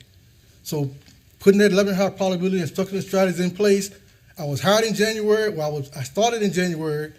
I started working with the teachers in November because I wanted to establish those processes when I got on the ground in January. And I will tell you, I arrived in January. By July, we had lost 6 teachers. But we have gained 6 highly qualified licensed teachers that came from East Bladen to help us out because they want to do the same thing at Paul R. Brown that we did at East Bladen.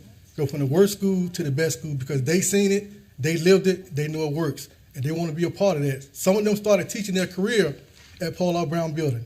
So that's a lot for the community.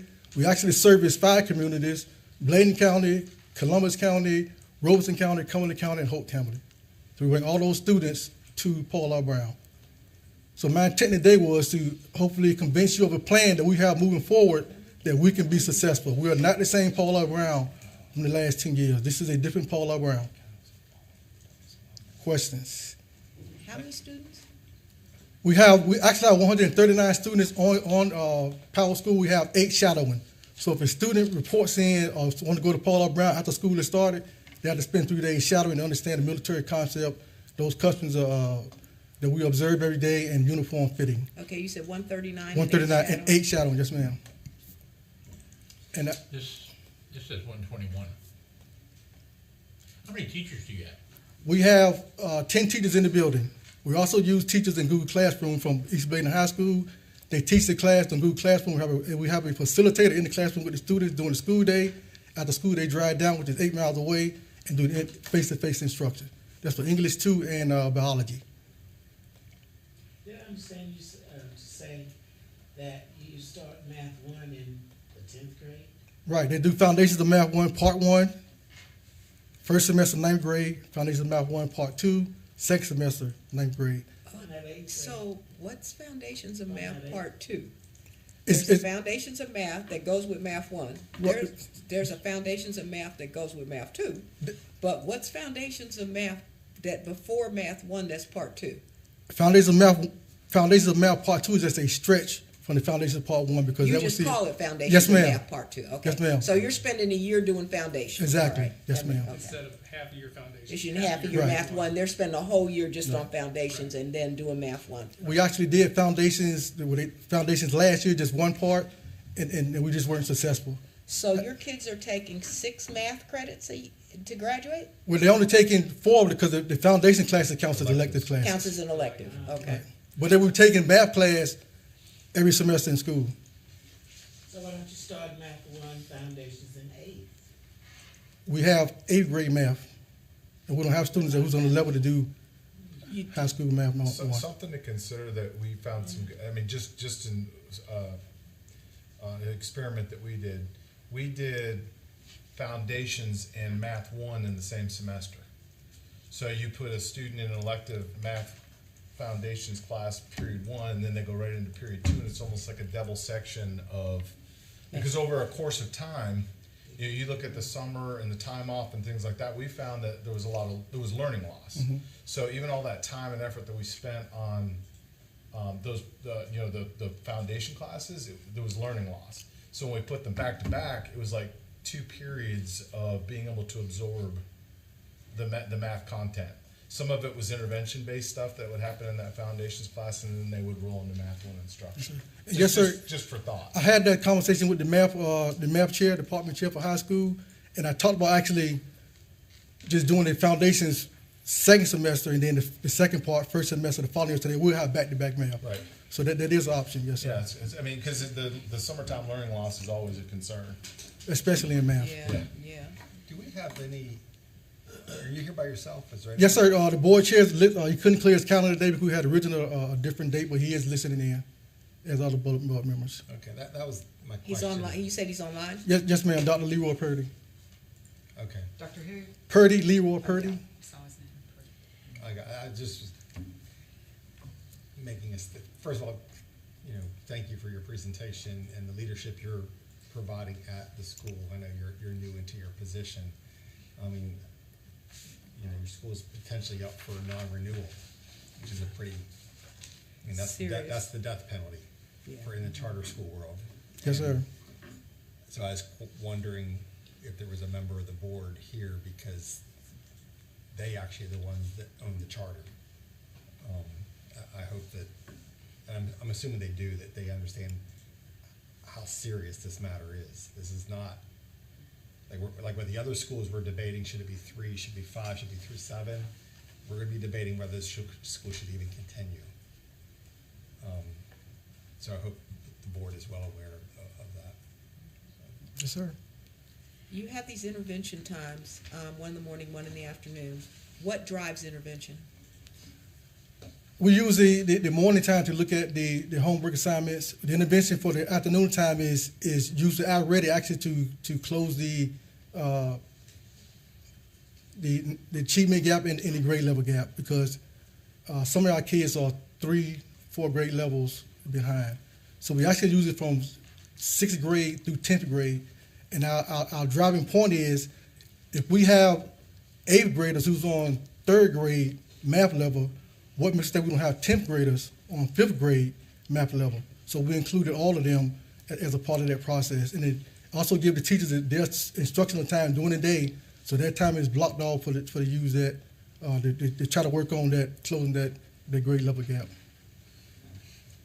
You mentioned in one of your slides that one of your goals was to, or challenges was to increase teacher attendance.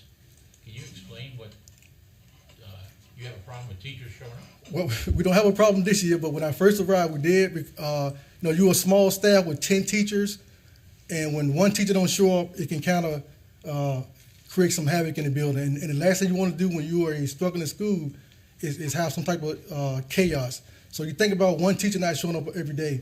To that one teacher doesn't mean a lot, but to the overall operation of the school, it can be a challenge. So we started using Link for every teacher to sign in. We briefed information about teacher attendance in our monthly staff meetings and our improvement meetings to ensure that teachers understand the importance of being in school each and every day. So what is your substitute this like? How long? Sure. We have two substitutes, and we actually use staff members in the building to facilitate when the teachers out. When did you come to East Bladen? I came to East Bladen in 2015-16. And you've been with Paul R. Brown since? January. Last January. Yes, sir. And before that, you were where? East Bladen High School, 8 miles down the road from Paul R. Brown. Are you retired from there, or? No, I'm retired from the military. I'm not retired from public education. You're not retired? No, sir. Okay. So you took a leap of faith? I took a leap of faith, sir. I'm retired military, Paul R. Brown Leadership Academy. I love cadets. In fact, my first job was teaching JRTC for 8 years. I think it's a great opportunity to take this process and move Paul R. Brown in the right direction. You have some courses at Paul R. Brown being taught by Bladen County teachers? Is that Yes, what sir. you're doing? So you have some sort of collaboration with Bladen County? Yes, sir. Actually, when I left East Bladen High School, the teachers wanted to come and be a part of the process and help. And so they do the assignments to Google Classroom. The classrooms are managed through facilitators during the school day. And then after school, they drive from East Bladen High School to Paul R. Brown to teach the face-to-face part of the instruction. So they teach this stuff after school? Yes, ma'am. So kids who are in biology take it after school. Kids They, who they, they, they actually take it during the day, the Google Classroom piece, and then after school, they take the face-to-face part. Yes, ma'am. So they sit in virtually with the teacher teaching at Layden. Not virtually. They do Google Classroom, which is assignments, and then the teacher comes face-to-face. And covers In the the classroom afternoon, the assignment. teacher Right. Flipped in the classroom. Right. Yeah, flipped Flip in classroom. And my teachers my former teachers from East Bladen High School, biology was, 60% proficient. So we think we got the right people in the right place to be successful. That's, number one, kudos to Bladen County for allowing their teachers to help you out like that. And then number two, for you being thoughtful enough to think of that as an idea. Well, sir, we're stuck between Emerald and Bladen County schools. We don't have the funding to do those things they do. So you gotta think outside the box, to be successful.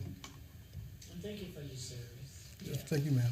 I have no idea about I'm new to this, is my first year, and I have no idea about the history of this school. But I like the it seems like you've got a plan. You want to work the plan, and I hope it gets you the results. If everything works well with whatever this board decides to do with moving forward with the school, but I do appreciate you taking the risk on trying to come to the school and make a difference. Yes, sir. Yeah, I spend a lot of time in Bladen County, and am familiar with Bladen County schools and know some of the work that you did at East Bladen. You can see it in their report card. I think you got the chops to get this done. When you compare subgroups to Elizabethtown Middle School, that's a school we ought to close. The alternative that exists there, we're not voting today, but when we get to vote, I'm gonna urge my colleagues to consider what alternatives exist in that community and what a chance to turn this around might look like.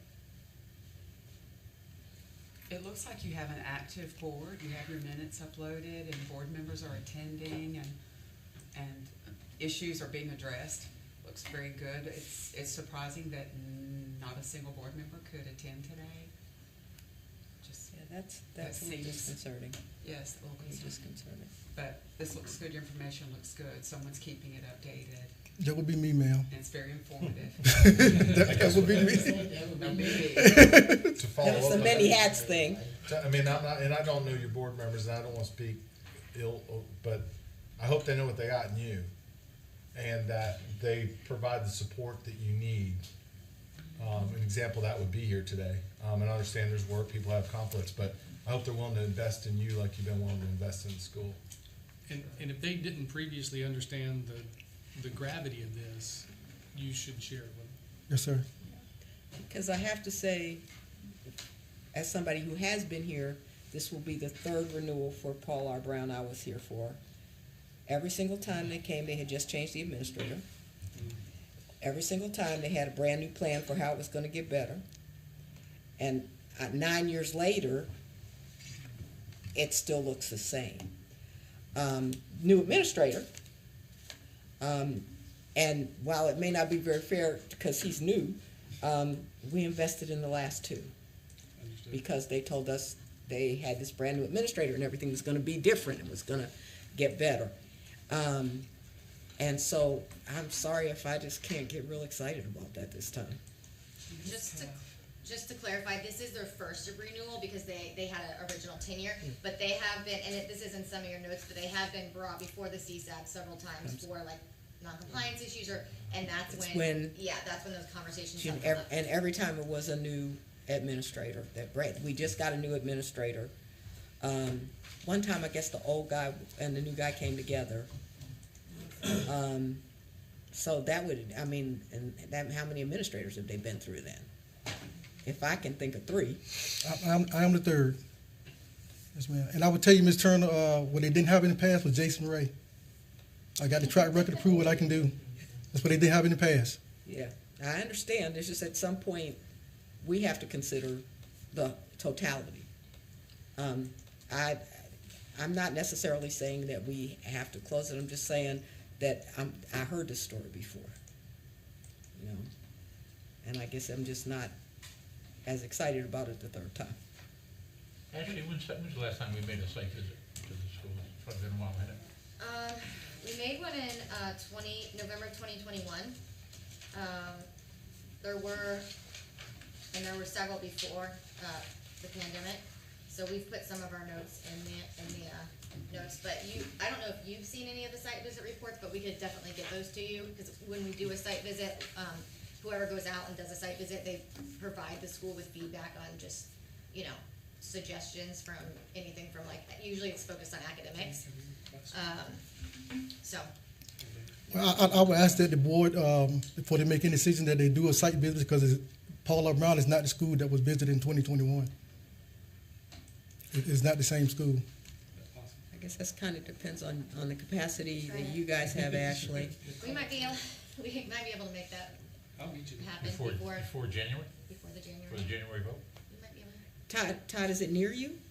So it's an hour, and it's close to an hour. I'm happy to meet you there. You want me to come pick you up, sir? I will come pick you up. I will come pick you up. I think that would be helpful. I think that would really be helpful, because this is a serious decision we have to make. Yep. It is, and it's the reason we give you the surrounding data is so that something we all obviously think is what options do the children in the community have, and unfortunately there's no way you can look at the data of the county, just to be completely frank, and say that they have many great Other options, options. which is incredibly Yeah. sad. That is correct. And this could be a great option. And March, really, if you think about it, compared to the time they came and told us that they were going to improve by one student, this is a major improvement. One student. That they told us they were going to improve their math scores by 15%, whatever it was. And when we did the math, that was one kid. What might be nice during that site visit is if as many board members that you can muster can be down there, because I don't, as a new guy there since January and taking on this risk, I hate for you to walk out of here with all that weight on your shoulders, when I think others that are supporting you should feel the same weight, right? So obviously I can't make that call, but I think it would be really beneficial for board members to be there whenever that site visit is established, so that they can represent it. Yes, sir. When do you guys get out for winter break? The last day is the 16th, next Friday. Okay. This is great information right here. Jana, thank you very much. I didn't realize it was back there, but if you notice too, it says the school is not signed up to attend any other training provided by NC Access, Charter Transformation Leadership for Low-Performing Schools, NC Access Fellowship Institute.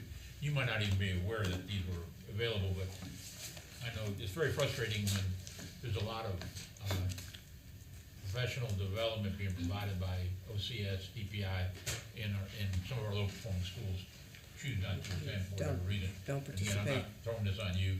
I appreciate the fact that your presentation, I appreciate the fact that you're local, and I feel a little better about this school since this presentation. But this data for the last 10 years is extremely concerning, but thank you for your presentation. Yes, sir. You might also,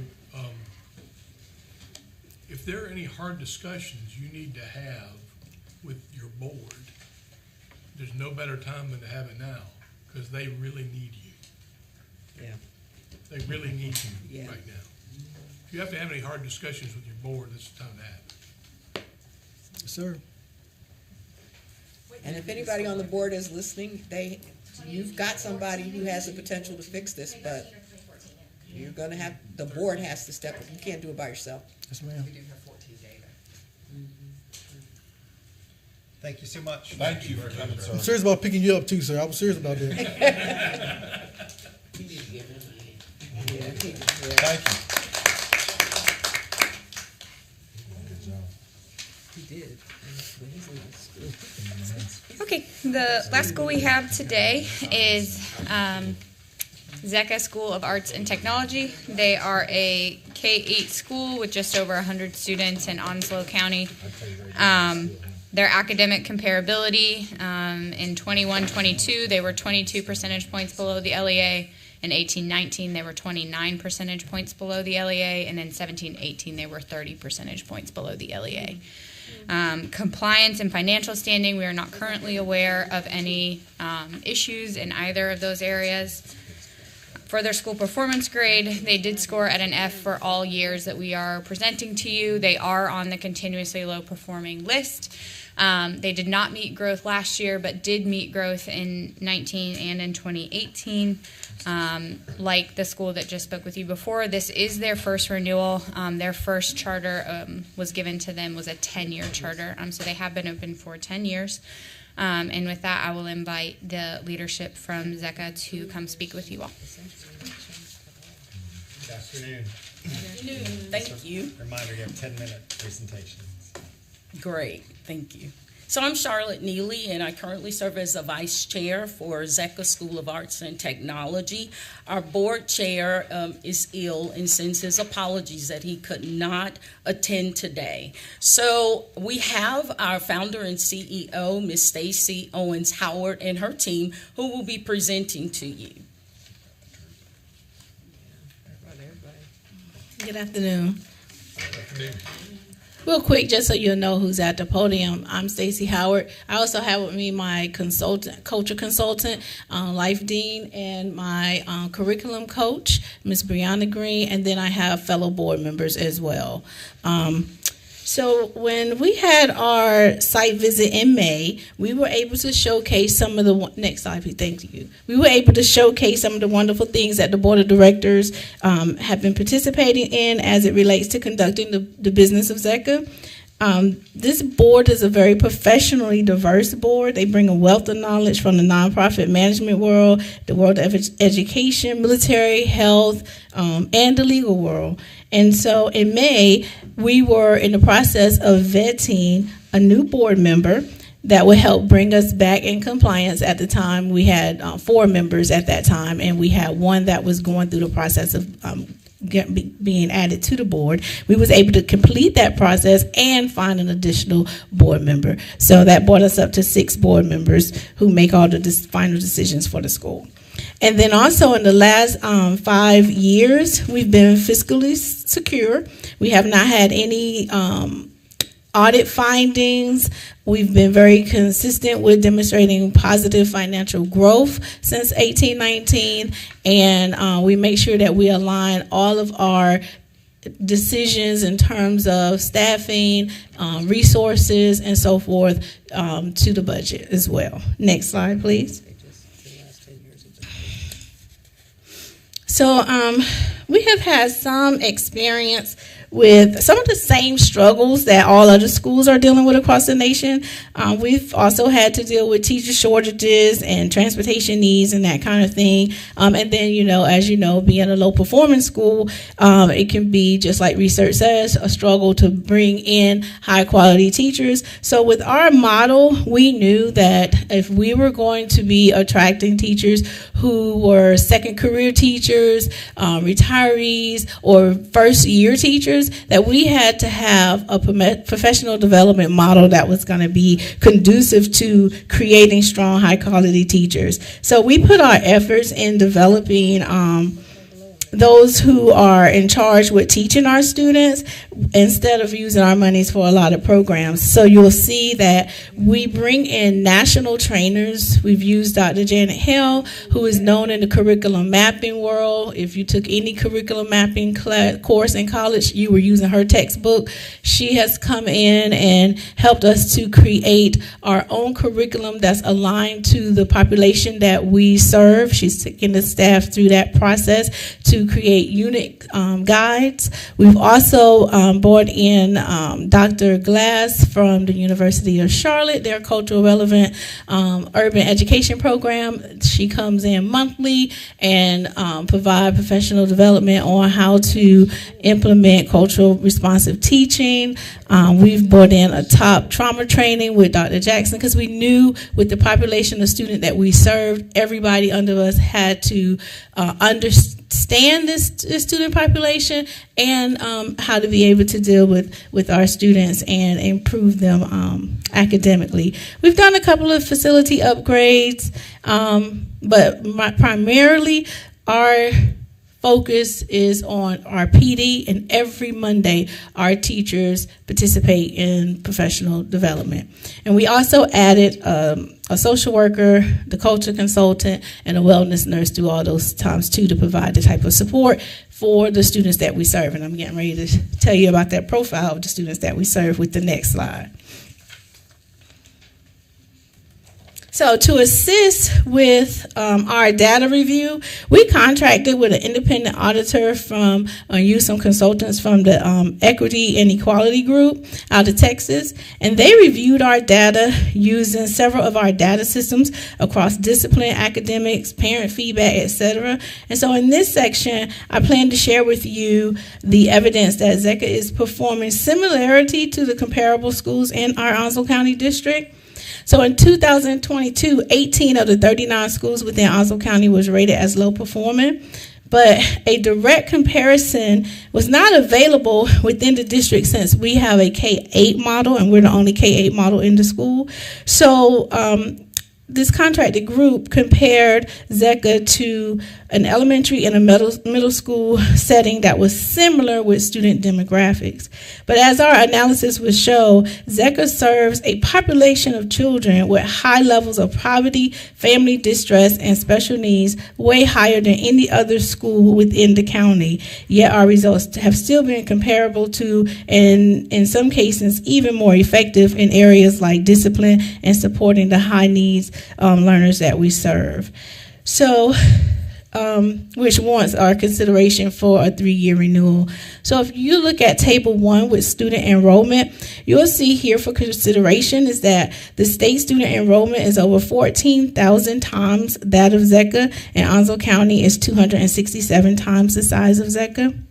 Which, if that takes you to table 2 with the economically disadvantaged, you will see that we serve a population that is largely impoverished, with 64.9% of our students being eligible for free and reduced lunch, and out of that, close to 80% are SNAP eligible, which puts them even further beneath the federal poverty line.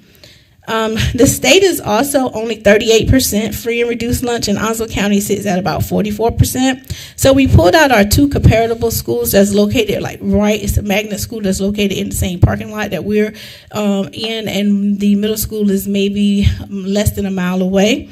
And they serve similar students as we do. So Northwoods Park sits at about 43%, and Clyde Irvin is at 54%. So we all know that children in poverty can indeed learn well, but we also know the research shows that when we have higher standardized test scores, it's directly correlated also with higher parental incomes. And that's been like that for decades now. In our next table, for us, Onslow County, if you know anything about Onslow County, it's a military town, so it's very transient, and we get a lot of our students are referred to us. We didn't open with this thought, but we actually started calling ourselves the alternative to the alternative, because you would have the therapists in the areas, if you have children that was suffering with ADHD and so forth and they wasn't doing well in school, the therapists in the area would recommend them to come to us. Even the schools now recommend students that they feel like they can't reach because of their social and emotional needs, they recommend them to come to us. And so you have kids that's coming in and out, and what we wanted to know is, we went and found the core percentage of kids that actually have stayed with us for 5 years, okay?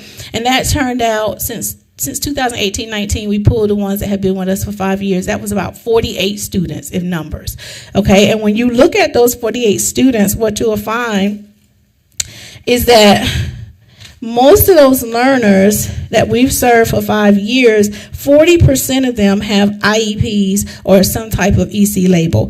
14% are either considered autistic, 10% have learning disability, 4% other health impaired, 4% behavioral, and 4% IDM mild.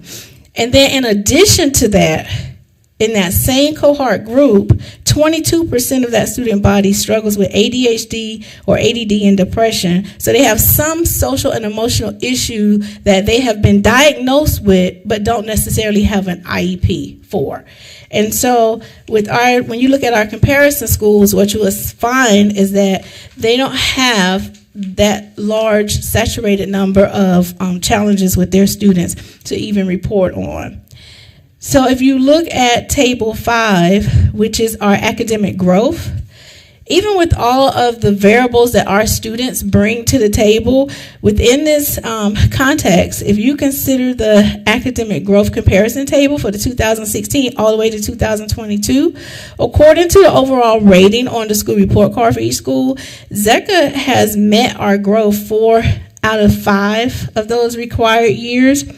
And when you compare us to the others, you'll see that we outperform in growth with one school, and then we was comparable at the 4 out of 5 with the others. But despite that, we do realize that there are some gaps between these 3 scores when you start comparing the percentages of students achieving proficiency. And so when you use percents as a statistic, it has a weakness when comparing 2 schools that are of 2 very different sizes. So the fact that ZECA serves 101 students while Northwoods Park serves 669 students, these different sizes cause 2 very different impacts on students' performances when you use percentages. So for ZECA, each student impact test score is being accounted for by 1% for that potential increase or decrease in our school weighting. But at Northwoods, having more students mean that 1% change in their math rating, you have to take into account that it would require 6.7 learners before they would have a 1% change either way on that pendulum. So this creates an advantage by spreading out the influence of the math on the math outcomes or any standardized test by allowing some students to do well while others are not doing so well, but they balance each other's out. So if you look at the analysis of our math gap from last year to use as an example, you will see that ZECA had 19% of its students score proficient versus Northwoods Park had 33% of their students score proficient in math. But in that created a 14% gap between the 2. So in order to close that gap, it would have took for ZECA to have 14 more students in the tested grades to close that gap. But at the same time, if ZECA had outscored Northwoods Park by 14%, it would have taken 93 students at Northwoods Park to close a 14% gap. So statistically, when we are using percentages with small students and numbers, it makes it really challenging to find an actual comparator because it takes more students to have that same smaller impact versus the one student is a pass or fail for us. That same ideology can actually be used to explain the 22% proficiency gap that you see that we currently have with the district. So when you go to the next slide, so for us, I guess the big story there is, for us, we really focus on growth. So if you go to our, come back one slide there, you'll see when you look at our EVOS data, this shows that the growth patterns between 2 8th grade cohorts that came out from ZECA. So if you look at the 2021 group of 8th graders, when they started in the 4th grade, you'll see those students had some positive growth in reading for 4th and 6th grade. You'll also see their positive growth in 5th and 8th grade, and they met their reading growth goals as 4th and 5th, 8th graders, and so as in math. And you'll see that how they started in 4th grade, by the time they got to the 8th grade, they was exceeding their growth in math. And you see similar things that happened in the 2022 8th graders that we just graduated. They came in not meeting their growth with us, and over time, you see the positive growth in reading 4th and 7th grade, and they met their growth in 5th and 8th grade. 2 things happened when they were in 8th grade with this reading. One, we lost 7 of our strongest 8th graders because the housing area where our school is located received some damage, and they closed down over 300 of the apartments in that area, which, they totally shut them down, and they're rebuilding them for people to move in. So that's one of the things that caused our enrollment to drop. Okay. Out of time, all right. Wow, thank you. Okay, questions for CSAB members, from CSAB members? Yeah, I have, you mentioned an awful lot of outside professional development that's coming in. That's got to be expensive, correct? God is good, because all of these people, if they were to charge me what they normally charge other people, and they all tell me this, That's fine. so no, they make their prices compatible. They're charging you for these. They're charging me, but they're not charging me their worth. How many with us today are on the board? All of my board members are here except for 2. How often do you meet as a board? Monthly. Okay, your minutes, what's posted on the website only shows meetings from the last 2 months, and where you have classified as read here to read the minutes of those meetings, those aren't minutes. Those are actually just the board agenda. So there's no way for us to tell what activity the board has been engaged with at these meetings. And again, it's only showing 2 or 3 months worth. And it looks like someone actually just uploaded. The only minutes that are missing for this school year are the last 2 or 3, and they're not missing because they did not meet.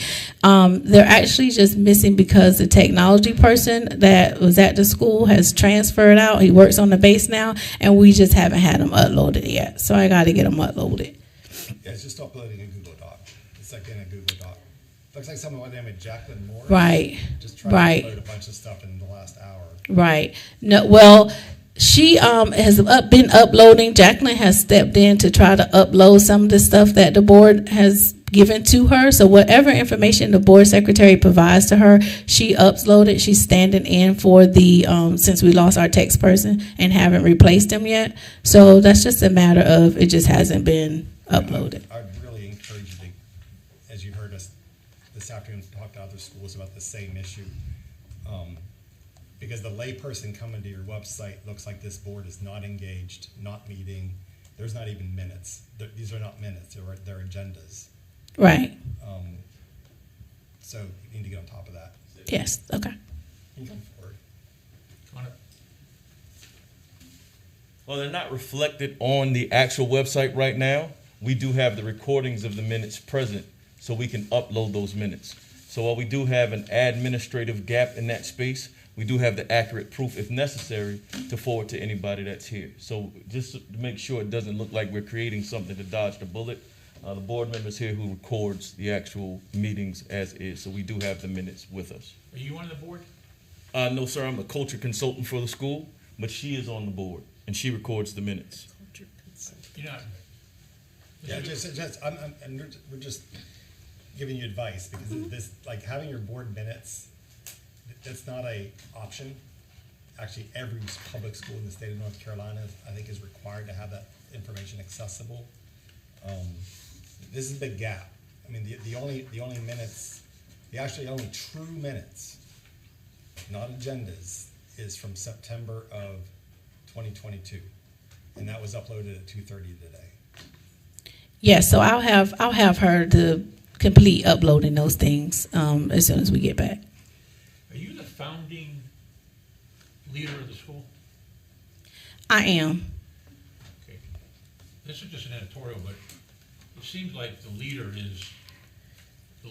the board and everything. And everything. Is there somebody on the board that can come up and, does the vice chair want to come up? Yes.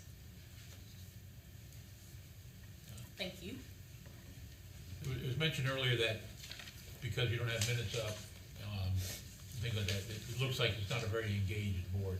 Can you do anything to dispel that doubt we have right now? Sure. So we do meet regularly. We have a quorum.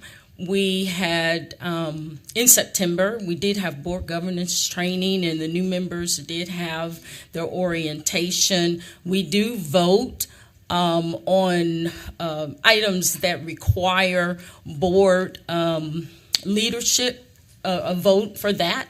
But nonetheless, the board is active. We do visit the school, participate in fundraising, and also the attorney who the board chair, who is ill, is not here, meets regularly between meetings with the CEO and founder. Who's your board attorney?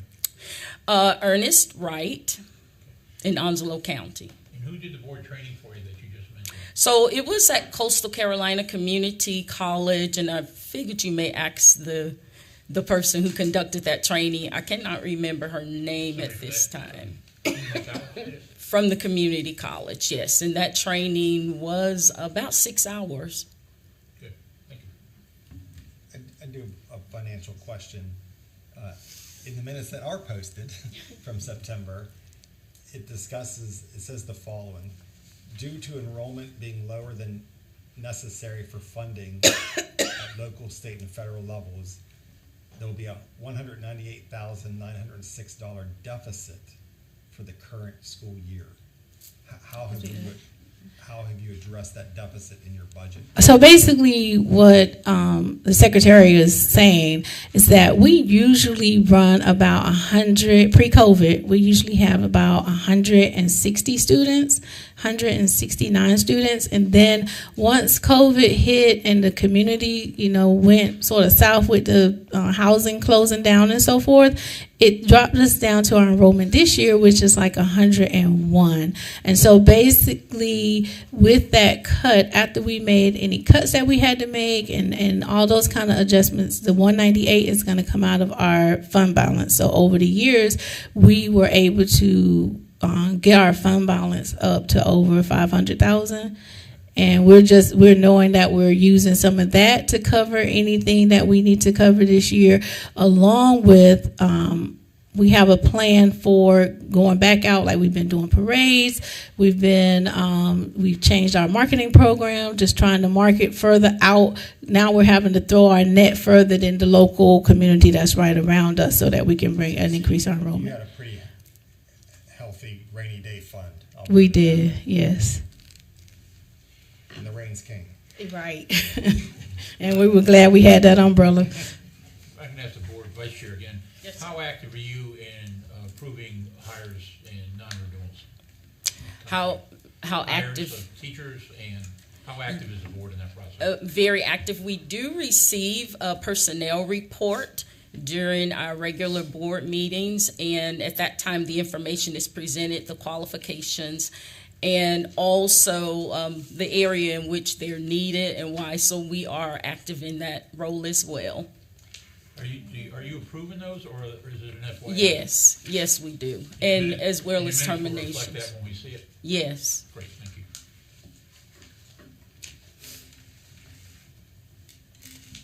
Any other questions from CSEB members? I just need to confirm, I think you are the founder and CEO as well as the head of school. And I want to be out the head of the school role as well, but yes, ma'am. And that's been since what year? Since opening. And that was what year? 2013. Okay, thank you.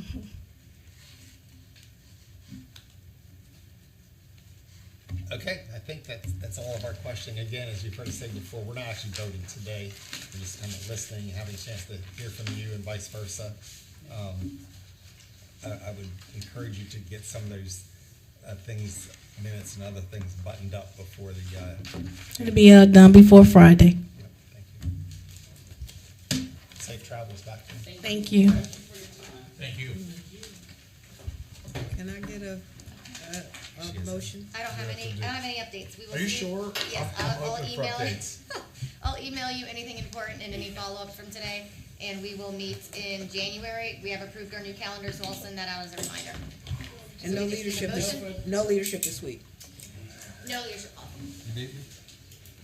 Before we adjourn, I'd like, before you do that, I would like to, obviously wish everybody a very Merry Christmas. Yes. But I just want to, I just want to thank Ashley and her team for preparing an unbelievable, this data right here, Jenna, was excellent, thank you. And I want to welcome the two new members.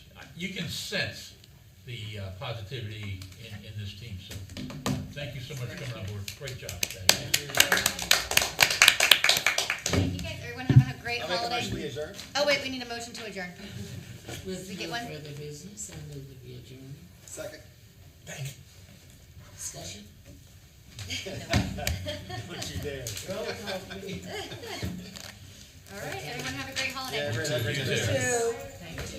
Be safe. Dave, can you text me? Oh, you don't let me drive. It's No, that's good. No, Dave. She was white knuckles all the way coming over.